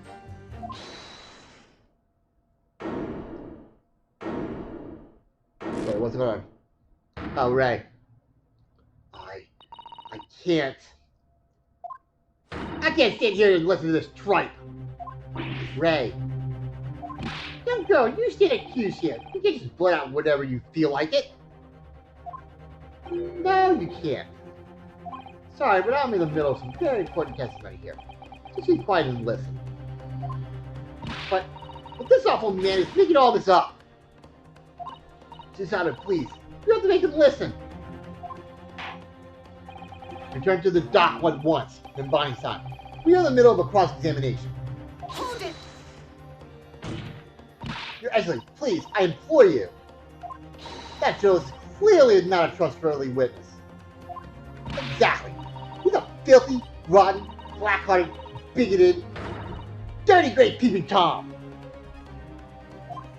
Whoa, take it easy there. Please, only the court should hear what the defendant has to say. Your Excellency, I see no need whatsoever to entertain the accused's remarks. I will grant the request of the defense. But, Your Excellency! This is likely to be the final cross-examination of these proceedings. As such, I believe it would be ill-advised to stifle the defendant's obvious concerns. So, while recognizing that this contravenes regular protocol, I hereby call the defendant to speak. Oh. Thank you so much, Your Excellency. There's nothing to do with Dr. Wilson. We were discussing the stolen poison. Hold it! The stolen poison that killed the victim, you mean? I suspected her of being the one to steal it. I mean, just think about how she killed Dr. Wilson. True. Additionally, Miss Brett surely had knowledge of the new poison. Which surely wouldn't be no easy task to steal highly secret toxins being developed for the government. Indeed, all visitors to the laboratory are thoroughly searched when they leave. Oh, okay. Even if he managed to avoid being seen by myself or a colleague, getting that poison out would be very difficult. That's true. I bet your professor we could tell until you agreed to show me the poison when I visited his laboratory. With the left, I was searched from top to tail. Miss Brett Riley bluntly revealed the existence of the toxin we've been developing for safety. And since his second-son expressed such an interest in it, I felt unable to refuse. Obviously, I gave nothing away other than the fact that it was an extremely potent substance. I'm very ashamed of myself. It's just that I've had a singularly terrible experience with a deadly poison. I wanted to look at my old enemy in the eye. Surely you can understand that. To find out if my suspicions were true, I confronted Miss Brett about the poison. I told her that if there were an incident involving it somehow, it wouldn't just be the university.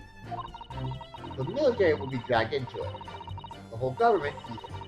It would be a complete disaster. How did Miss Brett respond to your concerns? She just curled those beautiful lips of hers and said she didn't know the first thing about it.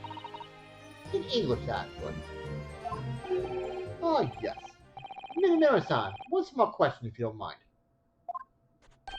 I do mind. Can you see I'm busy? Clearly you were outside the beach hut listening in while the lieutenant and Miss Brett were conversing. Presumably then, it was you who wrote this article about what you'd heard.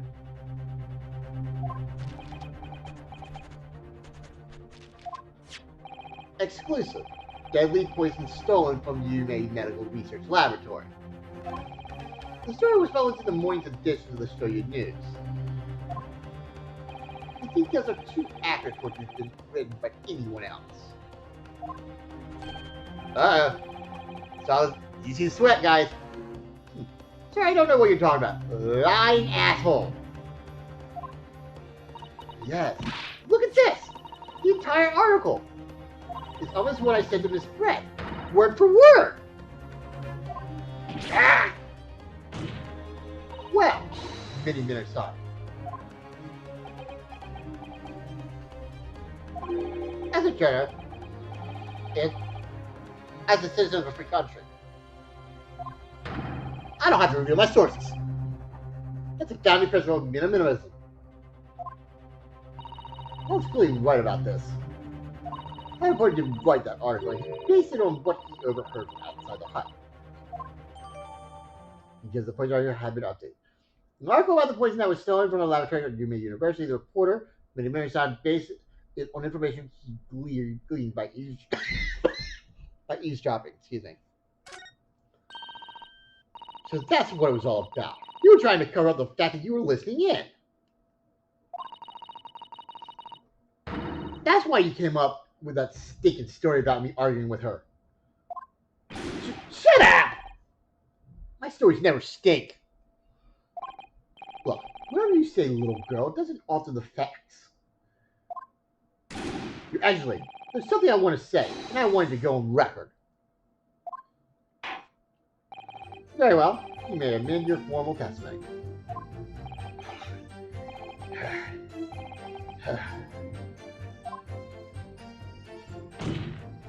The point is, if you poisoned someone, there'd be no reason to then go stab the person as well. Now that part is technically true. Hold it! Press. Perhaps you doubt that the efficacy of the poison sought to make sure your victim would die. That's horse dumb. What? Well, it can't say shit. It's like Ryuji with the F word. I have to say something other than shit. So that's dumb. To me, that's dumb. What? That would be like pouring pepper on your Chinese ramen before you even tasted it. Completely reckless. If anybody's ever done that, let me know. Is it good? Curious. Although, it might surprise you to learn that I am a bit of an infectious pepper as it happens. If it taken the poison, she would have been only minutes away from death. Yet, this little thing proceeded to stab her in the back as well. And then, I claimed it as an offense, which still makes no fucking sense to me. Hasn't been a good reason for that. It was the one who gave the poison to Miss Pratt, and clearly, he must have done it prior to Ray entering the hut. Agreed. Yes, that's undeniable. But between him leaving the hut and the victim being stabbed, there was one very crucial change in that situation. Sorry? What change? The reporter overheard the conversation between Ray and the Englishwoman. Ah, yes, it's it. That's when Minamino-san first found out the exact nature of the poison he used. That could be the key here. If anyone would have really taken the poison already, the reporter would have no reason to stab her. On the face of it, that logic sounds entirely reasonable. But there's no question that this man was responsible for Miss Pratt's murder. If we can think of a plausible explanation as to why he might have stabbed her even after the poisoning, I feel sure that everything would drop into place. That's what we should be looking for. Yes, I agree. In order to do that, I must try to glean more information. Alright, it's the last one for sure.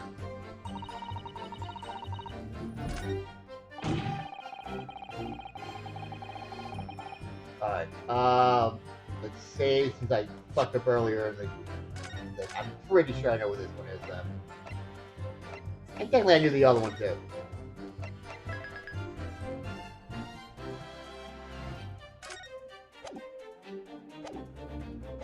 I just put it in the wrong spot, but I knew what it was. Alright, then...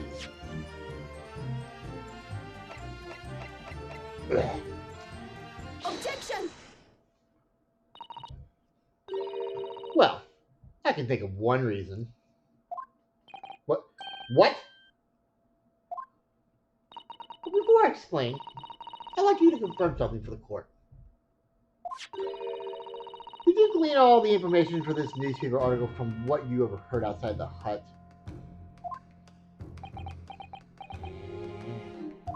Of course you did! There can be no question of that! After all, we were all in the laboratory together.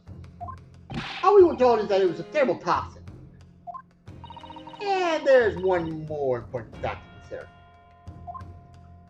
According to the witness, Minbami-san's verbal attack against the victim began as soon as she entered the hut.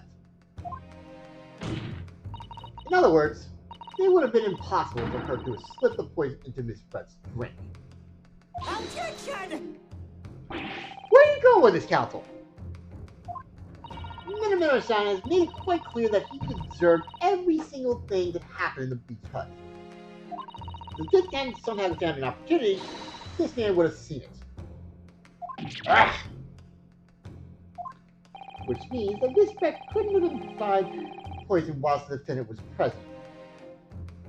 In fact, it must have been a message to her before Minbami-san entered the hut. Yes, very particularly put. When I walked into the hut, I immediately started to press the spread about the poison. At which point, Minamura-san overheard some worrying information. Worrying information? What worrying information? Manager what the guidebook says, but the information which he subsequently included in his newspaper article. Namely, that the poison was being developed in strict secrecy, and that it couldn't be readily obtained. Absolutely. In fact, that's quite an understatement. The only possible place it could have come from is my lab. And furthermore, anyone afflicted by the poison would exhibit telltale signs of death. The extreme constriction of the pupils. Yes, it's quite stark when you see it. There are other poisons that show similar symptoms, but not among new substances that are undetectable. In other words, it would be clear that the victim's life had been ended by the use of this particular poison, which would reduce the number of suspects to only a handful of people. Ah! Everyone in my laboratory is aware of the unique properties of the toxin we've been developing. None of them would be foolish enough to attempt to use it for some nefarious deed. And Minbami-san being no exception. Therefore, we conclude that whoever administered the unique poison to the victim was a layperson, unaware of its telltale properties. Ugh. Yeah. In other words, someone like you, write a mini memo. Yeah!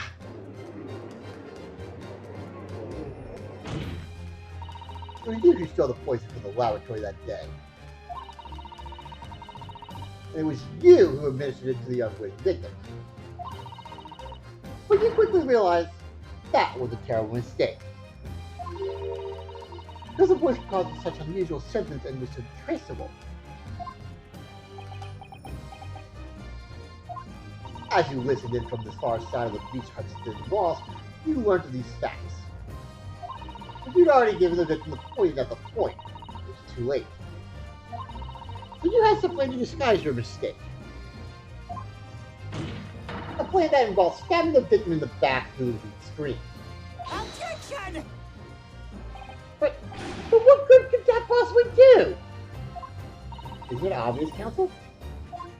The plan was to kill Miss Brett before the poison could take effect.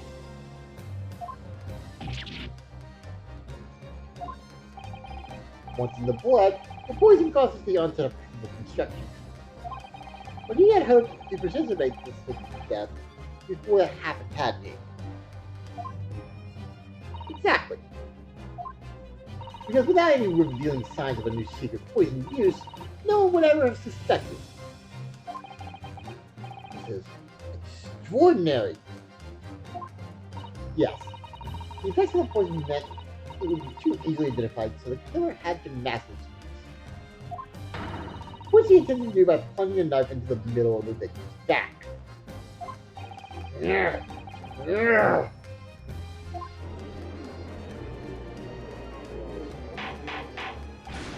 Order! Order! Order!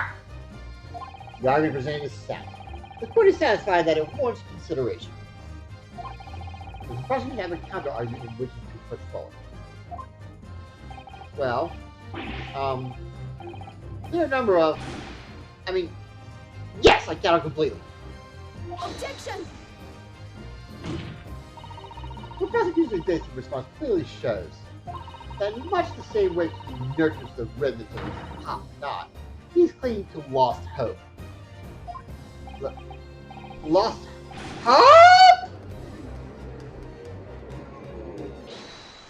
God, what now? Well, we know it's him.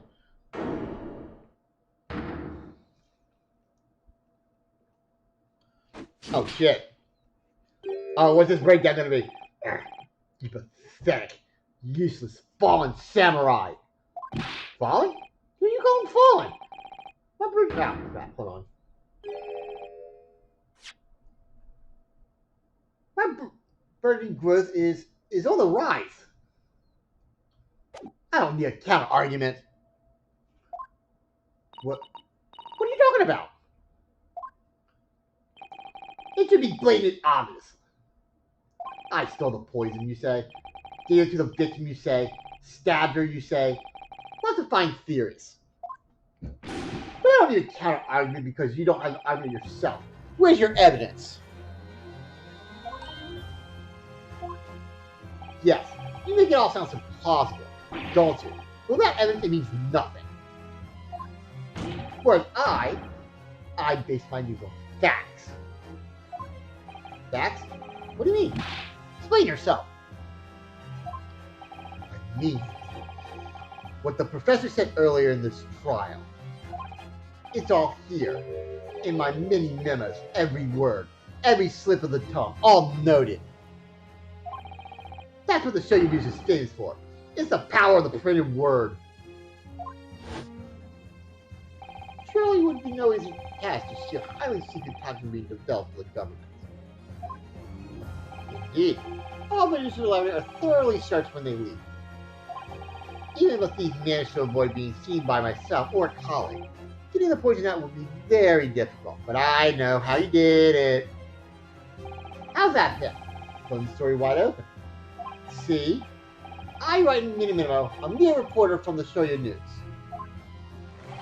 Couldn't possibly have stolen that poison from the professor's laboratory. Yeah! Ow! There can't be any question of it. You must have stolen the poison that day. You stole it and used it to kill. If that's the case. As you identified, the poison itself is the thing of evidence we need. Whoever stole it from the laboratory that day is the true culprit here. What's your point, you annoyingly handsome country bumpkin? What's your point? You suck, but damn, you're cute. My point is this. There's one way that you, Minimimo-san, could have stolen the poison that day. I've heard enough verbal conjecture now, thank you. Well, the quote must be shown is evidence. What proof do you have that this witness stole the poison on the day in question? It's gotta be the pen. Take that! The proof, Your Excellency, is this fountain pen. Pen is mightier than the sword, don't they say, you know. Ah, a fountain pen? How would that possibly be relevant? These magical pens somehow seem to have enough ink to write many thousands of kanji characters. I believe they arrived in our country for the first time some 15 years ago now. Ah, I swear by a weasel-haired calligraphy brush and nothing else. These newfangled pens are merely a fad. We're going to be using calligraphy for the rest of our lives, and you'll never see it ever. In 1800, 1900, 2000s, 2100, never. Ever, ever, ever. Well, as a forward-thinking man of words, obviously I love my comic book. Talk about two kind of substance ink in one's work is washed with words in the blink of an eye. That's right. Copies have a small reservoir in the barrel, into which ink is sucked up through the nib of the pen in order to write with later. What does all this talking about sucking up ink have? Ah! And just as it's possible to suck ink up into the reservoir, it's also possible to eject it through the nib again, of course. My word. Can this really be? Well, Mini Minnow-san? Ah! Um, when you saw the deadly poison before your eyes in the laboratory that day, you used your fountain pen, your very lifeblood, to steal some of it, didn't you? By siphoning the poison up through the nib and into the pin's reservoir. Look, I love that she's doing a little bit of Cosma too. If you notice her banging the fist, because that's what Cosma did too. I noticed that a couple times ago. I thought that was pretty cool how she started mimicking Naruhodo and now she's mimicking Asogi. That's pretty cool. By the way, speaking before we continue, Seattle Kraken finally got a win in a preseason. I know it's only preseason, it's an NHL. Pretty cool of them with the expansion team getting a win tonight. They won 4-3 tonight. Good for them. Anyway, back to the story. Yeah! Attention! More absurdity! That never happened. True. Remember that there were procedures in place to prevent deaths like this in the laboratory. Would anyone have thought to look inside a fountain pen of all places? No. I'm a little ashamed to say. That for fear of offending our guests, such a detailed search would not have been conducted. Well, this is quite startling, I must say. I remind the court that this pen was found in the clutches of the victim when she died. In other words, it was dropped at the scene by the Minnow-san.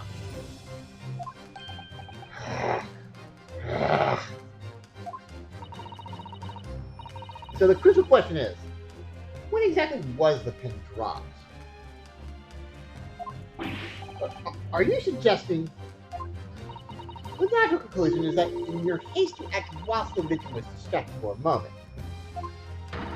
you dropped the pin after you emptied the poison from it into her glass? Attention! There can be any number of alternative explanations. For example, the witness could have been using his pen to write down details of his conversation with the victim. And when shot by one of her outrageous answers, the pin fell from his quivering hand. Objection! No, that can't be. If it was, how do you explain why the pin was devoid of ink? What? As you can see for yourself if you examine the evidence, there would appear to be no ink present in the reservoir. What newspaper reporter goes to interview someone with nothing in his pen? No. The pen was dropped after the poison that filled its reservoir had been emptied into the victim's glass.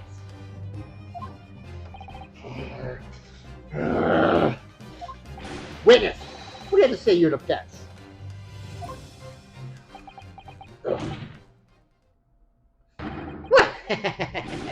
So this is how your modern justice system works, is it?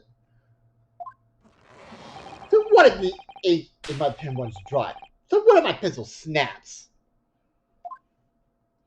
Oh shit, you're doing Wolverine on my butt. I can always claw my way back into the game. I have plenty in reserve. Rah! Ah! Ah! Ah! Ah! You claim I stuck the poison up into my pen? That's wild speculation, nothing more. You thought you could bring down a fine of stained scissors with a trick like that? Think again. Looks as though it's going to take one final decisive blow to finish this matter. As I see it, the situation is now very simple. It's upon whether or not this witness did indeed steal the poison on the day in question. And therefore, it all depends on whether or not the defense can prove that he did with evidence. No such evidence could possibly exist. Objection! Minamino-san, this is how our modern justice system works. What? In the courtroom, evidence is everything. Something you would do well to remember.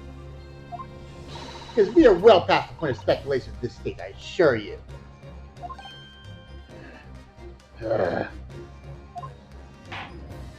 Very well then.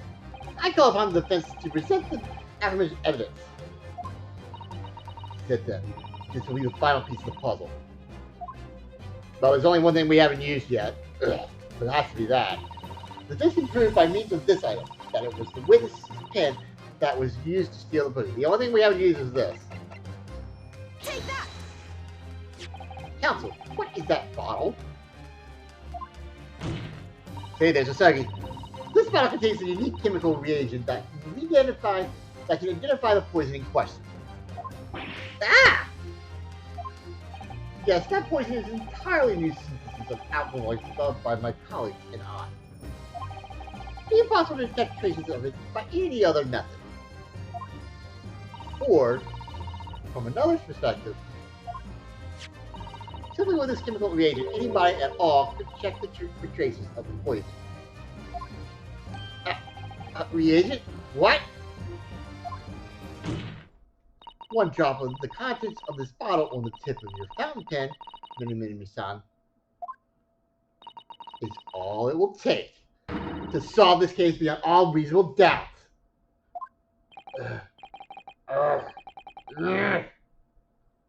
No, you can't. I won't! Your cries are bad enough. But at least know when to admit defeat. Your Excellency? The defense requests permission to carry out the test on the fountain pen at once.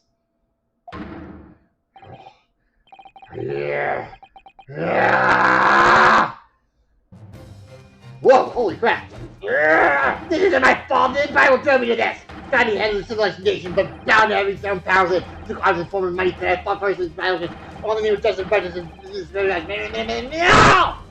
Oh shit! Susanna, with me! Oh, I'm there! Yeah!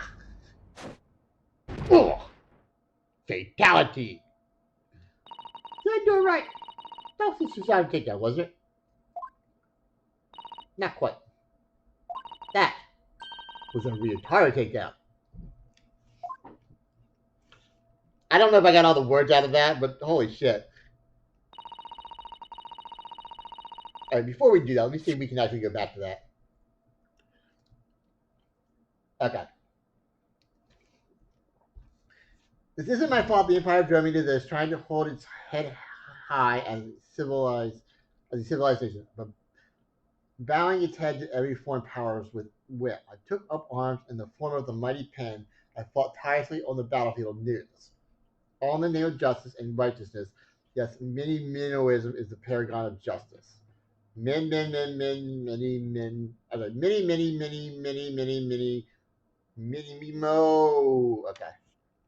And then this is out of thing. Okay. Ugh. These are the first drop of the reagent touched and did with the fountain pen. It was clear to everyone present.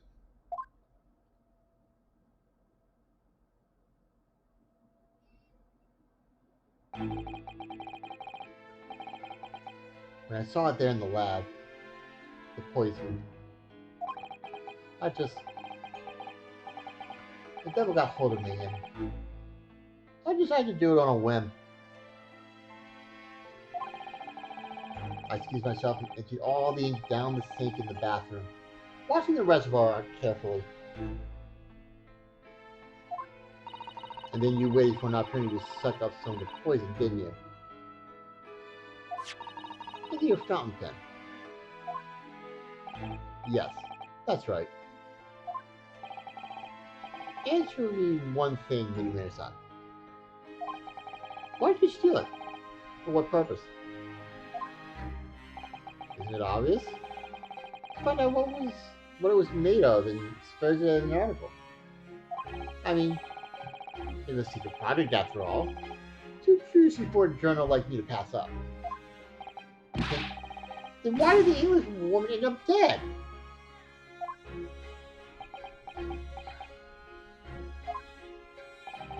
I went into that hut intending to quiz her on her situation, that's all. As a reporter, a known killer enjoying full freedom, evading justice by leaving the country. I don't know what I thought about it. She just laughed in my face. Oh, what's this? A Far Eastern caveman purporting to practice journalism? Really? You must know the difference between reporting and listening at doorways, you ignorant plebeian. What do you call me? This country, with its pretensions to a justice system, to a free path, to a free press, it's really very depressing. You see our superior ways in the West, yet you lack the mental capacity to emulate them. Get out of here, you oaf. Get out and crawl back into the cave you came from.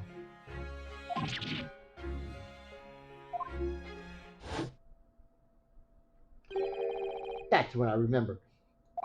About the deadly poison I happened to have in my pen at the time.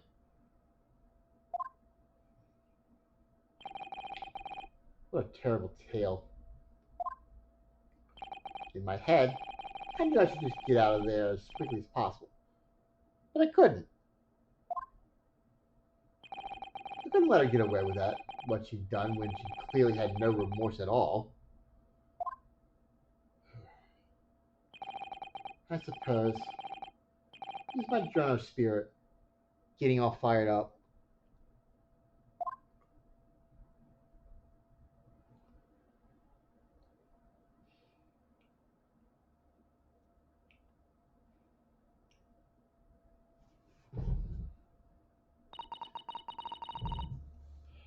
I'd like to ask you something. Yes? You have to talk about justice. But surely as a journalist, you could have used other means to deliver the justice you sought.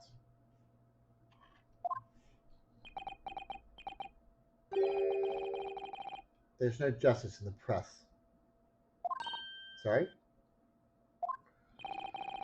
After that trial 9 months ago, I kept digging and digging to find out what happened in that courtroom. And finally, I discovered the truth. It was a cover-up. That's what it was. What? A cover-up? What do you mean? I will remind you of your position, witness. Be careful what you say. Oh, come on. Doesn't it strike you as strange? We're certainly not allowed to convict a foreign national. Consular jurisdiction should never come into it. And yet, that puffed-up Englishwoman was going to sail away into the sunset a free woman. The only possible explanation is that, behind the scenes, some deal had gone down between Britain and Japan. What sort of deal? I had done my research, dug up all the dirt. It was all ready to be published. But you know what happened? Yeah, I just tore the article up. It came under pressure from the government. The American government is going to let criminals walk free. They're going to crush the free press. And what choice do I have but to see the justice done myself? Let's not forget, Minamino-san, that you committed murder yourself and you tried to lay the blame at the defendant's door. I'm sorry, but you're no better than Giselle Brett. What? The truth is, you have no right to talk about justice at all.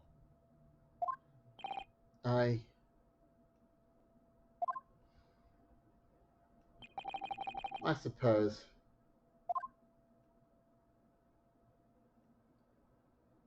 It would appear that we have reached a conclusion in this trial at last. Counsel for the defense, Yutaro Naruhodo. Oh. Yes? Sorry, Your Excellency. Just using in a manly way here. It's almost unbelievable that this is your first experience of the Supreme Court. It was an excellent performance. In truth, very much reminding me of your cousin's exploits. Oh!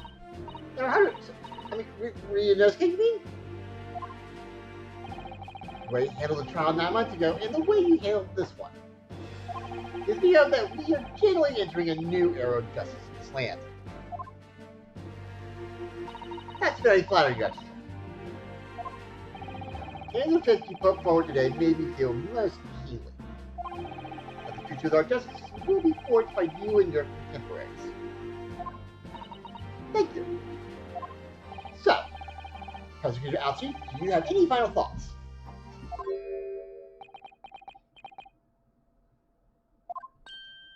Prosecutor Alchi? I, Takatsuchi of the Alchi clan, have been bested by a callow youth not once now, but twice.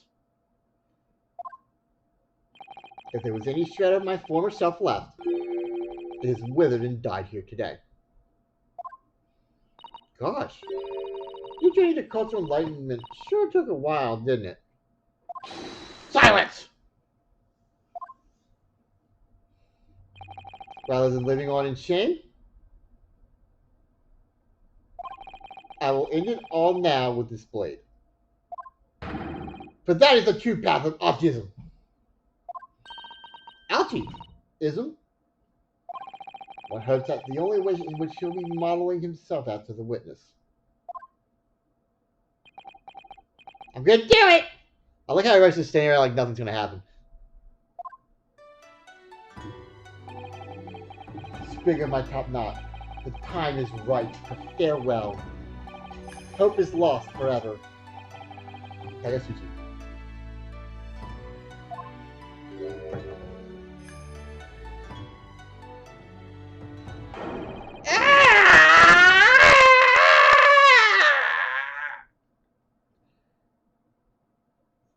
Snip.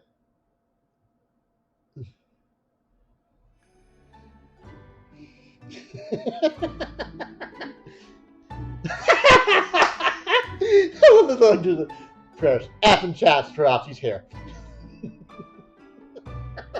Come on. They do it too! Oh, that's awesome. Everybody saying a prayer for his hair.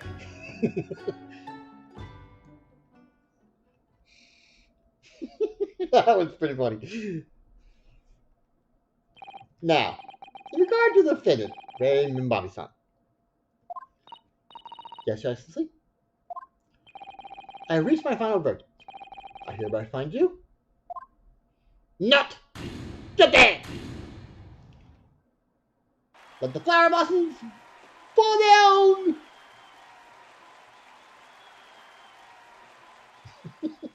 I'm sorry, the prayer for the fair was really funny. Court is adjourned.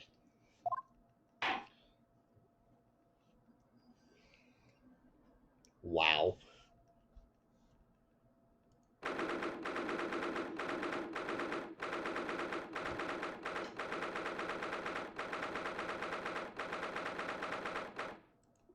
August 15, 2:38 p.m. Supreme Court adjudicator defending Kenny Camera 3! It's over. Ugh. My heart is still pounding my chest, though. It's all I can do just to stay standing.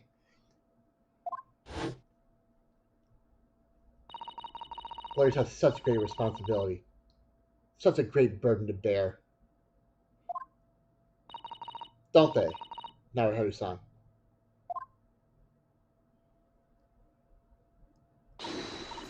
Susanoo! Susanoo! Thank you. Thank you so much. You were so dashing in there. Rei and Father. Honestly, I'm so touched by everything you've... Oh no. I think I'm gonna cry. It wasn't easy, but together we made it. I was on the verge of tears at the end, too. The only reason I'm still here is because of you. Oh no. I can't take all the credit. The courage to tell the truth in there. You did wonderfully, Rei.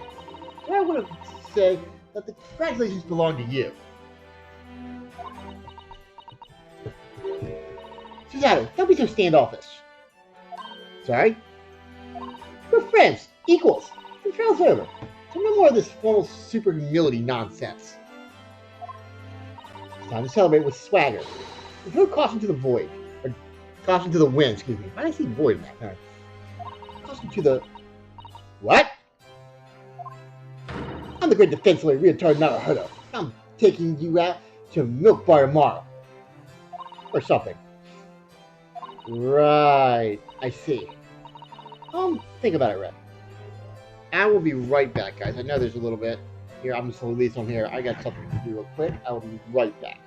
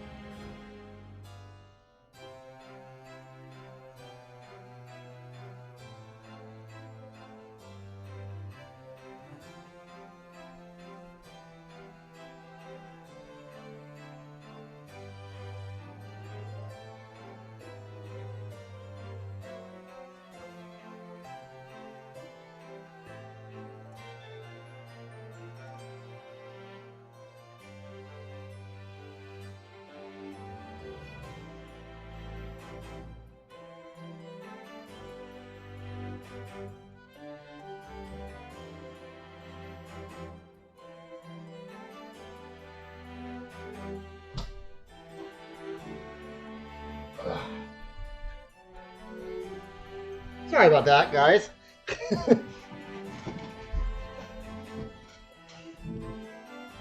Val said, no, you gotta go now. So, that's what it was. Sorry about that, guys. Right. I see. I'll, think about it, right? Anyway, we really knocked the wind out of the horde, man. It felt so good. Yes, it was satisfying. It really was. Isn't there anybody else we could throw together?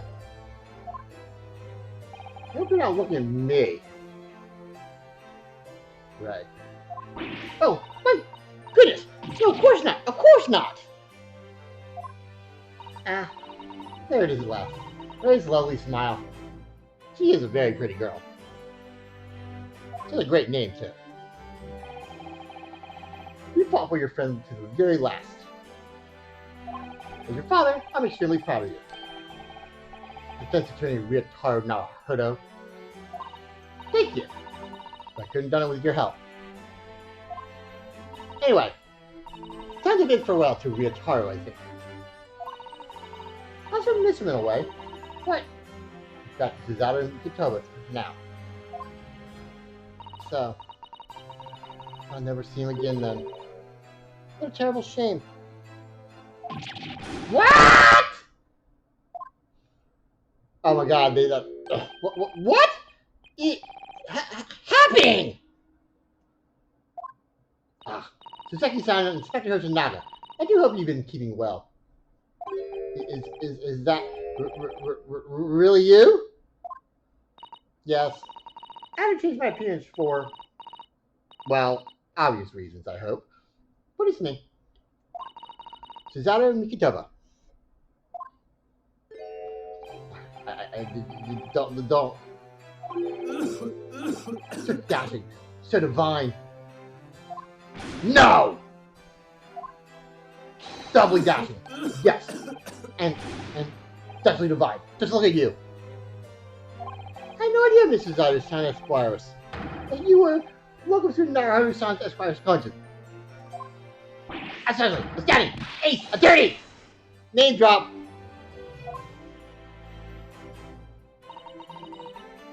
Poor Sasaki-san. So confused. I still remember the first time I ever met him. He was in a prison cell in London. What an extraordinary conundrum it was that the unwitting student from Japan found himself embroiled in.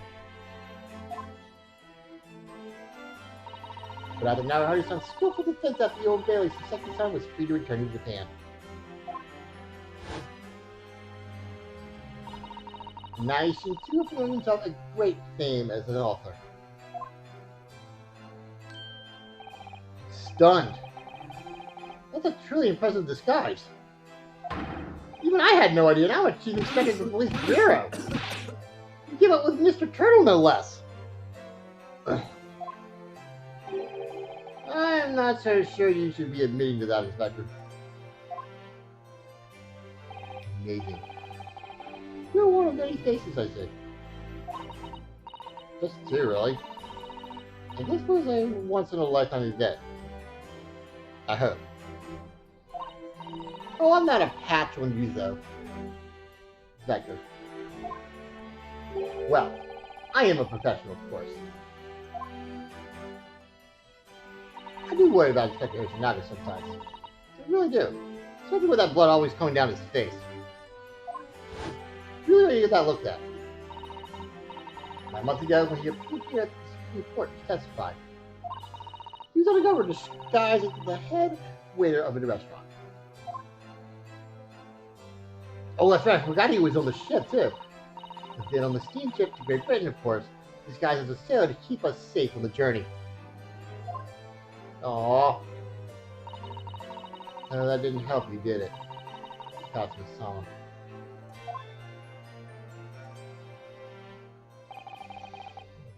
From my perspective, I have to admit that I have mixed feelings about all this. I mean, now the truth has been lost forever. Yeah, we still never figured out why she did the deed in the first place. What do you mean? I'm talking about the murder of the English woman committed at the end of last year. Ah, yes. It was an English doctor she killed, as I understand it. Dr. John H. Wilson. Yes. The man I invited to Japan personally. The mystery is, why did she kill him? And now the culprit herself is dead, we'll probably never know the answer.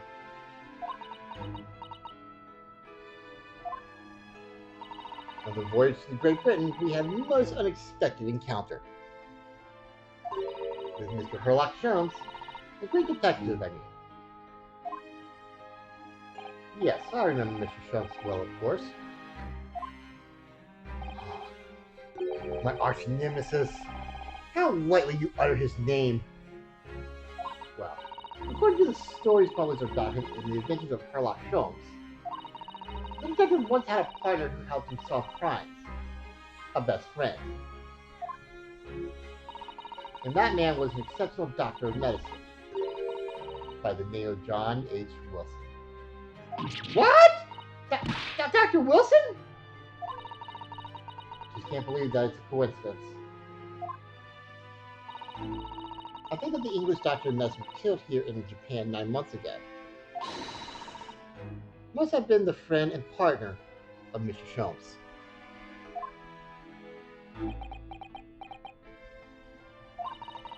Now that's really true. Oh, Iris. And the poor girl won't ever see her beloved father again.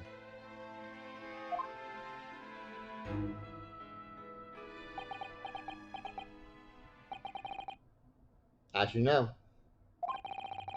I traveled to Great Britain once myself to study. It was around the time you were born.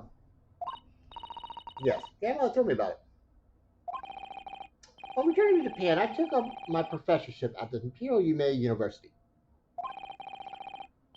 But I also served another role as an advisor to the government on diplomatic affairs. Yes, I was aware of that as well. In that case, I'm sure you understand that there are some confidential matters I cannot divulge to you, excuse me. Could you just tell me one thing? Why did you show me back to Japan? Oh yeah, we never did figure that out. Why did you actually call her back?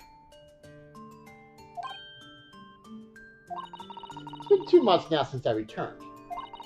When I left England, it was because an urgent telegram had arrived from Japan. It said that you'd collapsed with a high fever, and you were growing weaker by the day. But what? Where did that news come from? That's what I'd like to know. Because after that long sea voyage, I found you in fine health, Father. Was there something in Great Britain that you perceived might inconvenience me in some way? Harm me? That's really the only explanation I can think of. Dear me. Do you reserve your most cutting glares for your father, Susato? I'm sorry, my dear. Ah! Let me down! Whoa, what the fuck?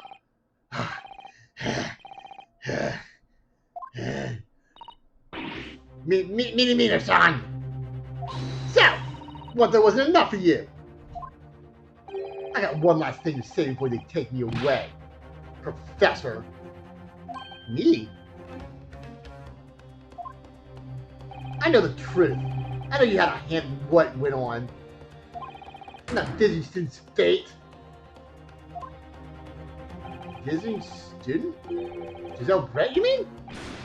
No, not her. The student of law who left for Great Britain 8 months ago. Asogi? What?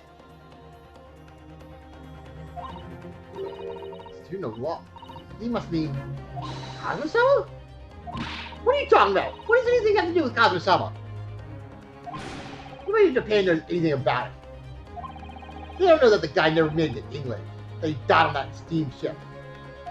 And that he'll never... Ah! What? What? Inspecting the fighter here. Wait, you got a takedown too? What the fuck? I figured it was just Susato again. What are you all just playing at? Terribly sorry, Your Excellency. What the fuck? I was going to tell you that Rickshaw has arrived. It's a good job I came by. They're on first meeting basis? What? Yes, thank you for dealing with him. Now I'll be there shortly. Oh, Your Excellency? The trial's over. I'm not Your Excellency anymore. Really your father's friend.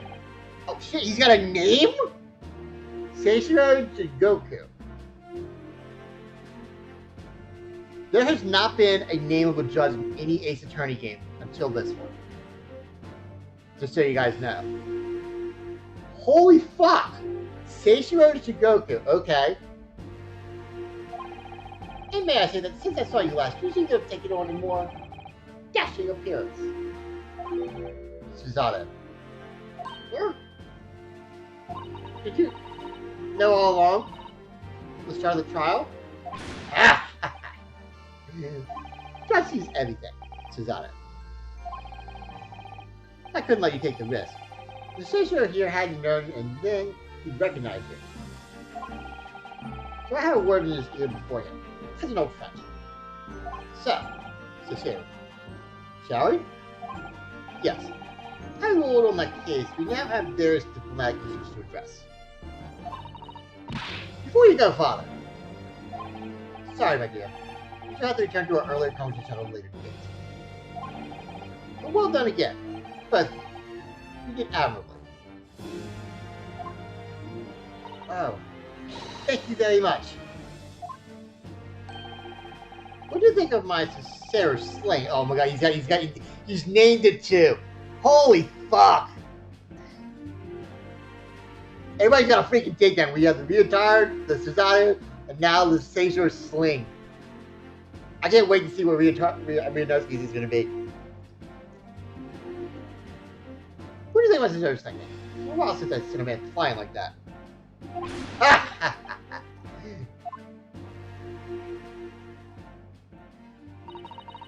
Whatever could follow be hiding from me?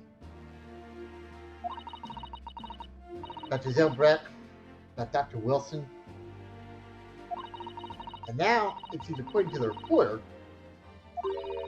about Cosmosoma? I'm gonna have to bring this up with Folly sometime. But nobody else is around. Judicial Assistant Mikitoba-san X-Files? Could I have a word? Oh! Yes, of course, Saseki-san. What is it? I think perhaps it could be fate that we're meeting again like this now. You see, there's something I need to tell you.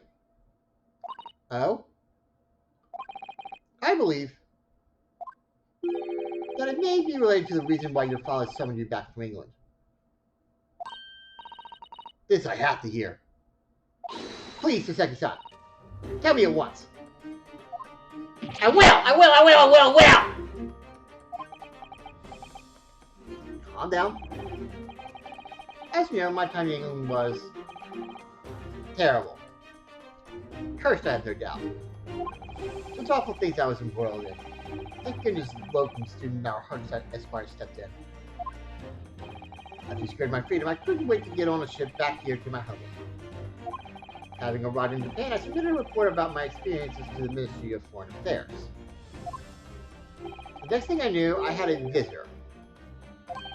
It was your father, Professor Mikitoba. He wanted to ask me all sorts of things about my report. Father? He seemed to be especially taken with a particular part of the report. Anyway, he left eventually, having thoroughly quizzed me. But it was the very next day that he sent a telegram to you asking you to return to Japan. Interesting. Okay. You talking about the case that we had? What was it then? The particular part I thought was interesting. I'm assuming it's the case that we were involved in, right? I don't really know exactly. Do you remember them? Those two terrible cases I was caught up in? Wait, two?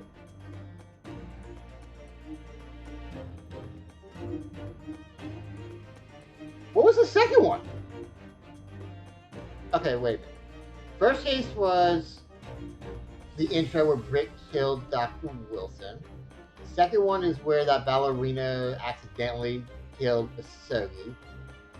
The third one was the van where Miss Gilded, or whatever his name was, ended up killing the partner and then ended up dying. We found out later on.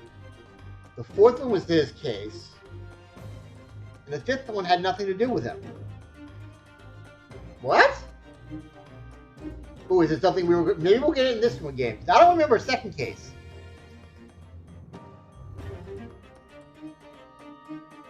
I do not remember a second case. Okay, we'll continue. Of course, you can never forget. Your father seems to be concerned about mainly with the second case. I bet that's the one we haven't done yet, right? Or something? The second one?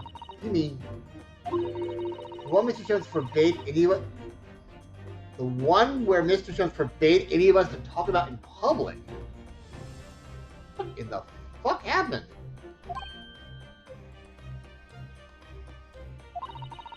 Which is why the only case involving you that any member of the public is aware of is the first. I don't care about the list of what that dashing detective says. Anyway, the point is, it seems that case somehow holds the key to all these curious unanswered questions. horrific, hideous case. The case of haunted lodgings.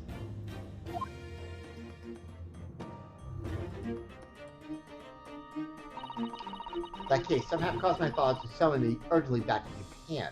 I thought the whole business was over. It seems I was wrong. Perhaps that was only the start. Perhaps the story is not yet told.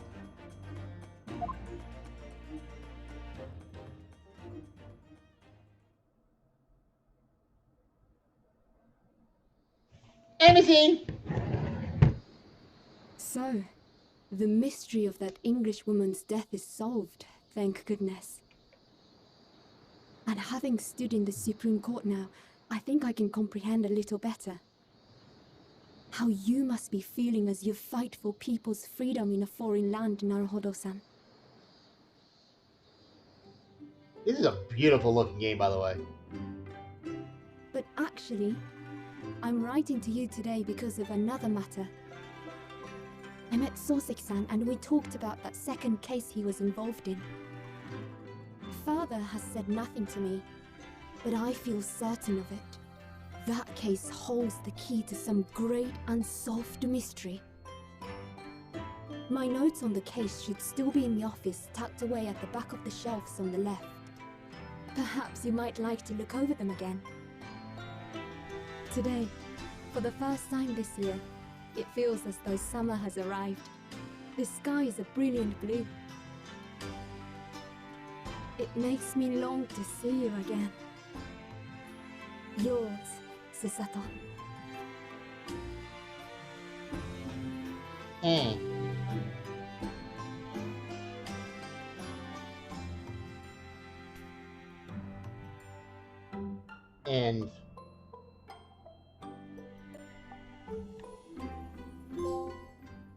desire success. Save.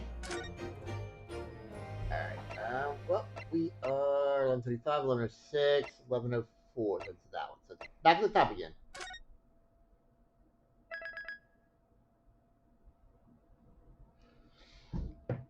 Episode 2, The Memoirs of Clouded Kokoro. And there was a Kokoro in the first game, too, so that's interesting.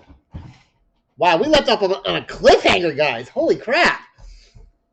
Okay, really, really interesting what that's going to be here for Monday. So, that is the first case in the books, guys. I'll go on. Assuming I can stream this weekend, we'll get back to Mass Effect for that. Monday, we will be back to this. Now, Wednesday or Thursday is really up in the air, guys. So, if you have anything, and we talked about this last time when we were doing the Persona series, so anything that you have an idea of what you might want to do, I'd rather not do the Ace Attorney series first. So I'd rather just go ahead and just do the timeline like we're doing with the Monday, with the Ace Attorney stuff. But if there's anything else you'd like to see, let me know. Let me know. You can either, DM me or leave me a whisper or something like that. Let me know if there's anything you'd like to see out there within reason. I don't want to have to buy $50 games just for somebody to see it unless it's something I really want. Keep that in mind. But until then, thanks again to Winter Soldier. Thanks again to OnlyFans for coming out this evening. It's very, very appreciated. We will be back at the very latest tomorrow. Not the very latest. At the very latest Monday. If everything is out for the Life Exchange, we'll come back tomorrow for that. If not, we'll save it. And again, if I have time on the weekend, we'll do Mass Effect. But if not, then we'll go back to Monday with the Great Ace Attorney. Yeah, exactly. Well, I'm not doing Ace Attorney stuff. So if there's anything else, like I mentioned, guys, that you guys want to see for Wednesdays and Thursdays, let me know. We might need a game for Thursday if I'm not able to go if I am able to go tomorrow, but we don't have anything in spec. So I'm going to shoot for it, but I have no idea what to play if Life is Strange is not out. That's the only kicker there, Winner. If we don't know of anything to go for Life is Strange, I don't know exactly what we're going to do. We'll figure something out. And or we just may just chill around, just do some chatting stuff or do something. I don't know yet. We'll figure something out. But until then, again, also leave message, either DM me if you got Twitter. If you don't, feel free to leave a message if you have some games you want me to play or anything like that for Wednesday 30. I went through them last time. If there's anything you guys want to see, just let me know. Until then, thanks for coming out, everybody. Be kind to yourselves. Be kind to your loved ones. We'll see you hopefully tomorrow. If not, Saturday. If not, the weekend, then Monday. Until then, take care of yourselves and each other. Good night. Good gaming. Take care, everyone.